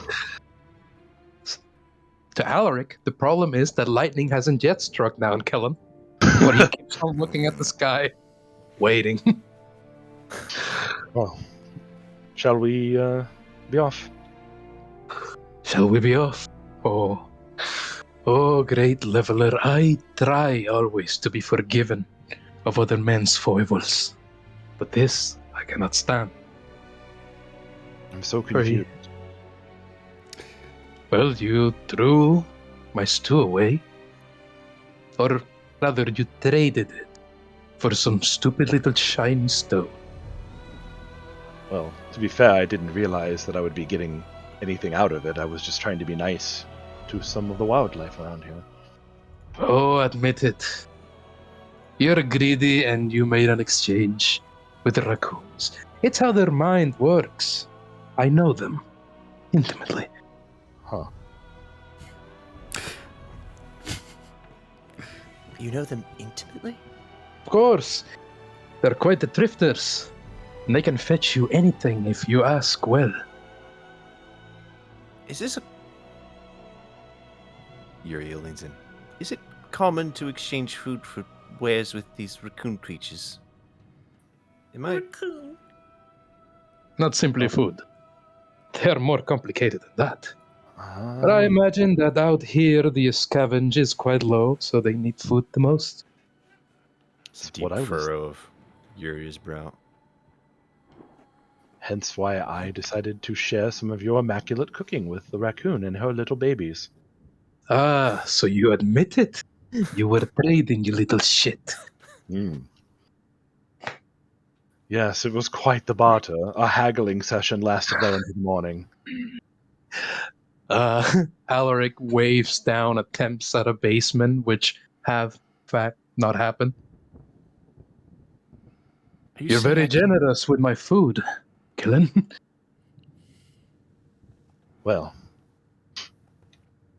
I just wanted to share it with the world, is all. We can trade with raccoons. I wouldn't count on it happening twice. Actually, they might show up again. They might follow us, who knows? They like a steady source. But to answer your question, Yuria, out here, the most they can give you are shiny things that overlap on the grass or travelers leave behind. In the cities, oh, they can surprise you, especially in the more slovenly parts of them. They can come up with all sorts of things. I feel I am already surprised. Yuria seems there is a tight knit of her brows. Just adding one raccoon quartz to my inventory, never mind. Consideration that there is a trade system in place between man and raccoon. Like, Tyros is a weird place, bro. That is what she says. So you What a all, strange country. you all are going to the spring Mm-hmm. Yeah. to take your baths. Mm-hmm. Yep. I don't like the giddiness in your voice, bro. This is getting There's strange. no giddiness. That's restrained patience. That's patience being tested. Holy fuck. At this point, Sildarel's like, everything's packed up, everybody's bag is neatly parked, except Yuria's. Everything's ready to She doesn't go, have and much. she's just sitting on the log, like looking at her, like looking at the cold fire pit. Like, are we going? Let's go. So this will Holy crap. knock off some time from your travels. That's fine. I figured like an hour, right? Getting everybody there. You don't have much in the way of soap, but being able to freshen up with, fresh water, sort of cleaning off your faces, your arms, hands, what have you. Hooker bath. Indeed. It is refreshing, if nothing else, although eventually you will need to clean your clothes. But for right now, that time isn't it. What do you mean? You mean can't just wear the same pair of underwear for a week straight? What? Kellen, Yuria would. Yuria. Yuria would cry. Well, she has several sets of clothes, actually. In her back. She has commoners and a set of noble gear. She would No exchange. bedroll, no survival gear, but I've got clothes. That's what happens when you get the scholars pack. Yep. So she'd exchange some of the undergarments, keeping the main Oh, thanks for clothes. thank you for sharing with us the status of Oh, your you're welcome. panties. You're welcome. Hey, he brought it up. I felt it needed to be explained. I only brought up your clothes. I didn't bring up anything else. Just letting you know. Mm-hmm. I have several pairs. No one can have it except me. I have common clothes and fine clothes as well, so I There can you change go. my panties. Easy. Yep, It's you're Kellen, which hex are you moving to? DM patience being tested round 2. Did have I a list did of I- encounters. did I Yes, move I us? moved you because you didn't move. So it would be this one. No, that's the one you're moving to. No, that's where I'm. That's what I'm saying. That's where I'm moving Okay. to. That's what I mean. Roll me a D100, please. Fucking DM just like you motherfuckers. It's wow, 97. What the fuck is up with my D100s today? Roll me your survival checks. Uncanny. Who is on point with me? Alaric or I guess Alaric, right? Well, I have Sildarel would proficiency be now. somewhere now, but she'd probably be watching behind. Rear guard. Is Alaric gonna? Oh wow. Okay, well, I'm glad the advantage is only somewhat helpful at that time. Mostly my fault. 13.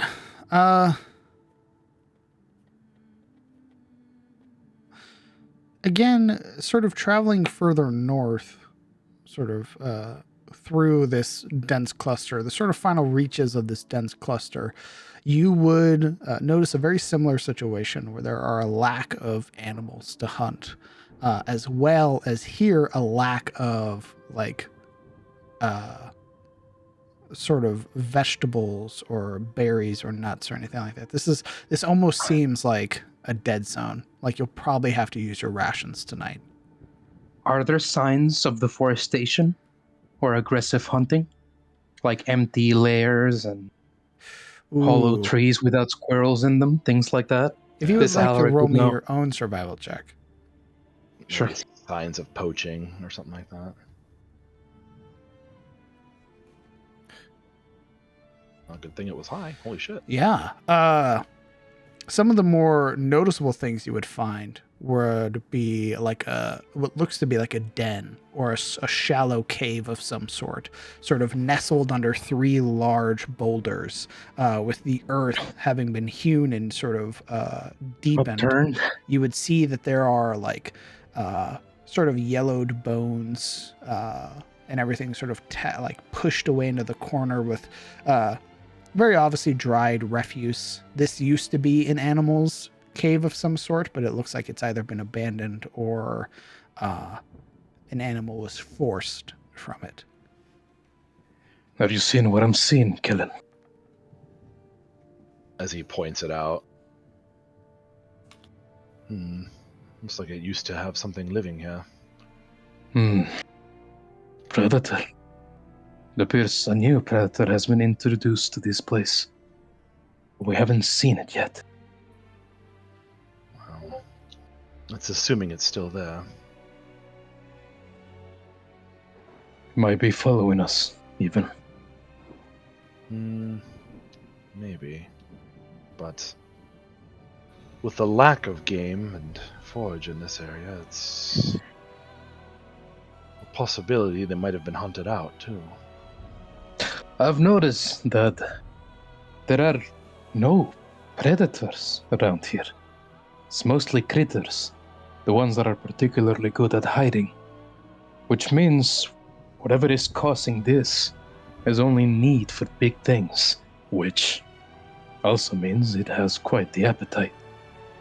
Well, on that hand, if there's no prey around, there's no reason for a predator to stay in this area. They would have to migrate to some place where there was food. Well, there is prey here.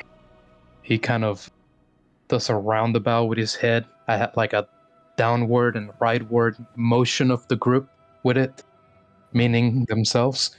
What I mean is, if the prey has been hunted out, then any predator would have left long ago or starved.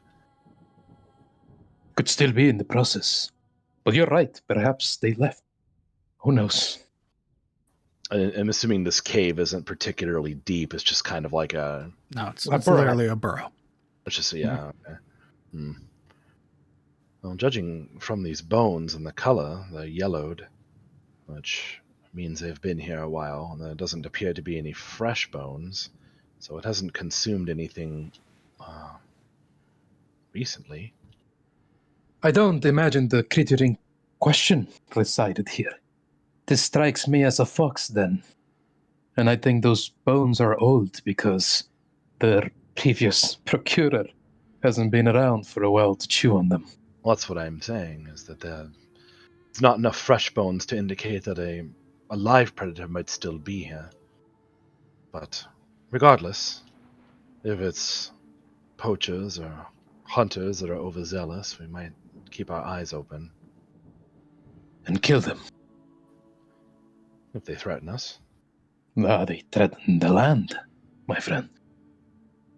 They might also have information that we need. Which we will extract after hitting them. And then we'll bury them. You're not a very nice person all the time, are you?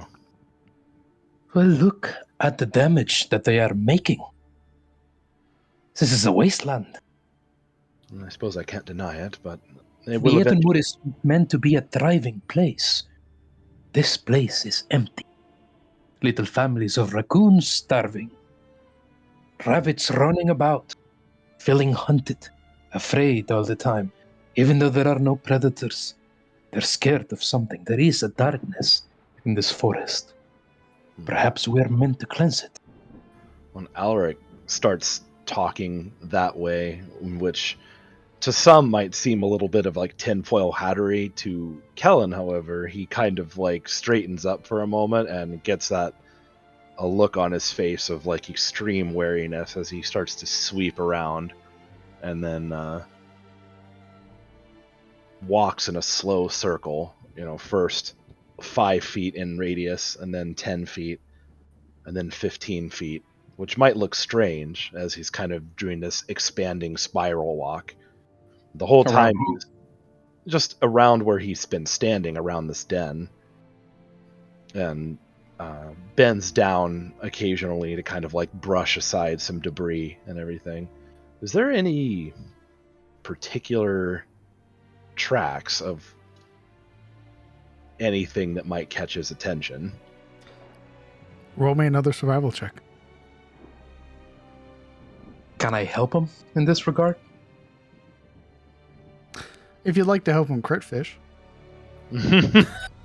22, I'm sure, is very good. But if you'd like to, if I would suspect that if Alaric understands how tracking works, he'd probably figure out what Kellen was doing pretty quick. It takes a while for Alaric to figure out the antic, because the way he is used to tracking things is through his nose, which he learned from his mentor. His nose not being nearly as good as his, but he's good at tracking smell, not so much tracking differences on the floor, on the ground. But he tries. He does try to follow in this pattern of Kellen's. Yeah, go ahead and roll with advantage, and then I want you to roll me a nature check. Mana and right now, okay. And then you said nature as well? Correct.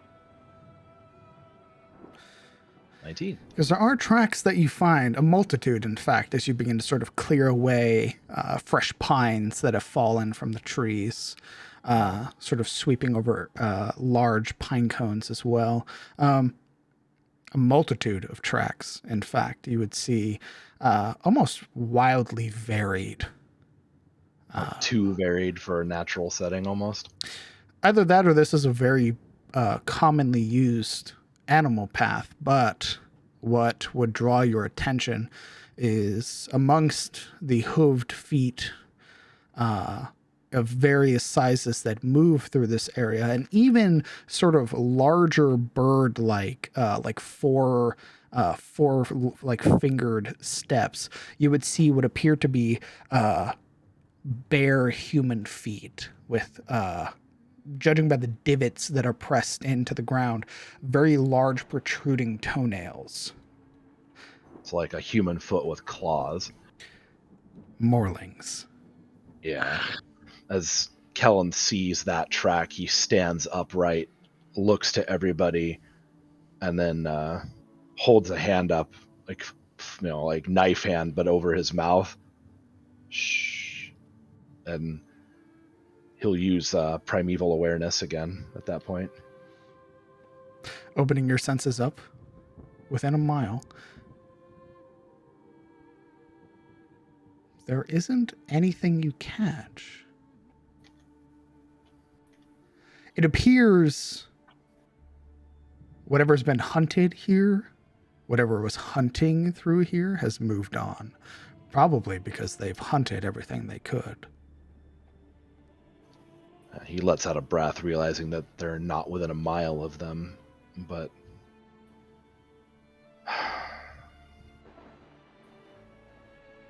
it seems that Alaric is right. If we find these things, we will be having to kill them. What? What things? What are they? Morlings. Of course. Are they close? Not within a mile. How old are these tracks with my survival/nature check? Looking at it, they're about, you would put it roughly about 2 weeks. About 2 weeks past. Well, At this rate, it would take us that long to probably catch up to them, unless we got to be extremely lucky, but gonna be a very rough pace too. I'm not particularly optimistic about our chances of being able to track down a herd.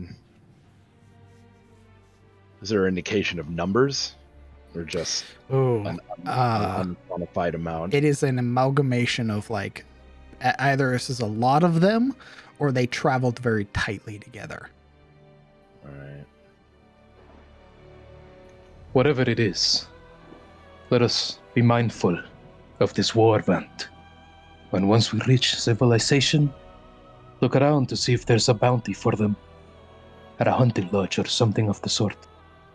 We can pick it for work in case we need funding to continue traveling. I'd be more concerned that if there's a village to the north of here, that the Morlings might have gone that way looking for food.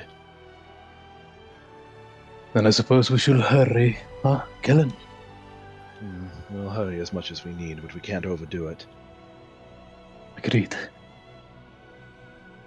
Just be wary, everybody. Double watches as much as possible.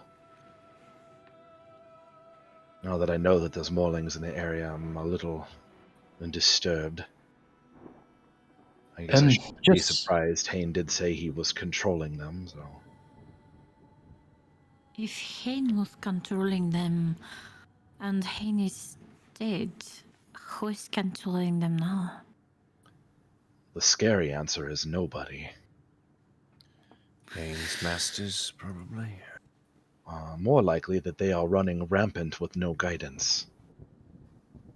Which means that they will feed and eat and hunt and kill with no regard to anything.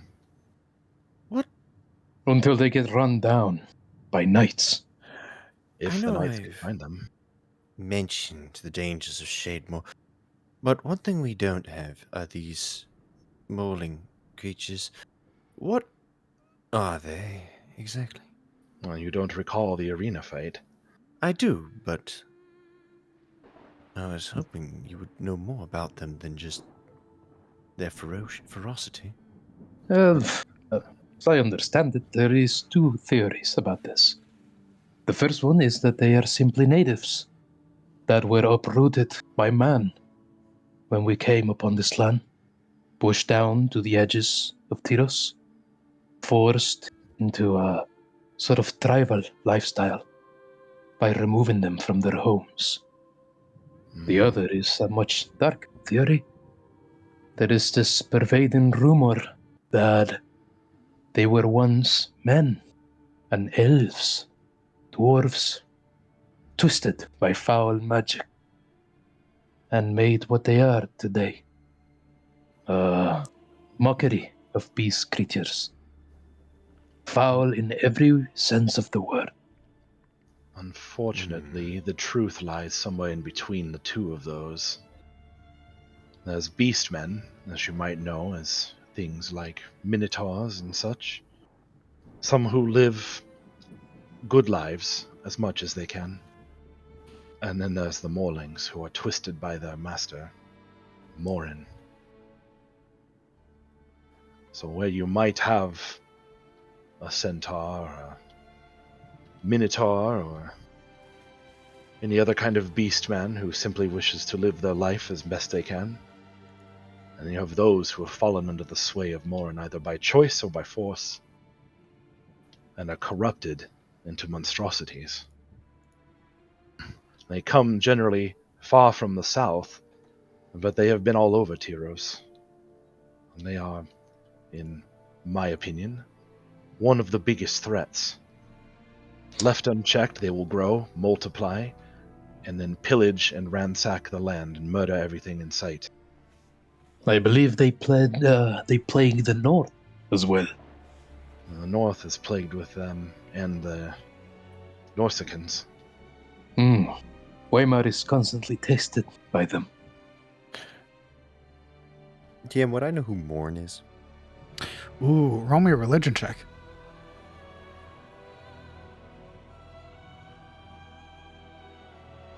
Where's my character sheet? There it is. The ever burning question. 16. With that, I say you would, or at least some knowledge pertaining to Morin.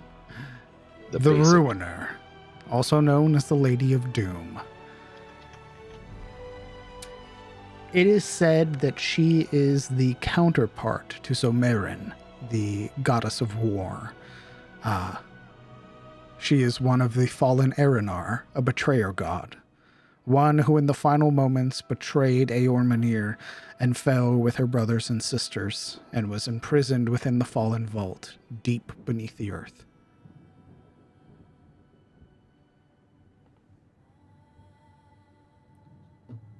Okay. She's great. The opposite of. She's actually lawful good if you read her well. The conspiracy, I see, has begun. Very nice. Yeah, already we're getting Well, with that regardless, fake news. Ears definitely perk. So, these are not natural creatures, then. They are god-cursed, for better or for worse. Depends on what perspective you look at it, but from my perspective, they are the great evil, Oh. which the Grey Watch specifically intends to hunt down and eradicate at all costs. Oh? By which women and men are compelled to action. Some see them as a necessary evil. Some knightly chapters see them as a trial for their up-and-coming warriors to be tested. In some way, they're part of Tirosian culture, as just about anything else. Well, that to Every mean that night, they've been around for quite a while, then, I suppose. for every night that sees a Morling herd as a trial, there are at least a dozen who are filling their bellies. And Goodness. they are not to be taken lightly. I agree. But tell that to the nobles and their squaffles. There's really no point in arguing with a stone. It will still be a stone at the end of the day. Agreed. I think I'm starting to form a picture of Tyros, at least the Etmar. Interesting. Let me put it in words for you, Uriah. We cannot correct the misapprehensions of every idiot any more than we can correct the tide. Welcome to Tyros. There is a soft chuckle. I'm afraid idiocy is a plague of Adis as a whole.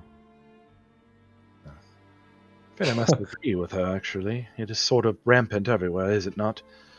Well, But when I say, just please understand that when we talk about Morlings, there's a difference between them and the average beastman.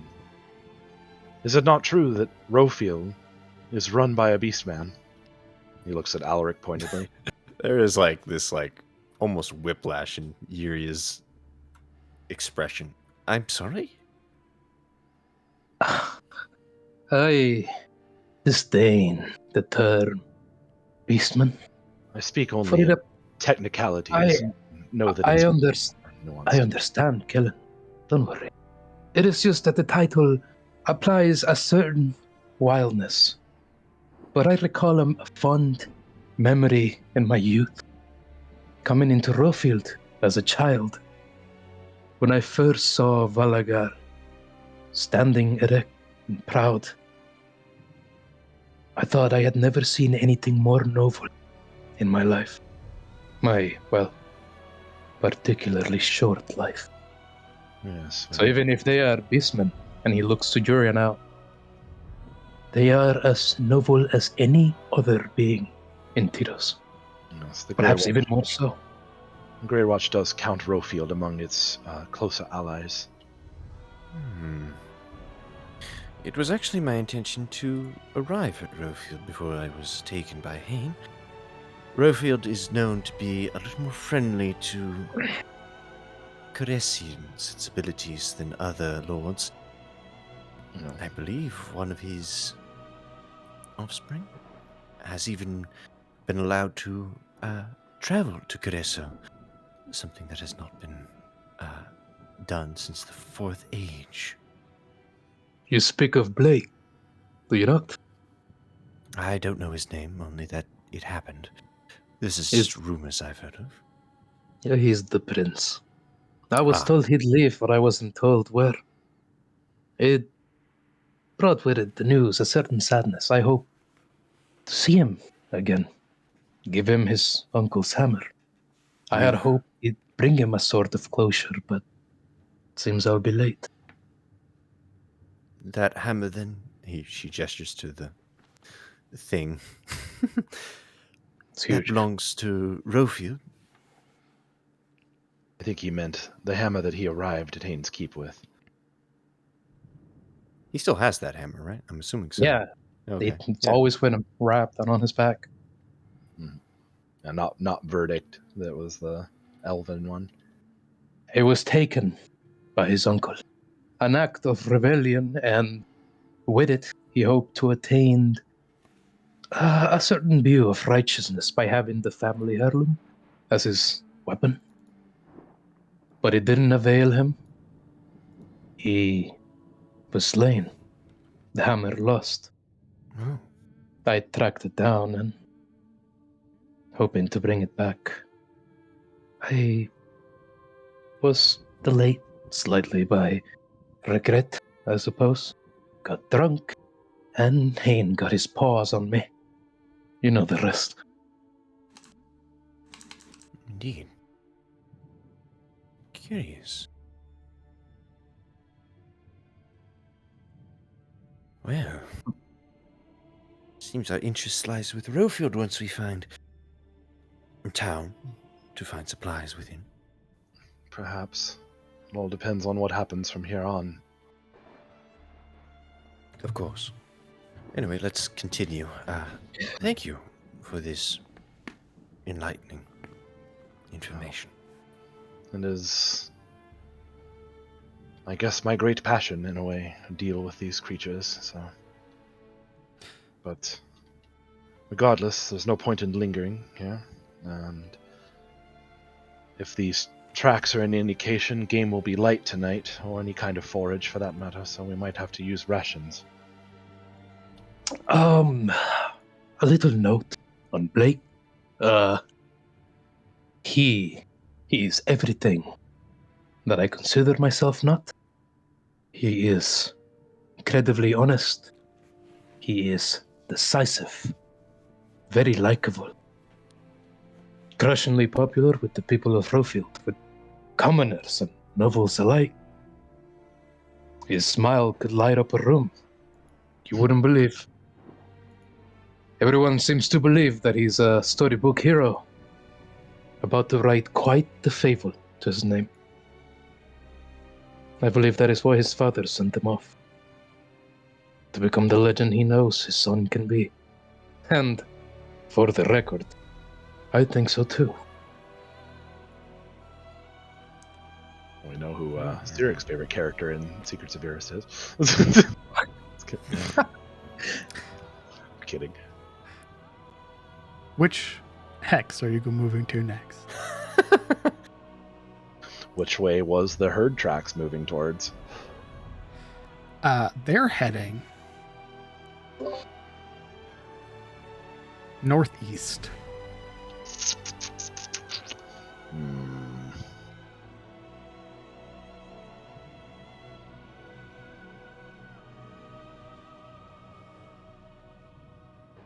Interesting. Stop biting me. Sorry, my cat's trying to fight.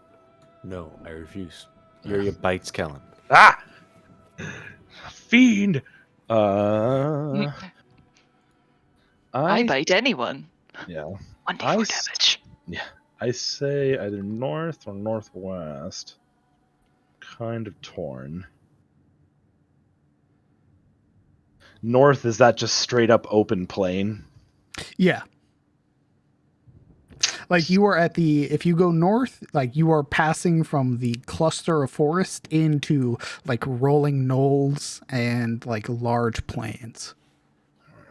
Recalling. If you go northwest, you will continue to be in the forest. Okay. I'll say northwest, just for now. Sure. Roll me that D100.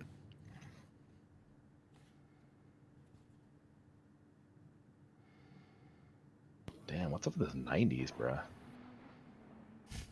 Feeling like I'm sitting under the sword of Damocles right now with these rolls.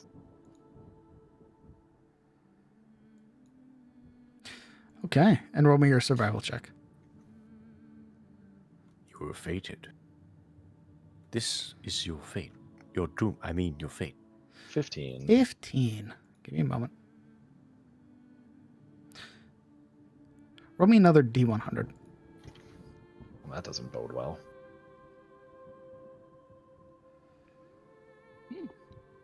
Slowly decreasing. Okay. As you are walking... Ooh. Hold on, I have to roll. Oh no. Well, we're fuck buds. Oh. Oh, I hate that. I hate that. Okay. Whatever that is, I hate it.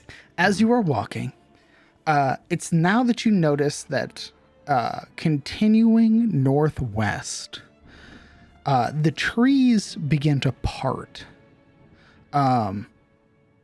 You would find as you were walking that the soft, like earthen ground that you've been walking on, the sort of collection of pine needles and stray pine cones that sort of litter the path with loose rocks, you would notice that as you're stepping, you would begin to step on what looks to be like old stonework. Incredibly old, in fact. You would notice as you're walking two things. One, a number of small pillars that sort of connect from the stonework that look either weathered or toppled over completely. And you would notice, or rather hear before you see it, the sound of a rushing creek as we map transition.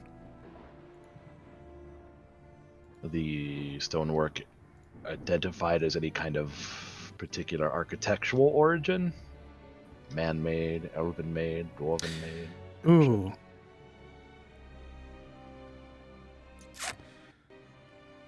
Joke's on you, it's halfling made. Ah, fuck.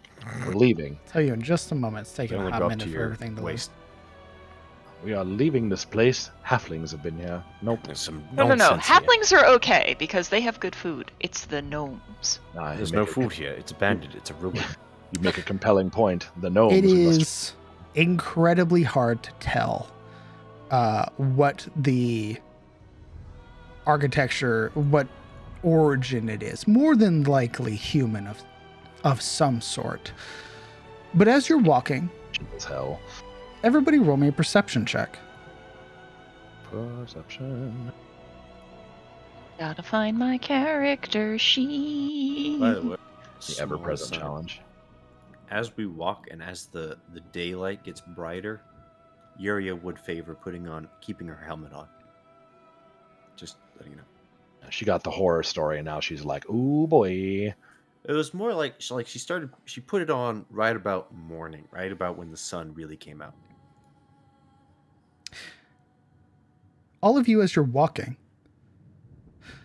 would hear a very loud rustling. The sort of wider trees, the sort of leaves, the pines, and their branches being pushed or knocked completely off of the trees as something large sort of barrels its way through the tree line out into the clearing. All of you would see it. The first thing that you would notice would be the almost white, pearlescent coloration of its body. And the long, flowing, almost golden-like mane that hangs from its neck and its tail. And the most prominent thing, the horn jutting from its forehead. Uh-oh. Oh my god. That's a unicorn, bro. You would watch as it rushes out onto the path. You would see its labored breathing. 23 and 22, Yuria and Alaric, both of you would see as you're looking at it. 4 arrows sticking out of its flank. Blood rivulets rushing down the side, staining the white body. Its golden eyes faintly glowing.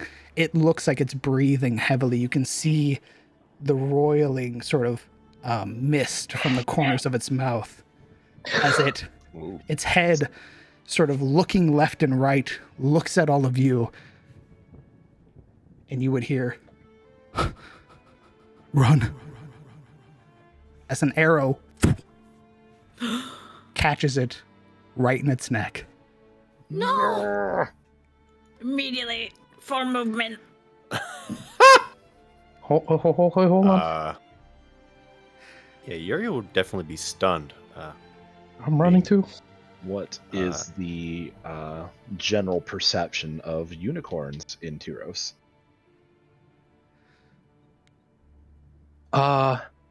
DM, Before Yes. we go on a full-on...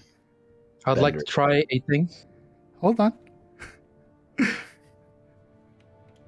very far away. Now, Before we do anything... roll me a religion check, Kellen. Not I also would like to nature? roll. Yeah, this is curious. Not a This is nature check? religion. I can't And- imagine someone from Shademore would know what the hell a unicorn is. Apparently, I'm very knowledgeable in this concept. Jesus. I guess I'll roll it for the hell of it. DM, would I need to roll or would I make one with advantage? What's up? Ooh, see, you hunt monsters? I think you would have to learn about good monsters. So you also can roll a religion check. That is all. What of Yuria? Yuria. Given your background, So it's a bit. Nope. Normally I'd say no, but as a political figure, she has been in the courts of elves, high elves specifically. So I don't know. I'm high out. that doesn't really matter.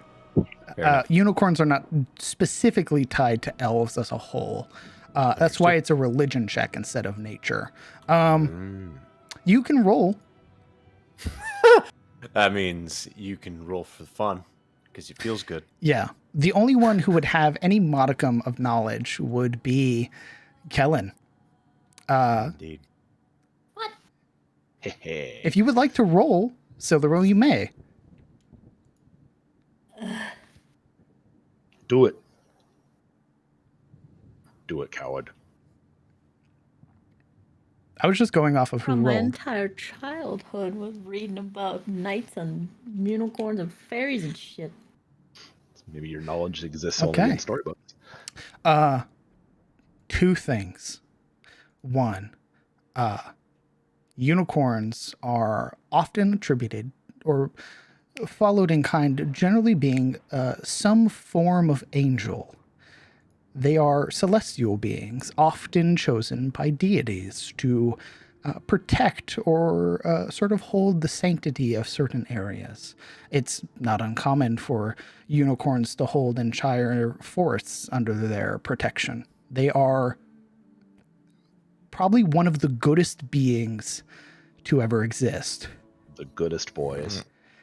However, you would also know, with a DC of 15, that mortals hunt unicorns for their horns, which are reputed to have healing, magic, and properties, which you would realize as a group of individuals emerge from the tree line. No. So, before the arrow hits it, I couldn't use Shield of Fate on it. No, you were too far away. Fuck. Is it dead? I think it's unconscious by the sound of things. But it was a group of poachers. Ooh, I didn't say what they were. unconscious. Can I get a group memory of- check on the unicorn? You would watch as a large individual led or followed behind with two other sort of hooded figures clad in very bright sort of blue and black colorations to their garb.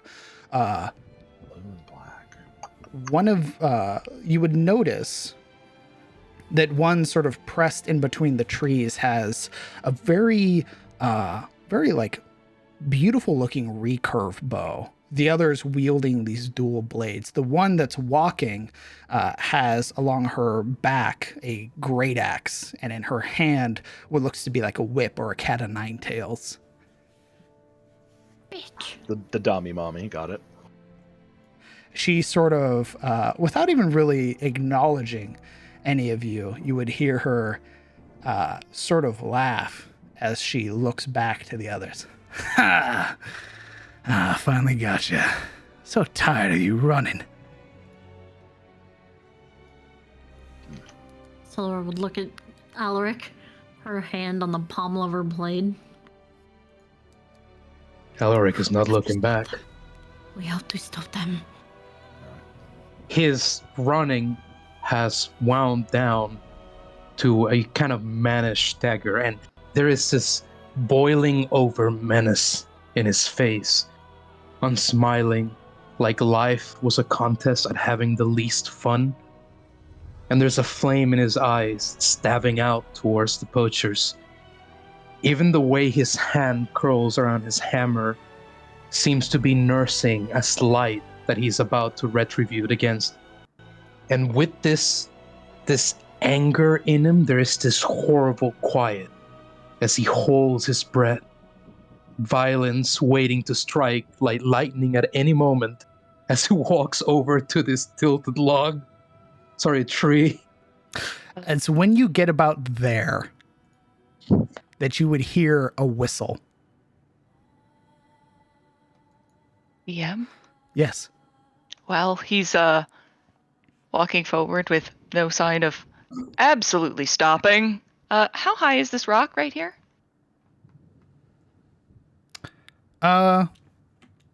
Looks like it's maybe no more than 7 feet. It's a very large Neato! boulder. I'm gonna run over here and hide. Sure. Alaric, remember, we could save it without bloodshed. The whistle draws the attention of the others, and you would watch the one with the recurve bow sort of step forward, just knocking an arrow, not drawing it, but placing an arrow, and just sort of very warily watching as you guys approach. The large woman you would see clad in very dark leathers with sort of accents of blue. You would see a very thick, like black fur mantle that rests over her shoulders. Her hands like individually wrapped with bandages or gauze of some sort as she slowly turns to look towards all of you. This woman is about, eyeballing it, about 6'10", 6'11". Holy shit. Big mama. How deep is this chasm? It's about 10 feet in, so you would fall into the creek if you failed an athletics check of any sort. All right. Understanding the situation, the tunnel he'd have to cross, probably under arrows. It's almost like a magic trick, and Siluriel would see it. It takes a moment to prepare, but as though out of nowhere, Alaric's expression turns earnest. Friends! Auspicious! We happen upon you as you finish your hunt. Good. We're intending to cross, if that's all right. Fuck. Her eyes sort of narrow on you for a moment. You would see, or rather you would hear, she replies to a whistle in kind. And you would hear that there's another whistle somewhere in the woods. As she sort of rests the hand on her hip, the other one still holding the cat o' nine tails. Right? I don't know who you are, so we're not friends. And I'd prefer you stay over there until we got what we came for. Then, this side of the path's all yours. You mean to tell me we have to wait over here, watching you cut your prey? You could at least help us help you. I have a friend here, a ranger, very good with a knife. It could make the whole thing almost seamless. She gives you a look. Roll me a persuasion check.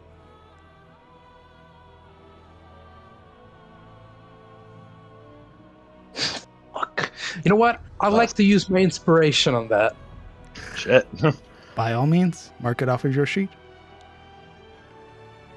Sildarel's very bad at lying. My God. God. Damn it. She gives you a look. Very incredulous look for a moment. I mean no disrespect, but me and my boys have it. We're not going to cut it here. That'd be improper. We're going to move it. This thing's been giving us trouble for the last week anyhow. Once we get it back to where we're going, or rather when we're clear of this place, you're free to cross. I have a small question. What's up? You said they're all wearing like black and blue? Mhm. Would I recognize those colors? Ooh, roll me a history check. That sounds like Bogladier to me, but history check. Fucking hey, I am proficient in history. What do you know? Who'da thunk?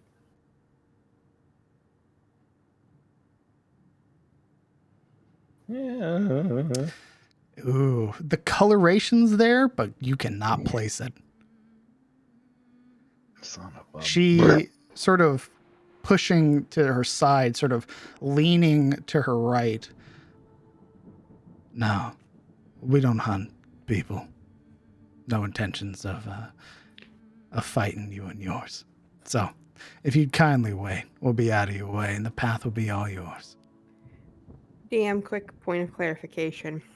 So there is a beautiful celestial horse in front of me being murdered upon. certainly seems that way. Correct. She's moving. God damn. Yeah, Alaric will turn and throw a meaningful look to both Siluriel and Kellen. It is not a question. It is a statement. Shit's about to go down. Mid stride, I'm gonna use my celestial ASMR ability. In defense of this creature, you see her entire body go alight and two spectral wings come out from her back. And I'm in the air flying 30 feet forward. No, fuck. Pretty fuck buckles. You're flying? Yep. And you're- Simultaneous to her intent, Hold on. I will You're cast... moving towards them? Yep. Double fuckity fuck buckles. Okay. Alaric, what are you doing? He will outstretch a hand to Siluriel and cast Shield of Fate on her, creating a kind of reflective barrier around her being, adding a +2 to her AC before using his 30 feet to get across in a rush. You would see as Sabine lights up, you now beginning to rush across. The lady sort of gives a shake of her head. Oh, for fuck's sake. Sabine, what's your armor class? 19. 19. That will be 6 attacks. 2, 4, 6. Sorry, 8 attacks. As you would realize from the cover, a number of archers with their bows having already been drawn. Yikers.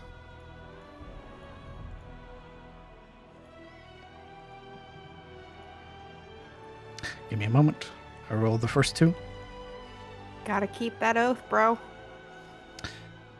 17 misses. That one, both shots miss. 21 hits. 20 hits. That is 8 points of damage as 2 arrows land themselves into your shoulders as you begin to cross. The other 2. A 7 misses. A 7 misses. A 9 misses. A 17 misses. Let me see. 2, 4, 6, 8. All right. With that, it's initiative. Ba-da-da-dum. Oh, shittles. Don't worry about the 2 frail women behind the rock. Highly deadly woman behind the rock. 2 frail women, yeah, the fucking weird spider Worry thing not that can climb over that About the tree 2 like it pale, was- frail I individuals. don't think so. Worry not of the itty bitty titty committee behind the stone. I've seen that. I've seen that art. Yeah, itty bitty. No, Hey. Mirana's wearing layers. It just looks Don't worry about it. impressive. She's got Don't like worry about it. the compression corset rather than the boosting corset. Jesus Pulls Christ. it off and she's like a little worm. Look, I assure you, the leather straps around the chest are part of the outfit. Sabine, Yep. Fucking. I need you to roll your initiative. Oh, I don't think I've once gotten high initiative this entire campaign, and the one time I did, Hain took it. As we Elton's Mother- king. Just stole the damn thing. transition. Fuck. I'm gonna get pelted with arrows before I even move from this rock. I can already tell. Let's put on Some Muzak. this one just because of its title. Let's see. What do we got? Is it? Top of the initiative. The brigand cutthroat goes first. The one that you ran up to, Alaric. Convenient. And he's going to make 2 attacks. 2 attack. Holy shit, we're dead. His maiming slash first for a 20 to hit, It hits. as you suffer 9 points of damage. I see. And then harmless poke with his offhand Harmless. for an 11, which misses. That sort of seems anything but harmless. You do suffer from the first strike an additional 1 point of damage. As the slash finds itself just right under your armor, managing to connect with its sneak attack ability. Yo, this music is. Yo, we playing Ghost Runner in here? Holy fuck. I have to roll Constitution for concentration. Correct. You need to beat a 12. Oh, sorry. No, 10. Your concentration fails. Siluriel, your shield and +2 AC is gone. Oh.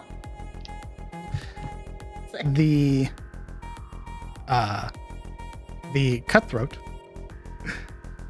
is bringing their blades up, and you watch with their bonus action as they disengage.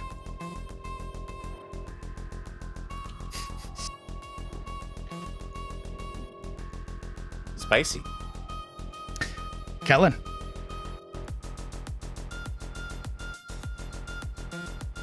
Okay.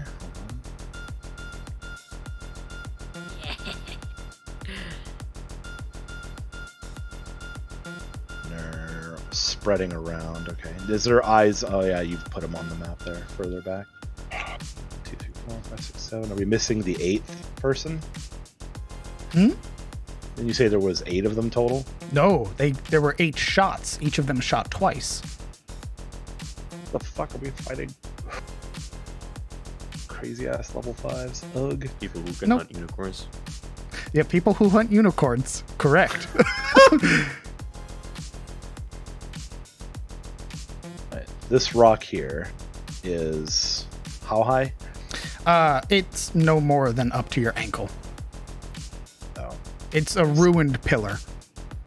You can see most of it looks like, based on how it is, has probably fallen into the creek. Well, the farthest I can go is here then, which is some dildos, but it'll have to do.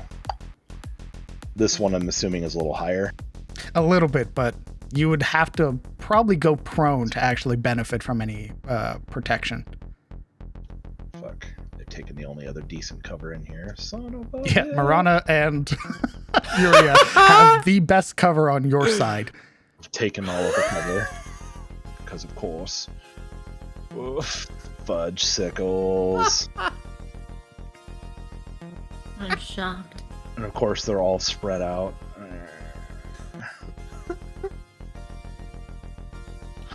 I don't know why that's so funny. Kellen looks back, sees both of them hiding in one spot. Fuck! So disappointed! What are you doing, Kellen? Kevin Sorbo moment. I'm very disappointed! Let's see. And range. Blades. Who are the ones armed with bows? Just those three out in the distance? No. On this one too. Yeah, This one, right?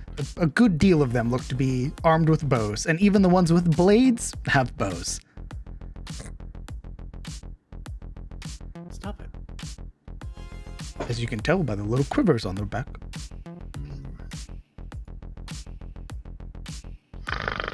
Fuck. This is unfortunate. Damn it. Like no play here that's anything more than just basic shields. Frustration. Even their bows have bows. Right? Rebo curse those. It's frustration incarnate. Okay. Well, fuck. Damn you, incarnate. I'll go here. Screw it. And I will...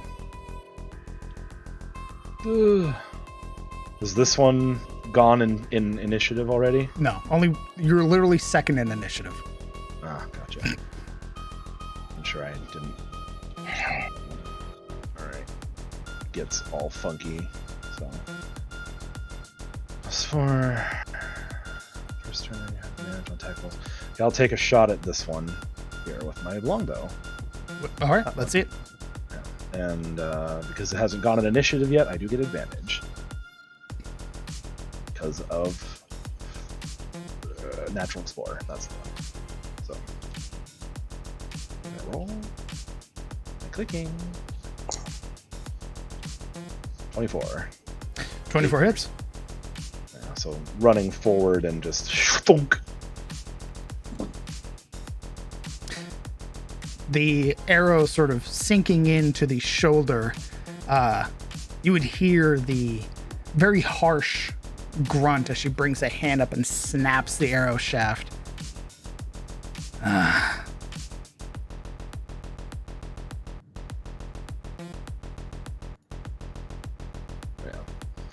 So movement and attack. And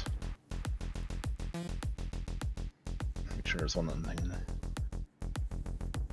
Okay, but it's still not low. Yeah, there's a lot of like little mechanics I have to like sit here and micromanage. Ugh. That's about all I can do though. Okay. So Marana. All right, neat. I'm not sure what's happening, but best of luck out there.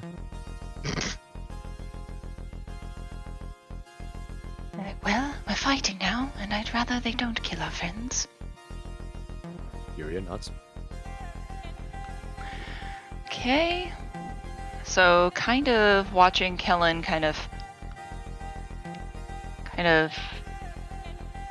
take the initiative and hit at the leader. Because I started hidden, would I get advantage or sneak attack? What are you trying to do? I'm gonna take my short bow out and basically try and get a shot off on her. I'd give you, doesn't an advantage already give you sneak attack? Yeah. Yeah. Yes, it does. Yeah, so you would get sync attack. Okay.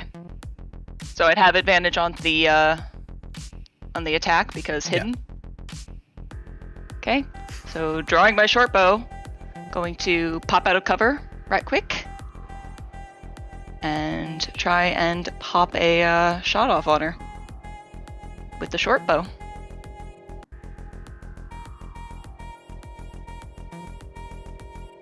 Ooh, twin 12s. Both of those miss. Oh, in that case, Oh, I'm just gonna run back in to cover, and I'm gonna use my bonus action to hide. okay. Roll me a stealth check.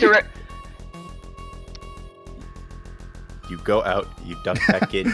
Yuri is just watching Yeah, I'm you. gone. How did that go?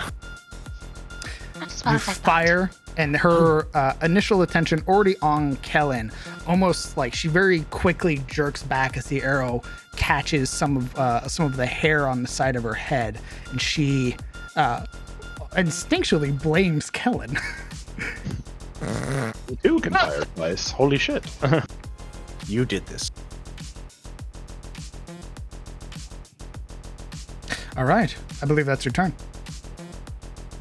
Yeah, that's all the actions I could possibly do. Welcome back. The stalker is next.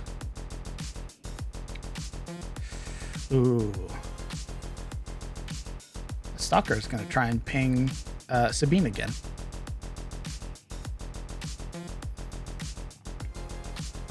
A 16 misses. A 9 misses. Both shots just going wide, sort of striking the Do a barrel roll. yeah, the fake wings that are there.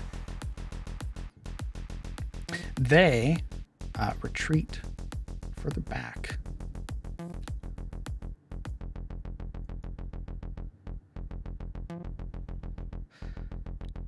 It is another stalker's turn.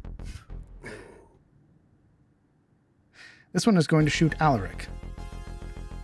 Ooh.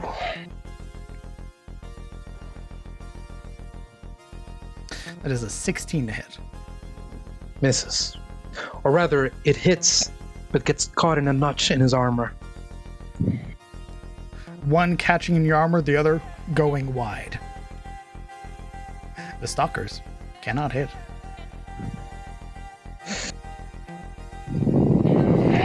Perhaps we are better for it. Alaric.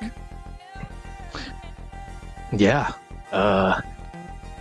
Vengeance roars in Alaric's blood. And for better or worse, he plans on feeding it. And as he takes Verdict by the neck, thunder strikes its head as unconsciously he uses divine favor upon it.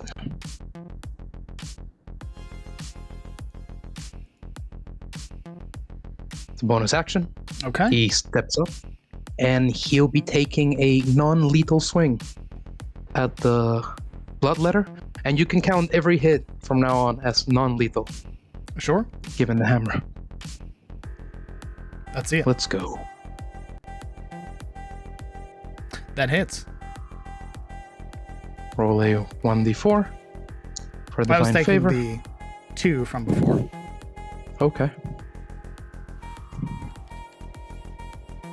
So that's a 14 plus the smite that we're about to use. Okay. Jesus. I will let you know you can't non-lethal with a smite, by the way. You cannot.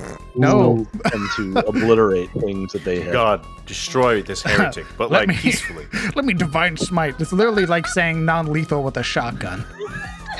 All right. How bloodied would she be after the hit? She's very healthy. Oh, she's very healthy after. Yeah. Yeah. You Yeah, strike alright. her, her chest being pushed back as she like sort of shoulders forward against your hammer, sort of pushing it off of her. She's gripping the cat of nine tails very tightly as the hand is coming back to grip the great axe. All right. No smiting. We're gonna walk around her. Right here. It's very healthy. You should probably smite her anyway, Hug. And how big is this unicorn? Would it count as Do it. cover? You're I'll do it. You're Lay it off using the ground. unicorn as cover. Yeah, absolutely it could.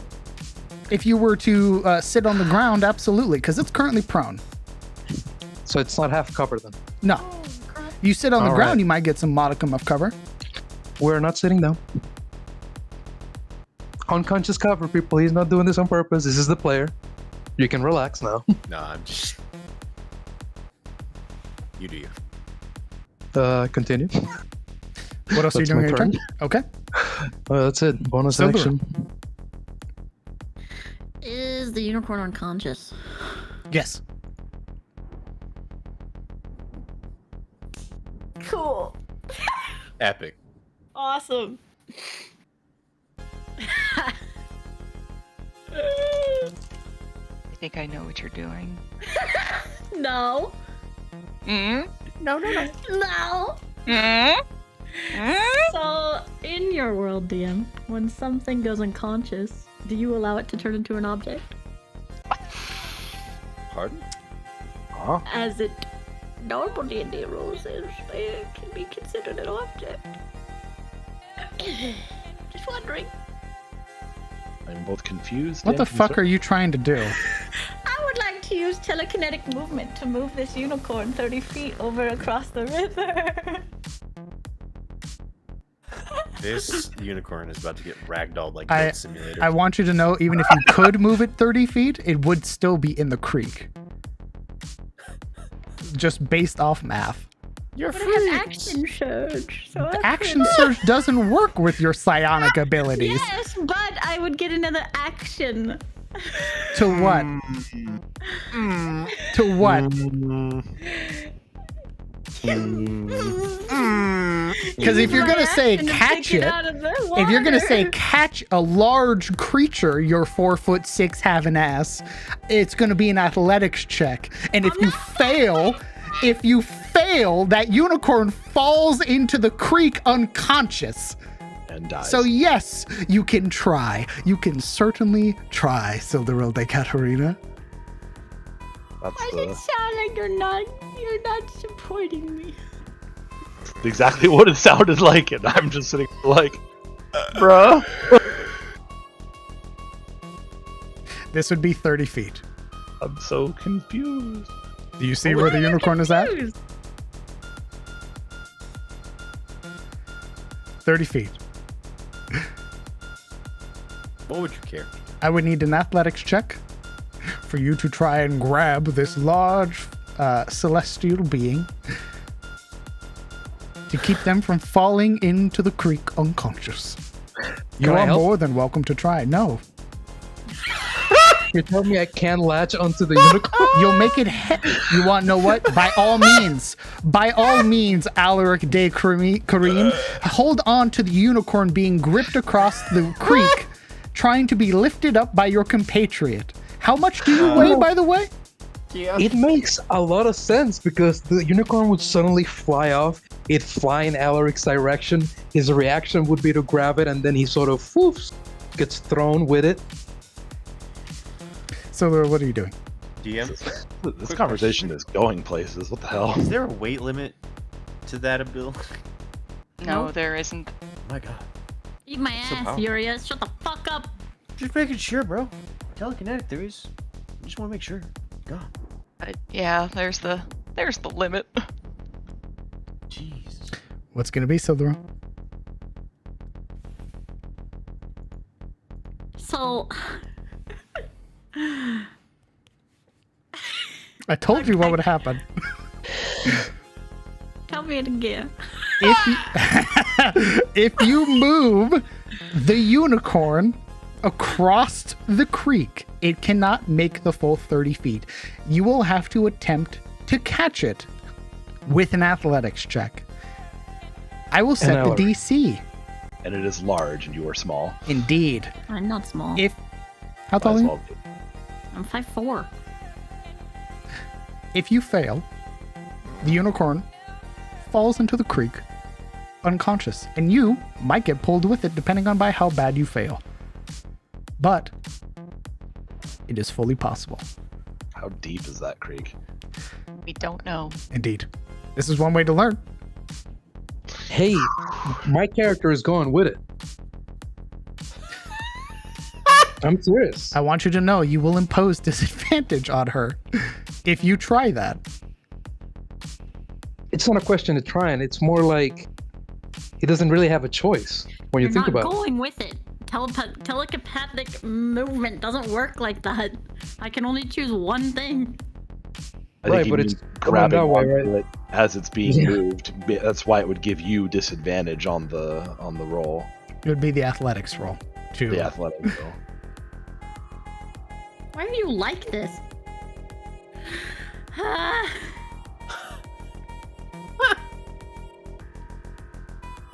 But you can't move yourself over there and start swinging. Oh my god. You could move Kellen over there. Almost. It's not an object. Oh. It's a willing right. creature. Ooh.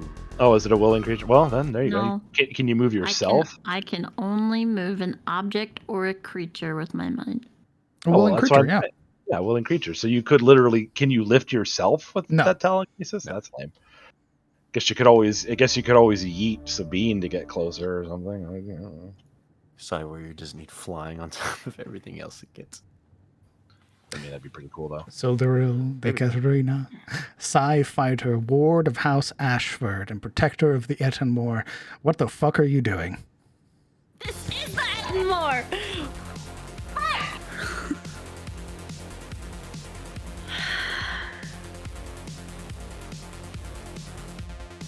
Can unicorns fly? No, those are Pegasus. Oh my god. Yeah, this, What is one? this is going places, man. I mean, they wouldn't drown. You're right. Nope. I'm- You have no idea if they would drown or not. Who knows how long they could hold their breath? So They wouldn't So long they can drown. hold their While breath with a hole in their unconscious. neck. funny. Oh my. I say do it. Drown. I don't I'm want. just I saying. don't want to pressure you. But what are you doing? I'm pretty It sure was my you're first idea because it was I know. very cool. I told you. You can. Do it. You are more than welcome to try This is what you do. I will let you know because the creature is large. I can move a large creature. I know. I'm talking Or about the large object. athletics check that will follow afterwards. The DC for your athletics check is 20. Okay, I'm gonna use telekinetic movement to move it here. 30 feet in front of me, right here. And as my action surge, Get your ass I'm back gonna over there. action surge. And my action surge, whatever. I am going to use Cure Wounds on the unicorn. As- Wait, what? Holy Wait. fuck. Speak We're going down! speak into the mic, please.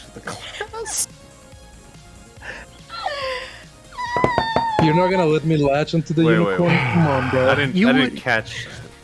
You wouldn't know she was doing this, Alaric. Maybe if you, in the future, plan some teamwork abilities where you can start working on some shit like that, absolutely. Right now, you're lucky I don't throw your ass into the creek getting hit by a fucking unicorn. Then do that. It makes sense. Like the unicorn is rushing towards them. Kill me, hit me. I want you to do it.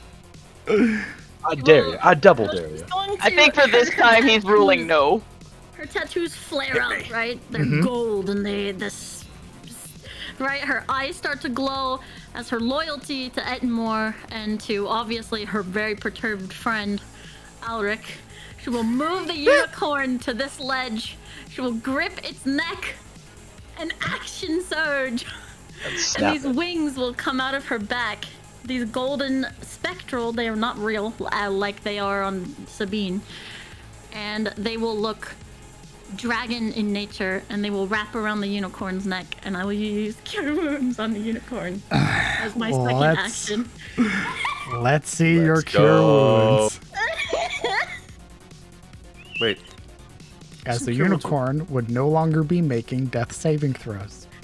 Yeah! 2 points of healing. No longer making death throws, baby! However, He can probably heal itself. Let's go! You holding on to its neck in those moments where your telekinesis, this new ability, takes shape and pulls it towards you, much to the chagrin of the bloodletter, who sort of slack-jawed, watching everything unfold, just like, blood and ashes, what the hell are we fighting? People are weird. The unicorn's eyes open, this very strangled breath, as the arrow in its throat is forced out from the healing, in which reality kicks in, and it plunges into the creek now that you are no longer holding it aloft. I think I'm going with it. If you're holding its neck, roll me we're going to call this, we'll call this athletics. No, strength saving throw. If you fail, you get pulled in with the unicorn. I healed you, Smile. What if I just willingly go in with it? Sure. You both splash in with a heavy, heavy slam of water that sends it kicking upwards as you realize this creek is very deep. Oh, no. She will yell on their way down. Alaric! And she just falls into the with the unicorn. By the way, does she have a spell proficiency? Sorry, not spell proficiency, spellcasting modifier. I don't know. I think Sci Fighters use intelligence, if I remember correctly. And she has a +2, so it'd probably be at 4 points of healing instead of 2. Oh yeah, for some reason it's set to 0. Okay, so he would be at full Double points. up, baby. Double the healing. Double or Okay. nothing. Extreme. That is both your actions. Your action surge. Yes, it is! I believe that's your turn. She is holding on to the unicorn's neck as they Dear What a win. land in the water. What a win for Team... Shut up, hides behind rock. Wow. Dame Sabine. Dirty. All right. She's moving. Look, I gotta play up that level, that 11 wisdom, bro. What's your fly speed with that? Is it 30 still?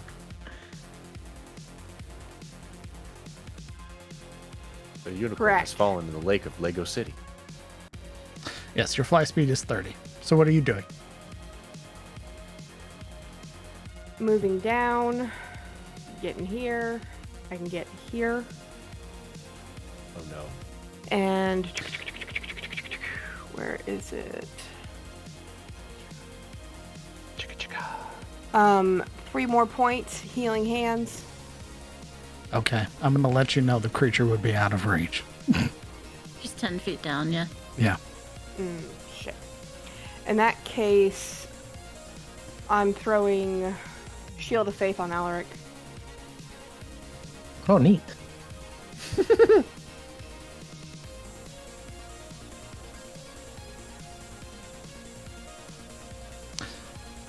Okay. But since I'm beside the unicorn, I can now cause disadvantage on any attacks made to it. You have to You be need- closer. 5 feet. Yeah. of it. It's good 10 point. feet beneath you. Shit. They You can't are even see it. maintaining You can't even concentration. shoot at it. Yeah, they can't shoot at it. It's like Got it. in the process of plunging into the water right now. Oh boy.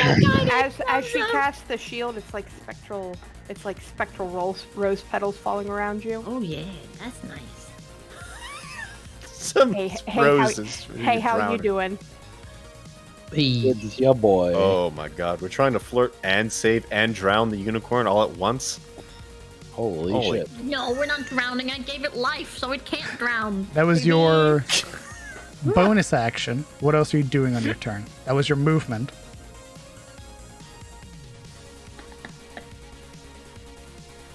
Holy fuck. I'm gonna actually, because you used, isn't it if you use your bonus action first? You're pretty much done, right? It has to be your action, then your bonus action. No, I didn't know there's an order of operation. I might be wrong. I think I think you can just use them in any way. Whatever. What are you doing? With that shield, I've got really nothing. So I'm going to take dodge. Dodge as an action. Okay. You were dodged. All right. It is the Cutthroat's turn. Get back here. He's going to move up to Alaric. And he's going to try and shove Alaric. Pretty good. Wait, I've seen this before. This will be contested athletics or acrobatics. Athletics. Okay. Not very good. That's because he's not greased. Correct. He's not a golden god. You watch as the noticeably smaller individual rushes towards you, attempting to connect their shoulder into your body, of which you do not budge. For flavor's sake, Alaric will seize them by the collar and headbutt them off. Ooh. All right. That second attack or their multi-attack, their attack action, will be their maiming slash against you.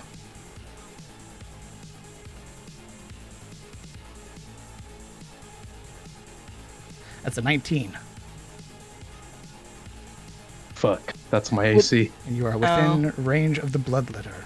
So that is 6 points total. As you headbutt, the blade comes up in like a reaction, sort of from underneath the cloak, catching you across your jaw. Owie.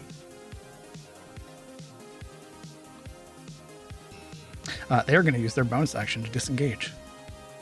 Motherfucker.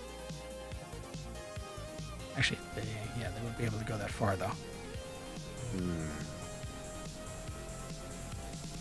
What a bunch of stinkers.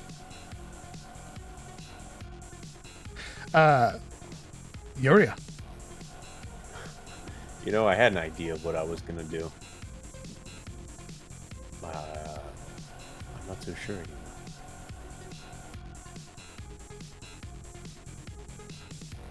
You know what? We'll still do it.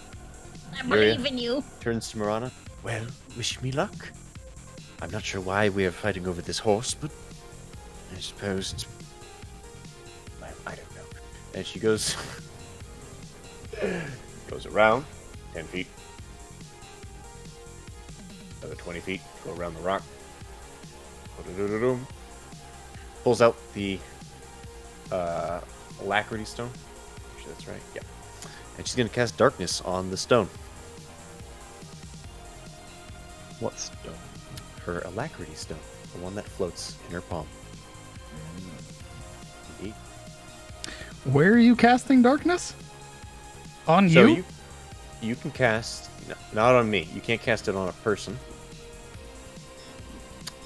I don't believe, but you can cast it on an object. And so the alacrity stone that floats in her hand, she would pull out and she would cast darkness on it, which means it's going to go with her as she walks. Ooh.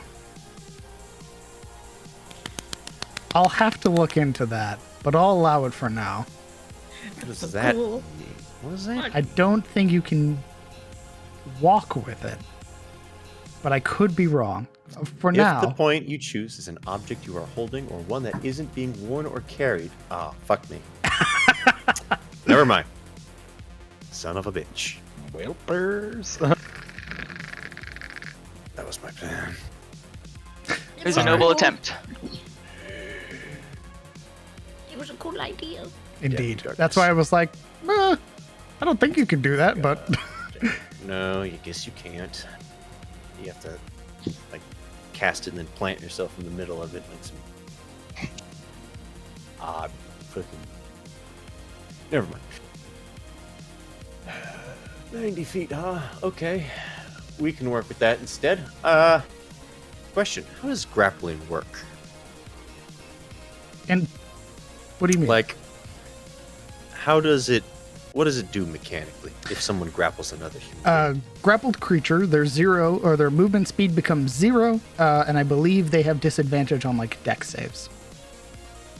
Just dex saves. It's not like advantage on attacking them or anything. No, you're thinking of restrained. Restrained immobilizes the creature, granting it attack rolls against them, and I believe it gives you advantage on attack rolls against a restrained creature. Didn't I get open that? All right.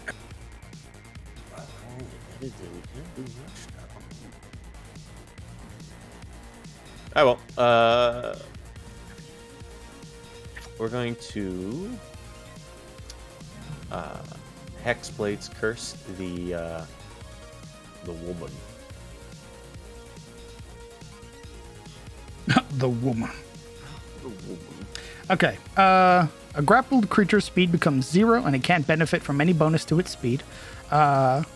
The condition ends if the grappler is incapacitated. The condition also ends or removes the grappled creature from the reach of the grappler or grappling effect, such as when a creature is hurled away by thunder wave. So that, in short, it's just that their movement becomes 0. Okay. That's I why. don't understand. That's why. Trained is super.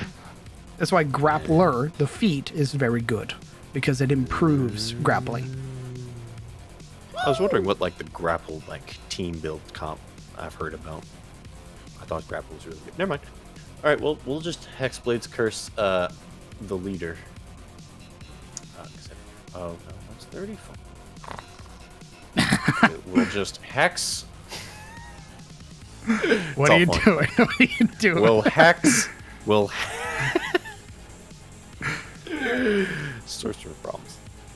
We will hex the bloodletter. Will you post text for me, please? Yes, I will. Did they not post? What the fuck? Might be Can that's you roll lagging. 22?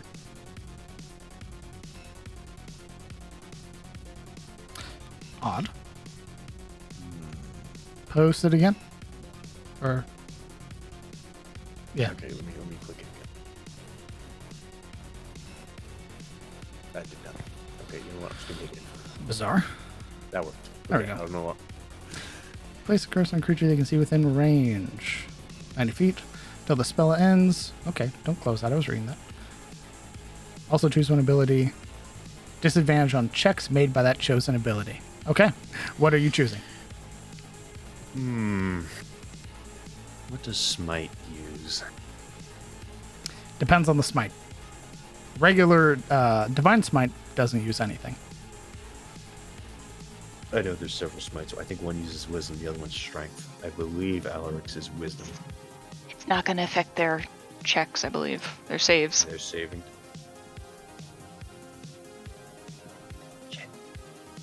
Just their abilities. You know what? Very well. We will affect her strength, so it is halved. Because Disadvantage on strength checks. All right. correct. Then we will do what everyone loves doing. A line warlock. Warlocks. Say it. And that's an Eldritch Blast. Let's see Oh, it. fuck. So, Yuria will pull power from the blade. I can't cast it again because it's doing this weird bug. Okay, we'll just do that. How the fuck? Attack. Damn it. Attack. Click. I'm clicking. Refresh. It's all falling apart. Refresh. Oh Jesus my God. Christ. Holy fuck. What happened? It's You got spammed lost in the dice. sauce. You you overloaded my foundry. I'm destroying it. I have to refresh now. Oh god. Oh god. It's all gone. It's all Googly, it's all gone to shit. What? I had Refresh. 3 different. Roll again.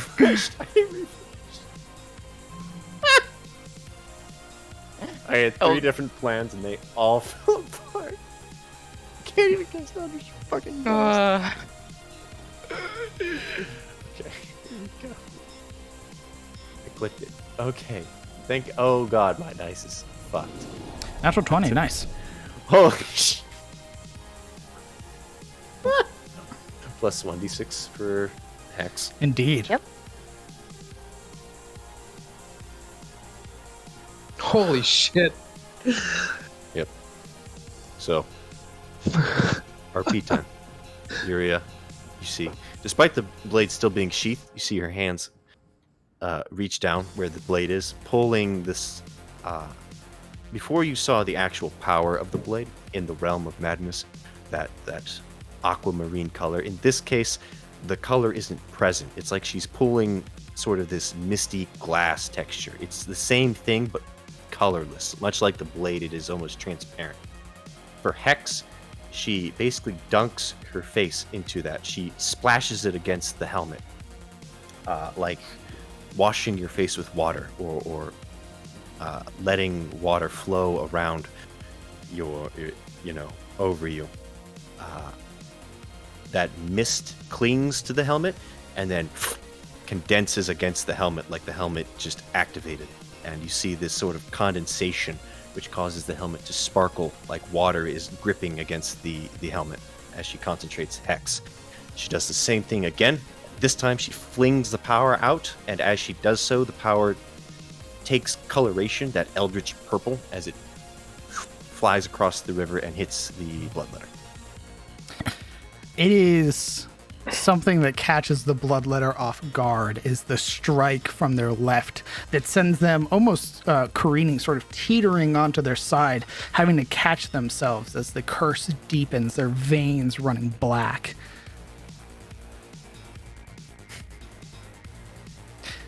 Are you doing anything else on your turn? God, no. Okay. Not anymore. It is the bloodletter's turn. I'm afraid. Who, breathing heavily, looks bloodied. Sort of seeing that the unicorn is gone, seeing everything that's happening.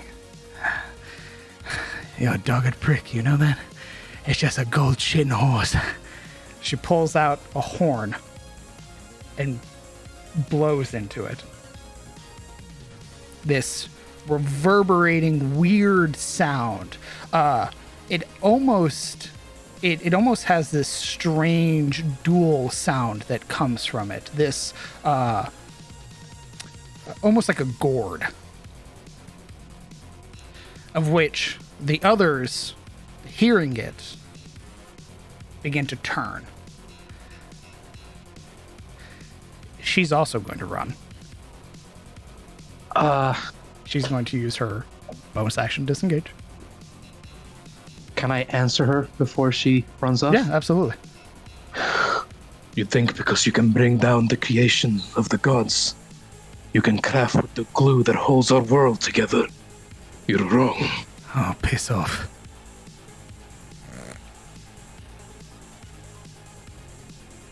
And she's gonna dash. How cute is she, by the way? Important question before she runs off. You would see, again, sort of darker tawny skin, very smooth complexion with like jet black hair that is braided multiple times.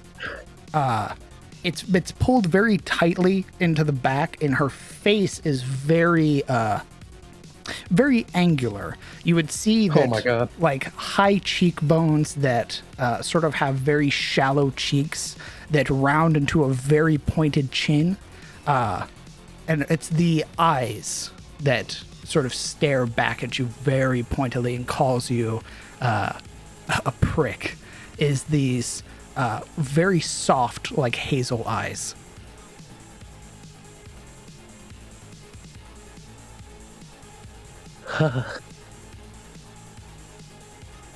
That's her turn. She's fleeing. So she is. It is the unicorn's turn. Hey. Brought back to consciousness, their eyes snapping open as they splash into the water. Golden eyes looking everywhere, feeling you on them. Excuse me. There is a moment where they almost freak out. You can feel the muscles, the thick cords tense beneath you as they're like, oh shit, I'm being drowned. That's their... There's like spectral dragon wings like wrapped around them. And it isn't until their eyes sort of focus on you that they realize what's happening. What is your alignment, Silvero? Neutral good. Neutral good. Okay. Then it's going to use its teleport ability. Silvero, or Sabine, what is your alignment? Neutral good.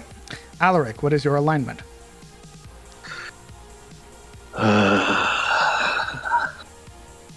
He is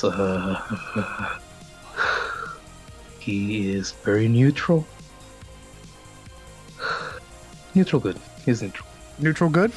Are you a willing Yes. creature? At this moment, You told me he was evil. at this moment, he's like a barbarian in a rage sort of state. So I'm not sure. I'll leave it up to you. No, it's quite literally your choice. If you're willing, you get teleported. If not, you stay behind. Yeah, he's willing. Okay. And only because his next move was going to be plunging into the water after Siluriel screamed his name. There is a moment where the horn flares, the golden hue now erupting from the water itself as you three are teleported. You are pulled all the way with an audible thud as the unicorn collapses onto the ground with Siluriel on top. The heavy gasp that comes from the unicorn. That is its turn. Let's go. The stalker flees. The other stalker flees. The brigand, the start of the initiative, flees.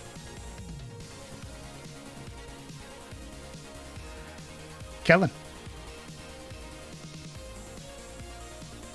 Who's still even? I guess there's a few people still around. Yep, their intentions look to run. They are like stowing their weapons and everything.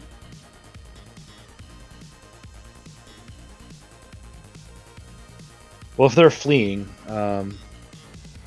he'll just This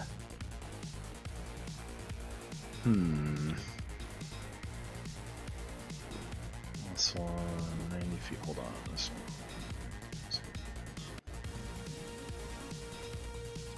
Advantage.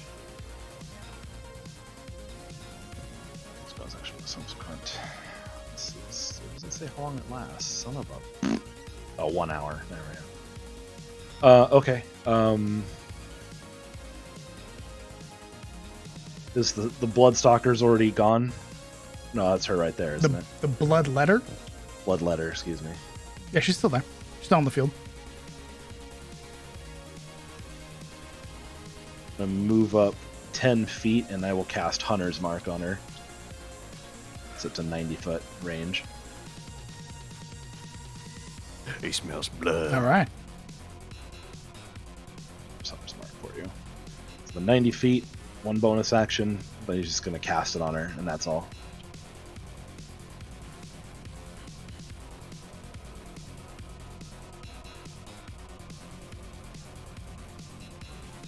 Okay.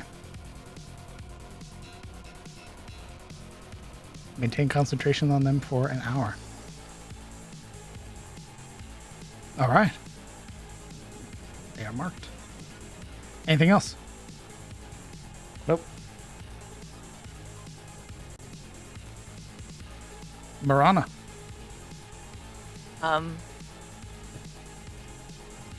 After seeing my friends suddenly just appear behind me, along with the unicorn, Marana is going to just hold her action just in case any one of these scumbags pops out of the woods nearby. Okay. seeing from around the rock that they're turning tail. This stalker flees. This stalker flees. Alaric. Ooh, hello. I think that upon teleporting back and without warning, in his anger, Alaric's back arches as he lands away from his quarry, his hands widely splaying open, Beardick flying from them, and his mouth snaps ajar to release this loud, challenging roar into the air in the wake of the bandits leaving. Muscle spasms ripple through his face, his cheeks waving with the force of his audible anger, this challenge. By the time he's finished yelling, almost as though in pain, a surging feeling of impotence brings him down to his knees, and he's left there, sat to the ground, heaving, whizzing for air, stewing in fury, having shown some of that darkness, that resentment in him, appended. And he doesn't move. That's my turn. All right. Ziluril. Ziluril would be assessing the unicorn, kind of in shock almost that it is what it is, but at the same time, she's still in the moment, right? She was just teleported. We fell into the water. She's soaking wet. It's a time. So you are currently assessing the unicorn. Yeah, she saw the arrows, so she would be checking for those. It's a manic check. It's like hair is coming out of the braids and ponytail. It's wet and just over her face, and she's just like... Roll me a medicine check. Oh, God.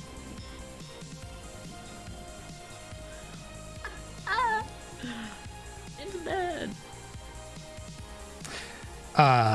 You don't even know where to begin. There are about 4 other arrows still in this creature. But given its very haggard state, you are fearful that you could remove them right now. However, you could also kill it right now. She would not remove them. She would just try to look about and yell to Alaric. Alaric, it's still bleeding. As like her hands kind of shake a bit, and she's kind of stunned that she is on top of a unicorn's body. All right. Sabine. Seeing that I'm guessing I'm still 10 feet above them. Correct. Down 10 feet, 15 points lay on hands on the unicorn. Okay. That pushes out 3 of the arrows. The stitching of muscle and the pearlescent like hide of this creature forcing out these very finely made arrows.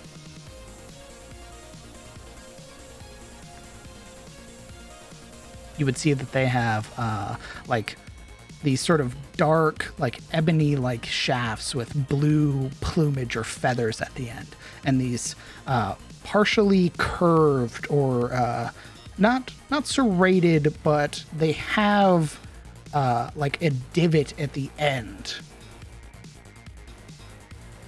on their on the heads of the arrows.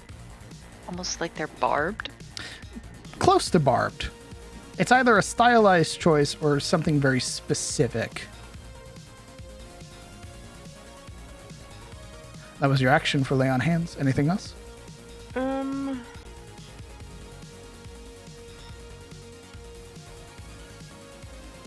Look and see if I can do anything else. Give me 1 second.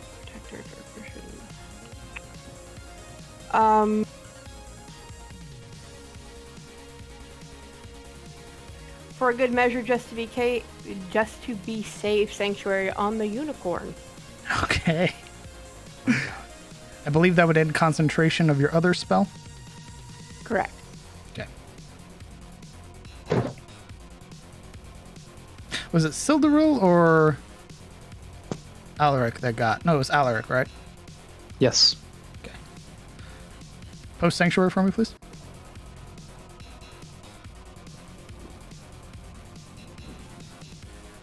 Okay. This- Actually, I don't think it's a concentration. This lasts for a minute. Yeah.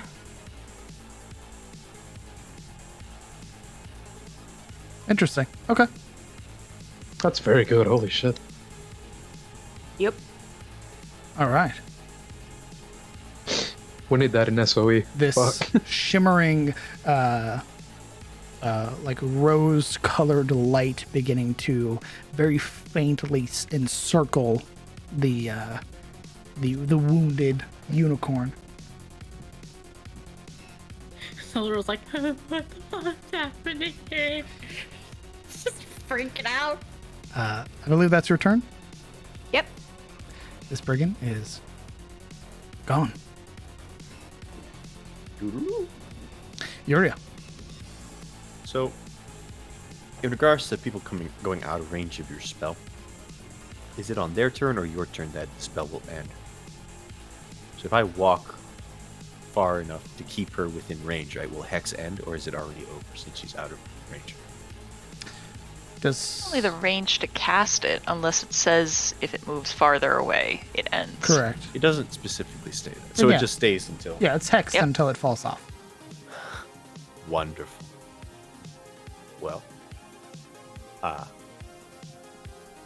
seeing as these creatures have got a good look at Alan, she's going to try to leave a memento to stay away. So she's going to step up 10 feet and cast everyone's favorite spell, another Eldritch Blast at the Hell yeah. next bloodletting. Let's see it. Okay, let me make sure she's in range. 112. Yeah, okay, we're good. A 12 misses. My dice is so fucked. Yeah. Not the roll, the actual like UIs. It's just like code. Anyway, Pulling that energy from Goggalad, the strands of magic as you crush it and throw it forward, it connects, sort of striking the tree, one of the large pines beside her. She doesn't even look over her shoulder. She just keeps running. Curia gives a small tut, turns towards the rest of the party and starts seeing what the hell they're doing, since everyone else seems to be. Partly to see what the party's doing, partly to go find cover again. Understood. There's this sort of like brazen turn on her heel, and then a quick look over her shoulder. She quickly ducks, just in case. This mix between arrogant stride and cowardly ducking of her shoulders. All right. On the Bloodletter's turn, she is off the field. And for the sake of it, are any of you attacking the last cutthroat? If time is of the essence, I think I'd use my last turn to heal the unicorn Nope. I'm in case I'm it's. purely asking in terms of combat. Does anybody intend on striking the last cutthroat? I'm not. Nope. Negatory.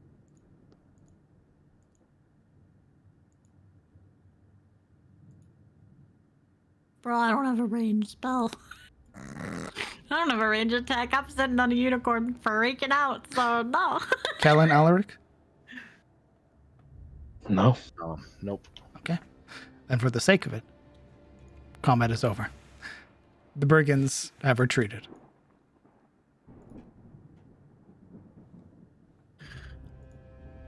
You're approaching the scene. Right. Well, the besides our acquaintance, this rider, we now have potential hunters on our trail. Can someone explain to me why we just did what we did? Who here speaks Elvish? I do. What version of Elvish? Yes. It appears to be a Yeah. perfect version of Elvish. The fuck? Oh my god. What does that even mean? Get good, bitch. I mean, I do speak Elvish, but I think Many this thanks entire to party you and speaks. yours. I am Olwen Goldmane, and I am in your debt. And that's where we're going to call tonight's session. boo. Can you type out that name? Because Yep. I think I heard something wrong. Baldwin, Oldwin, Garwin. Garbage one. Someone's winning. Olwen Goldmane. Ooh, good name. Orwin? Olwen. Congratulations! You saved a unicorn. Oh my god. Huzzah. My oath is kept. And it appears this unicorn owes you a debt. So we will pick Yeah. this up next week for episode 15 of Cometh the Fall on the 1st of April. Oh no. Why is it gonna Those be the brigands- 1st of April? I'm not going Dude, to those do... brigands didn't run from us. They ran from the unicorn coming back. Absolutely. Everything They're along- gonna heal it up, and then it's gonna kick our asses with them. I mean, any time we're going up against something with multi-attack, it's pretty much just like, oh, fuck. That's everything, bro. Except for us, who doesn't know who do You none get of us it at have level multi-attack. 5. Are we level 5? No. That's how creatures... Shut up. That's how creatures survive in the economy, the action economy, is multi-attack. They have We like sure 20 live hit up points. What do you mean? He attacks twice, says the 6 party members teaming up on the one dude. What do you mean he gets to survive with his 12 armor class? Get him. What do you Holy mean he gets to fuck. exist? Mr. shit. Bite. Pretty sure none of them had Yo, 12 what the class. They did have 12 What armor do you class. mean he gets to The- Well, how come exist? the 12s miss a lot The of times? 12s missed the blood letter. Oh, okay. Holy my fuck, God. Mr. Bite. How dare he exist? What do you mean? Thank you. Mr. Bite. What the fuck? I cannot. Holy shit. Thank you very much, Mr. Bite, for the 100 gifted community subs. That is incredibly generous of you. Thank you very much. Mate's back on the menu, boys. Thank you very much. That's very kind of you. One hell of a way to end the session. Goddamn. Absolutely. Is that the debt? That the unicorn Nobody owes? unconscious. Party survived and saved a unicorn. Don't say it like that. Out of character, what was going through my head is, if I don't do this, I'm gonna break my oath. He's gonna punish me. I gotta. You go save that pretty little fucking steed right now, young lady, or else. So help me. Or else I'll make you dye your hair. She's not the only one who would have broken her out. They didn't help. That is absolutely Zebus. 100%. Jesus. The price of having 2 paladins in the party, who are oath-bound. And good Yeah, one aligned. that's aligned with nature. Yeah. Which is very much why the unicorn was like, hey, I'm down with these people. These guys are cool. Meanwhile, the Very neutral- tentative goodness, by the way. Yeah, I noticed everyone's like, I am sworn paladin. By the way, neutral good. No lawful here. We don't Well, do law. Silderil is not a paladin. So it makes sense she's I neutral. don't like. I was gonna play lawful, but I don't think I could play it because I don't. There's a lot of the aspects of lawful that I don't understand, and I just don't think I would be able to play it well. So I decided to go neutral instead. My god ain't lawful in any way, shape, or form. No. I don't have Yeah, a that's god, fair. so I basically worship a dragon without worshiping. So Shelir has a face that's neutral evil. And that's probably what Alaric is worshipping, in a way. So who knows? And royalties for oil. My God, he spent half of his like yearly allowance of oil on you, bud. I think. I appreciate Or- that, Mr. No, Bite. way more. Did you guys know Mr. Bite's gonna be a turtle VTuber? I did saw see that. the debut in their Twitter handle. Yo, are It's you super cute. an actual teenage mutant? Not even mutant, just a teenage turtle. It's very cute. I like him. Yeah, holy shit. How's the party feel about saving something rarer than a dragon? Pretty I cool. feel great. I have no idea what's happening. Only that we saved a horse with a funny horn on top, and a lot of people got really mad all of a sudden. I saved a horse as a protector of my land. Hell yeah. Saved a unicorn as a protector of my land, you bitch. You bet I'm fucking excited. It's a unicorn. It's supposed to be good. That's good, right? It's a Question mark. unicorn it's not a black unicorn, so we're good. Dusk unicorns, they're not evil. No, not dusk. Literally black unicorn. Yeah, those are dusk unicorns. There's a okay, never mind. We're not having that. In There's a D&D, creature called black unicorn. black unicorns are called dusk unicorns. And they're very auspicious omens in the Fae. I just like the scene of Marana and Yuria, the two pale women sitting behind a rock, like, what is happening? Why are things escalating? Like, this escalated real quick. I'm gonna hide. I like What's- Kellen getting blamed for 2 shots. Lol. Yeah, that was totally me. You did this. So, Siluro, what was your plan to move the unicorn based off what you did to save the unconscious back in the IO campaign? Huh? What? Okay. Zebus asks if your telekinetic movement has any resemblance to what you did in the IO campaign. Only in the aspect that I learned when people go unconscious, they become objects. In the IO campaign, I telekinetically moved somebody away. And the person to save their life. And the person who was going to kill them was dumb enough to believe they'd turned them into spray instead of realizing they weren't there anymore. And then I ended up killing them. So no, I don't think it's anything like that. I was pleasured enough to learn from that experience that people become objects when they go unconscious. So I guess no and maybe. When I kill Yes, them, they it's are no fun. longer human. Well, I just ended up killing him because he couldn't see reason. So Got him. How surprised were you when Silura healed the unicorn instead of trying to... very. Very. I thought she was going to try and, like, holding it by its ankles, try and pull the unicorn up onto shore. Especially with how much he cautioned her not to do it with his threatening voice of you can certainly try. But I was pleasantly surprised when she took the initiative to heal it instead. Which it was making death saving throws, so... Very cool. We have a friend. Tetsuya is asking, is it are you talking about a bicorn, Momo? I know is there are unicorns in the D&D world that are very bad, and it happens. It's when a unicorn is like something happens to a unicorn, and it makes them very bad. Are you referring to a nightmare? It's a black unicorn. I don't know. Let me show you what is a what it nightmare is. looks like.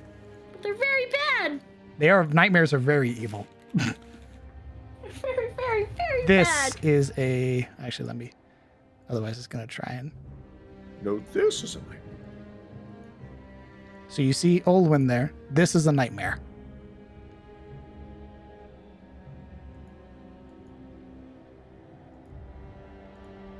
Let me get rid of its health bar. Maybe That's it just looks scary. Where's its horn? Yo, that's what Archaon rides, bro. That's end times, bro. Where is its horn? but they're very bad. And seeing one is King, very bro. bad. It's metal.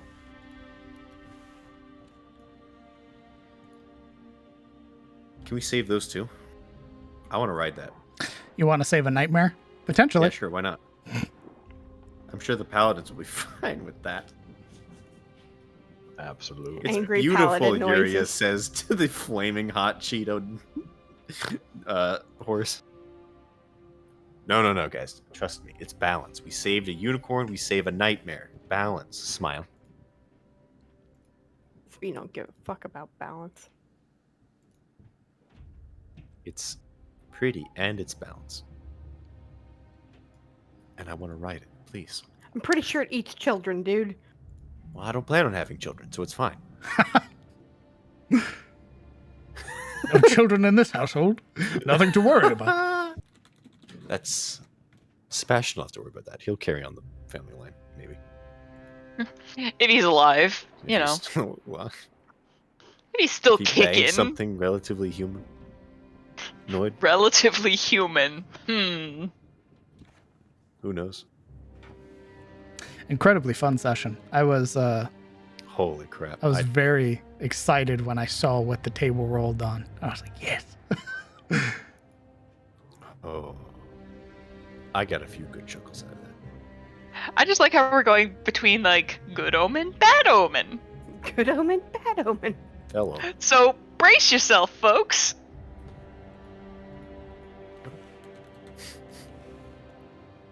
What a funny session. Also, what a great session with the singing. That singing was Oh, 10 out of top 10. notch. Phenomenal. Oh, I know. People blind. Oh, Somersault, thank you very much for your resub. 3 months. That's very kind of you. Summer. I love you, Summer. My favorite creature / monster, if it's not Weighted question, bro. homebrew, liches. I love liches. If it is You don't homebrew, say. Nice. the Wizard Kings. Ah, yes.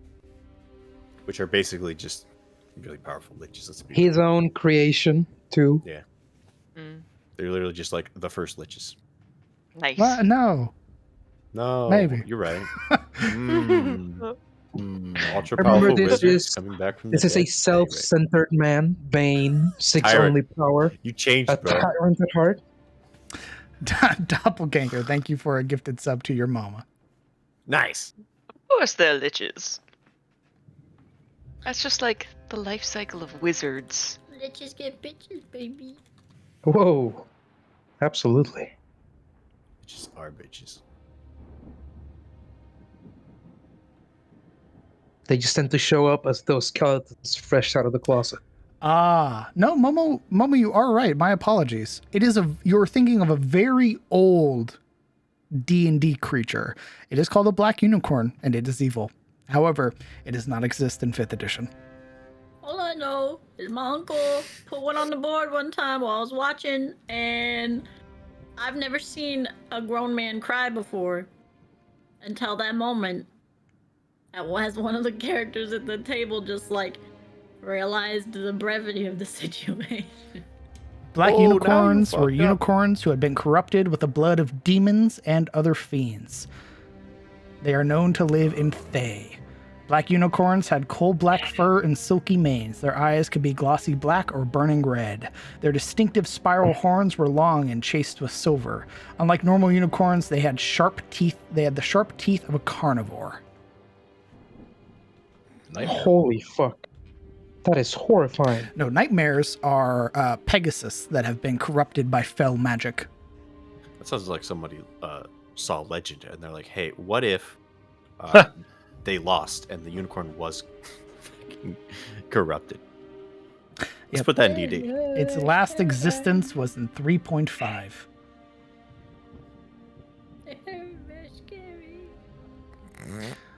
We know that Alaric, Sabine, and Scylla are all neutral good. What are the alignments of the other party members? They're listed in the Cometh the Fall channel. If you need help, DM. Yeah, you do it. No, you guys say what it is. I like the dramatic, like, pause. You know? This is for the other party members. Yuria is true neutral. Mostly because her alignment has not been decided yet. Yeah, I was in that same place with Alaric because I originally thought he was true neutral as well. But after having a conversation, not just with Siluriel's player, but other people, I kind of realized that thus far his actions have been led from like a foundation of goodness. So he kind of dithered in that direction. So he's on a very loose footing on neutral goodness. But his path is like a downward slope to neutrality and beyond. Beyond. Advanced neutral. Nice. Advanced neutral. Yuria hasn't had that moment yet. She's still true neutral. Yeah, as of right now, Marana is chaotic good.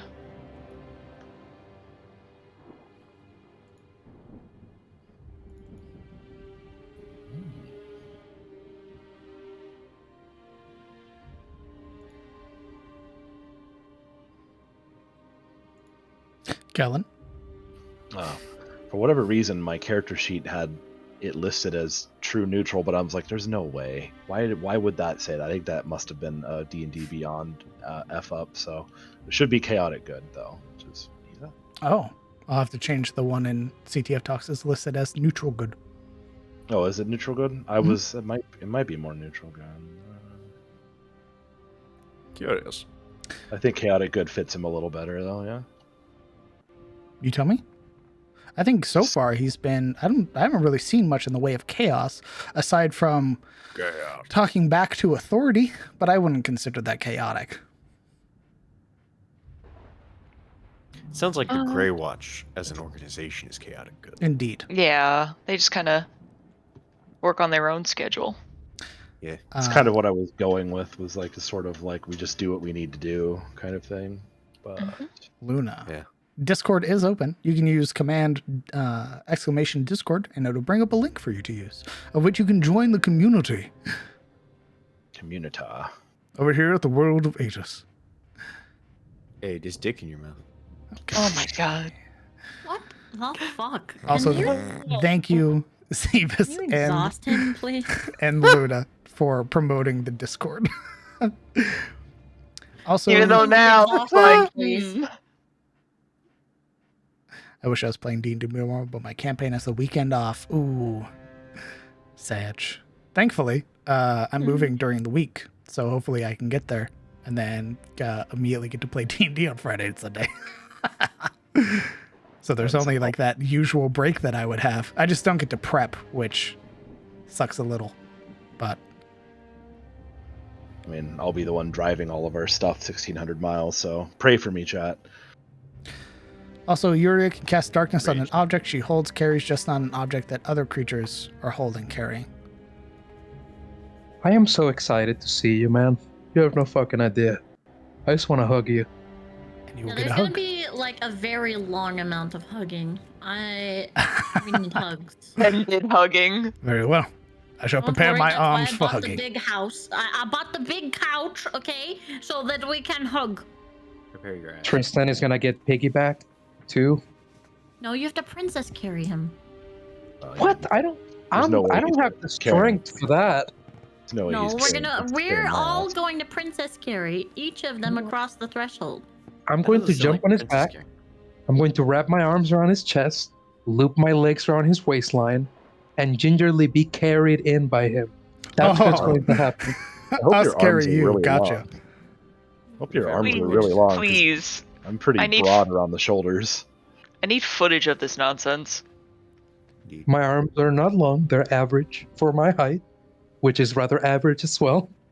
So, we'll see. I'll ask Striker real Ooh. nice, like try and get a image of the cuddle pile. Ooh. Random chat guy number 62 is correct. if the point you choose is on an object you are holding or one that isn't being worn or carried. Their name is Fundin. Don't do that. They're a regular. Fundin. Don't do Fundin. that. I didn't feel like scrolling up. I'm sorry, Fundin. I'll always scroll up for you. I was like, if it was like a new viewer, that's fine. But Fundin's been to a multitude of streams. They're a regular. And they have a great name too. How could you forget them? I never read it to begin with. How is everybody, you, the players, enjoying your newfound freedom? Well, it's certainly been an adventure. Yeah, it's something. I've seen some shit. This is like my first time out of the city. Dragons, giants, unicorn, Sahagin. This is great. Yeah, Abyssal Solar's realm. currently sitting on one, so she's That was less great. And I rescued a unicorn. So Go clappers. I'm hoping it gives me some deity cred. I'm hoping it isn't an illusion and it turns out to be a devil, and those were devil hunters. Oh my god, Hey, please. thanks, Oh my schmuck. God. And he's like, Gores somebody through the chest.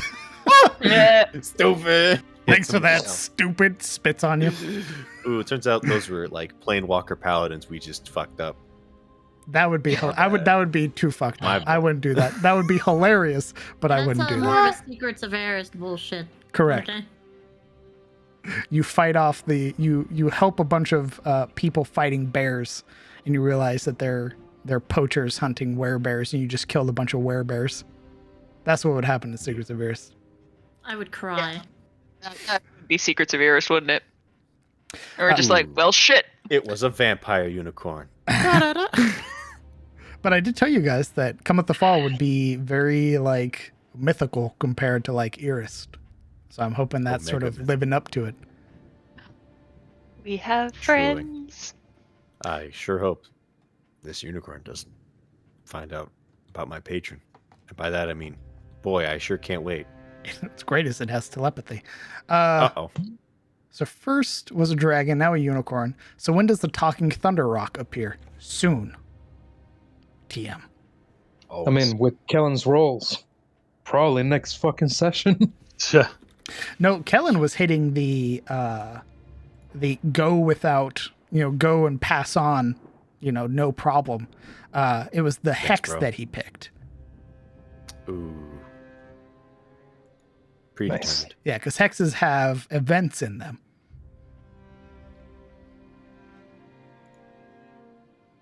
Neat. Interesting. Well, you see, Zebus, you could have 2 unicorns. How much more mythical can it get than a unicorn? A number of things. One of my favorite songs is The Witch of the Westmere Lands. And the idea of like the upper half of a woman and the lower half of a horse who is a witch who bestows healing and everything like that.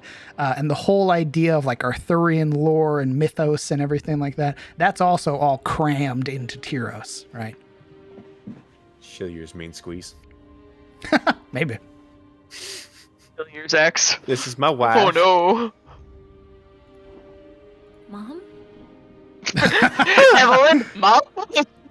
Mother? That'd be hilarious because Evelyn came out with no centaur part. No, what the fuck, bro? Ooh. She got the elven part from both parents. Where are my cool centaur feet? What the fuck? Leave her feet alone. Why? Don't take this from me. Stop. Don't. Wow. Oh boy. Miyazaki, is that you? Yes, it's Miyazaki time now. Oh my god. Don't take this from me. Yeah. I wouldn't dare. If any of you like very Feet. catchy like folk music, Witch of the Westmere Lands by Stan Rogers is a great song. It is definitely served as a point of inspiration multiple times. Thank you again, Mr. Bite, for stopping by, for watching, and thank you very much for the gifted subs to the community. That is incredibly kind of you. I hope you rest well. Thank you for that hot deuce of charity, bro. Wait, no, it's not charity, I guess. It's donations. Mr. Bite. Are there any other questions for players or myself? Feel free to use your channel points. If not, we'll probably be wrapping it up very shortly. It is quite late. Indeed. I have kept us an hour beyond our normal time. It's cool. It's pretty neat. Every session should be this long. Oh, we also got started a little later today, so. That purely depends on the party. Like, if you guys are fine with going till 12, I'm down with going to 12. But I know people generally like their sleep. Nah, son. Fuck our circadian rhythms. Let's just fucking go forever. I never I just- really had one to begin with. I just need to know your location. No reason. Don't worry. I see. Huh. Don't worry about it. Thank you, Fundin. Thank you, Tatsuya. That's very kind of both of you. I hope you guys will be joining us this A Sunday. unicorn with my mind. Thank you, chat member 62. I hope you guys will be joining us this Sunday over on Momo's channel for The Secrets of Irist, the I won't. swan song of my dying computer. Because afterwards, it's getting packed. And shipped to a crusher, right? Now I'm gonna, I have to keep the old girl around until until a replacement is found. But the Why moment are you it gonna is, pack it on Sunday? Aren't you leaving like on Tuesday? correct. But I'm gonna be. It's like the last things to pack is my computer, my mic, my Go LXR, stuff like that. So on Sunday after the game, I'm packing up the rest of everything So you're gonna spend Monday with your dick in your hand. on my phone. Probably Yeah. packing everything else as Correct. well. Well, most of my stuff's already packed, right? That's what I did earlier in the week was I packed a bunch of my trinkets, my knickknacks, stuff like that. So really, all I have is my computer, my bed, and my clothes. That's it. You're going to hear him. He's going to be like, all right, guys, I'm logging off Discord. You're just going to hear this, like, visceral punch right through his fucking computer. So can we make you a big obnoxious sign at the airport? Absolutely. No sign was made for me, and Jake didn't go with Momo to go pick me up, by the way. That's So this is because bullshit. I was gonna make you a sign, but I didn't like. I'm Yeah, sorry, hindsight. but customs Mhm. fucked you, okay? Yeah, I was customs like, fucked me. what is going on? When are you gonna be here? What's happening? You should get, like, a Yeah, huge sure. poster of, like, the DM's, like, art and just, like, wave it in. And besides, you Get a high... Yes. didn't even know where you were. Yeah, you know what? She didn't even wait for me in the airport. She made me walk out into the fringe of snow and like The snow locate her wasn't even car. snowing. Yeah, she had me locate the car blizzard. out into a surrounding that I asked- didn't to know. be fair, I asked. I said, "Hey, do you want me to come inside to get you?" And you were like, "No, where are you at? I could come out." Yeah, of course. I didn't want to like Okay, impose. so you can be chivalrous and non-imposing in the moment, but later you're gonna rub it in my ass? I don't think so. Yeah, I will. Yeah, I just did. I'm fake chivalry. I'm fake chivalry. How about that? Why the fuck did it? Where's my sign? Huh? Calm down. Right. Calm What's down. my Make Calm you down. sign the next celebration. What? Do I get a Getting big into the sign country for? isn't the big one, you know. Do I get a big old sign for driving 1,600 miles by myself? Yeah, we're gonna put it on the garage. So everyone gets a fucking sign except me? Then you get a sign when you stay in the country. Mine's What the eye. fuck do I got get him. then? Yes, I am. A I am passport. moving this week. I will be flying out to my new home to live with friends. Yes, Smile. friends, big friends. I should have fucking stayed in Panama. Maybe you should. You know that's a lie. Where would you be without Rogue Energy? Jesus Christ. Oh, held by sponsorship and branding. You're You on. are You're on the bound. line. Hey. Don't you One fuck whiff. with Rogue Energy. This fucking house Look is at this sponsored dude. by Rogue Look Energy. at this dude. One Bro. sip I and could he's get- on it. Bro, You know, you're they gonna get trapped body probably checked. could get the Crown DM sponsored by Rogue Energy. I would want to try it first because I still drink Nos, and I think Nos is the fucking bee's knees. So You know, well, I that's can't wait just- for you to try it because That's right. I don't think I've had an energy drink in so long, and I love Red Bull. I love Red Bull so much. that's the sign the DM is getting. A fucking a Rogue Energy sign. welcome, Nice. welcome home. Nice. Sponsored by Rogue Energy. Nice. Rogue Energy on the back, Rogue Energy on Hey. small stickers on the front, on the sides. I'm gonna be wearing a Rogue Energy shirt, a Rogue Energy poncho over the shirt. Oh my god. Rogue Energy, baby, let's go. Let's go! This relocation brought to you by.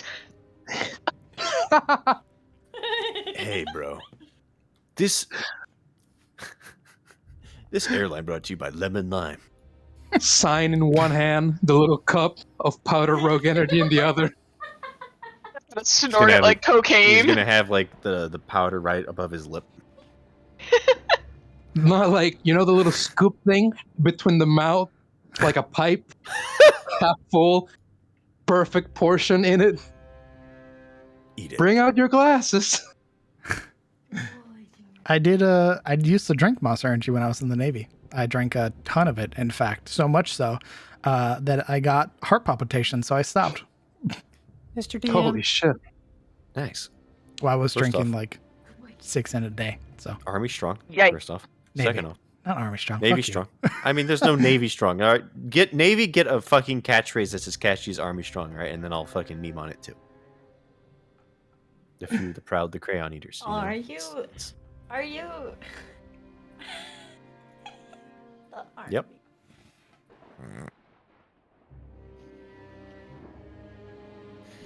Mr. DM, cannot my healing potions be rogue energy powders that I put in a cup? Absolutely. Let's I go. mean, we were talking Perfect. about flags earlier. Like we should get a Perfect. rogue energy flag to fly in front of the house. That's what Morana gets. She doesn't get health potions. She gets rogue energy. She's I a need my rogue. medicine, Lord Hain. She's got like a shaker for the rogue energy that she's constantly stirring in the background. No wonder she's. You're so It increases my waifish. speed by 10 feet. Just You're so waifish and thin, but then you go so fast. What's your secret? Shaken. Well, Not rogue stirred, energy Yuria. is a dietary supplement, so you should remember to eat food even if you're not hungry. She says before she chomps into someone's neck. Remember to your eat. daily dose of iron.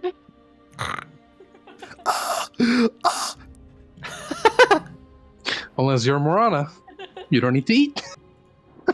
I know, Shut up. I know they're good. I know they're not good. I know they're bad for my health, Taryn, but Nos tastes so good. It's just sugar. So Shut the fuck up. Dumb bitch. I just drink coffee and tea like a normal person. Trick ass. I huh? agree, Toby. Coffee is amazing. Also, There was hello, a time Toby. I wanted to drink Monster all the time. Everyone, shut the fuck up And- and say hi to the German boy that just entered chat. My right now. my brother refused. He was like blocking the door, not letting me go get any more. He would hide the cans. Oh my god. Little German boy. Hello, Toby. Toby, Hello, Toby. Look at the little German. I love What a Toby. handsome man. Everybody look at that handsome man. You do your hair. What a hand! Oh my god. Toby. So Anyway. handsome. That is how I lost my medical license. We love Toby. True. Toby's best bean. Do that What thing about you me? do as a 100% thief. purebred good boy. Speak that infernal language you love so much. Can Do it Infernal in the please chat. be German, please? It is German. That's Forgotten canonical. Fables, yeah. That is That's canonical in FF So because both amazing. Toby and Panda both were tieflings and they spoke German to each That other makes when they me wanted to so speak happy. tiefling. And I agreed to it on Amethyst. It Makes was me so happy. everyone was like, Hate that. it's a foreign language, and they just speaking German. Like, yes, the demon or devil tongue. So all Germans are demons, apparently. Devils. Infernal. No, they're There's- tieflings. There's a difference. All Germans are infernals. Tieflings. Well, there's two types All of Germans infernals. are You got to tieflings. remember that. Yeah. There's devil infernals and demon infernals. Germans are both. Wow. What, in Forgotten Fables? In Conan? You're not wrong. Yeah, it's established lore by Toby. It How are is. you going to deny him? It's canon.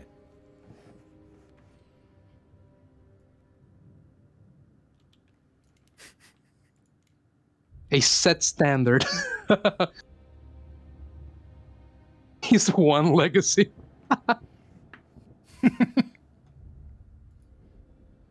But what a legacy. Oh, Toby, you have many legacies, such as not being my neighbor. What? What does that mean? Only Toby will get it.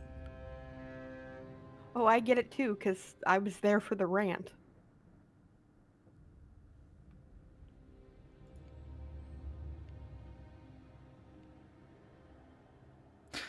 I think. I am. You're not my neighbor. Stay out of my fucking castle.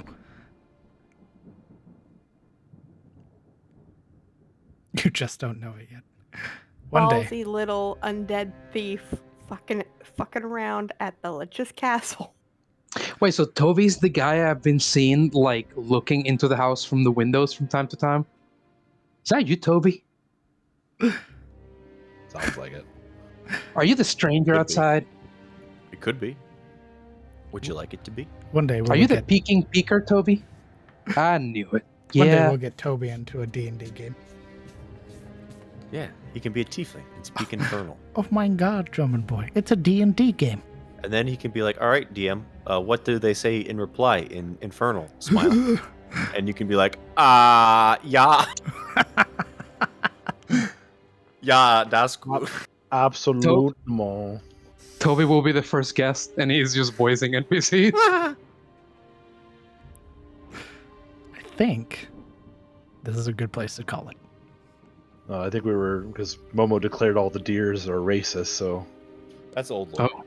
That's old old. lore. That's also canon. That's like Old Testament lore. Yeah. Bratwurst sauerkraut. Yeah, that's Vincent. That's you as a tiefling PC. That's and right. Him as the tiefling NPC responding. Oh my to whatever God. You just said. Yeah, Oh it's a my God. bratwurst. I'm going to get the Flammenwerfer because it was Flammen. Good night. Go ahead and say goodbye to Chad, everybody. Goodbye. Goodbye. Good night. Goodbye.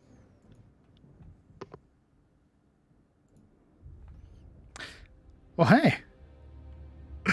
Thank you guys so much for stopping by today. Today was a phenomenal session. I had a great time. And I'm glad that all of you could come out and support the players and support me. Your support, even just being here in chat, lurking, watching, participating, talking, all of that makes this experience, this thing that I'm doing worth it. And all the more enjoyable every single time. So I thank you from the bottom of my heart.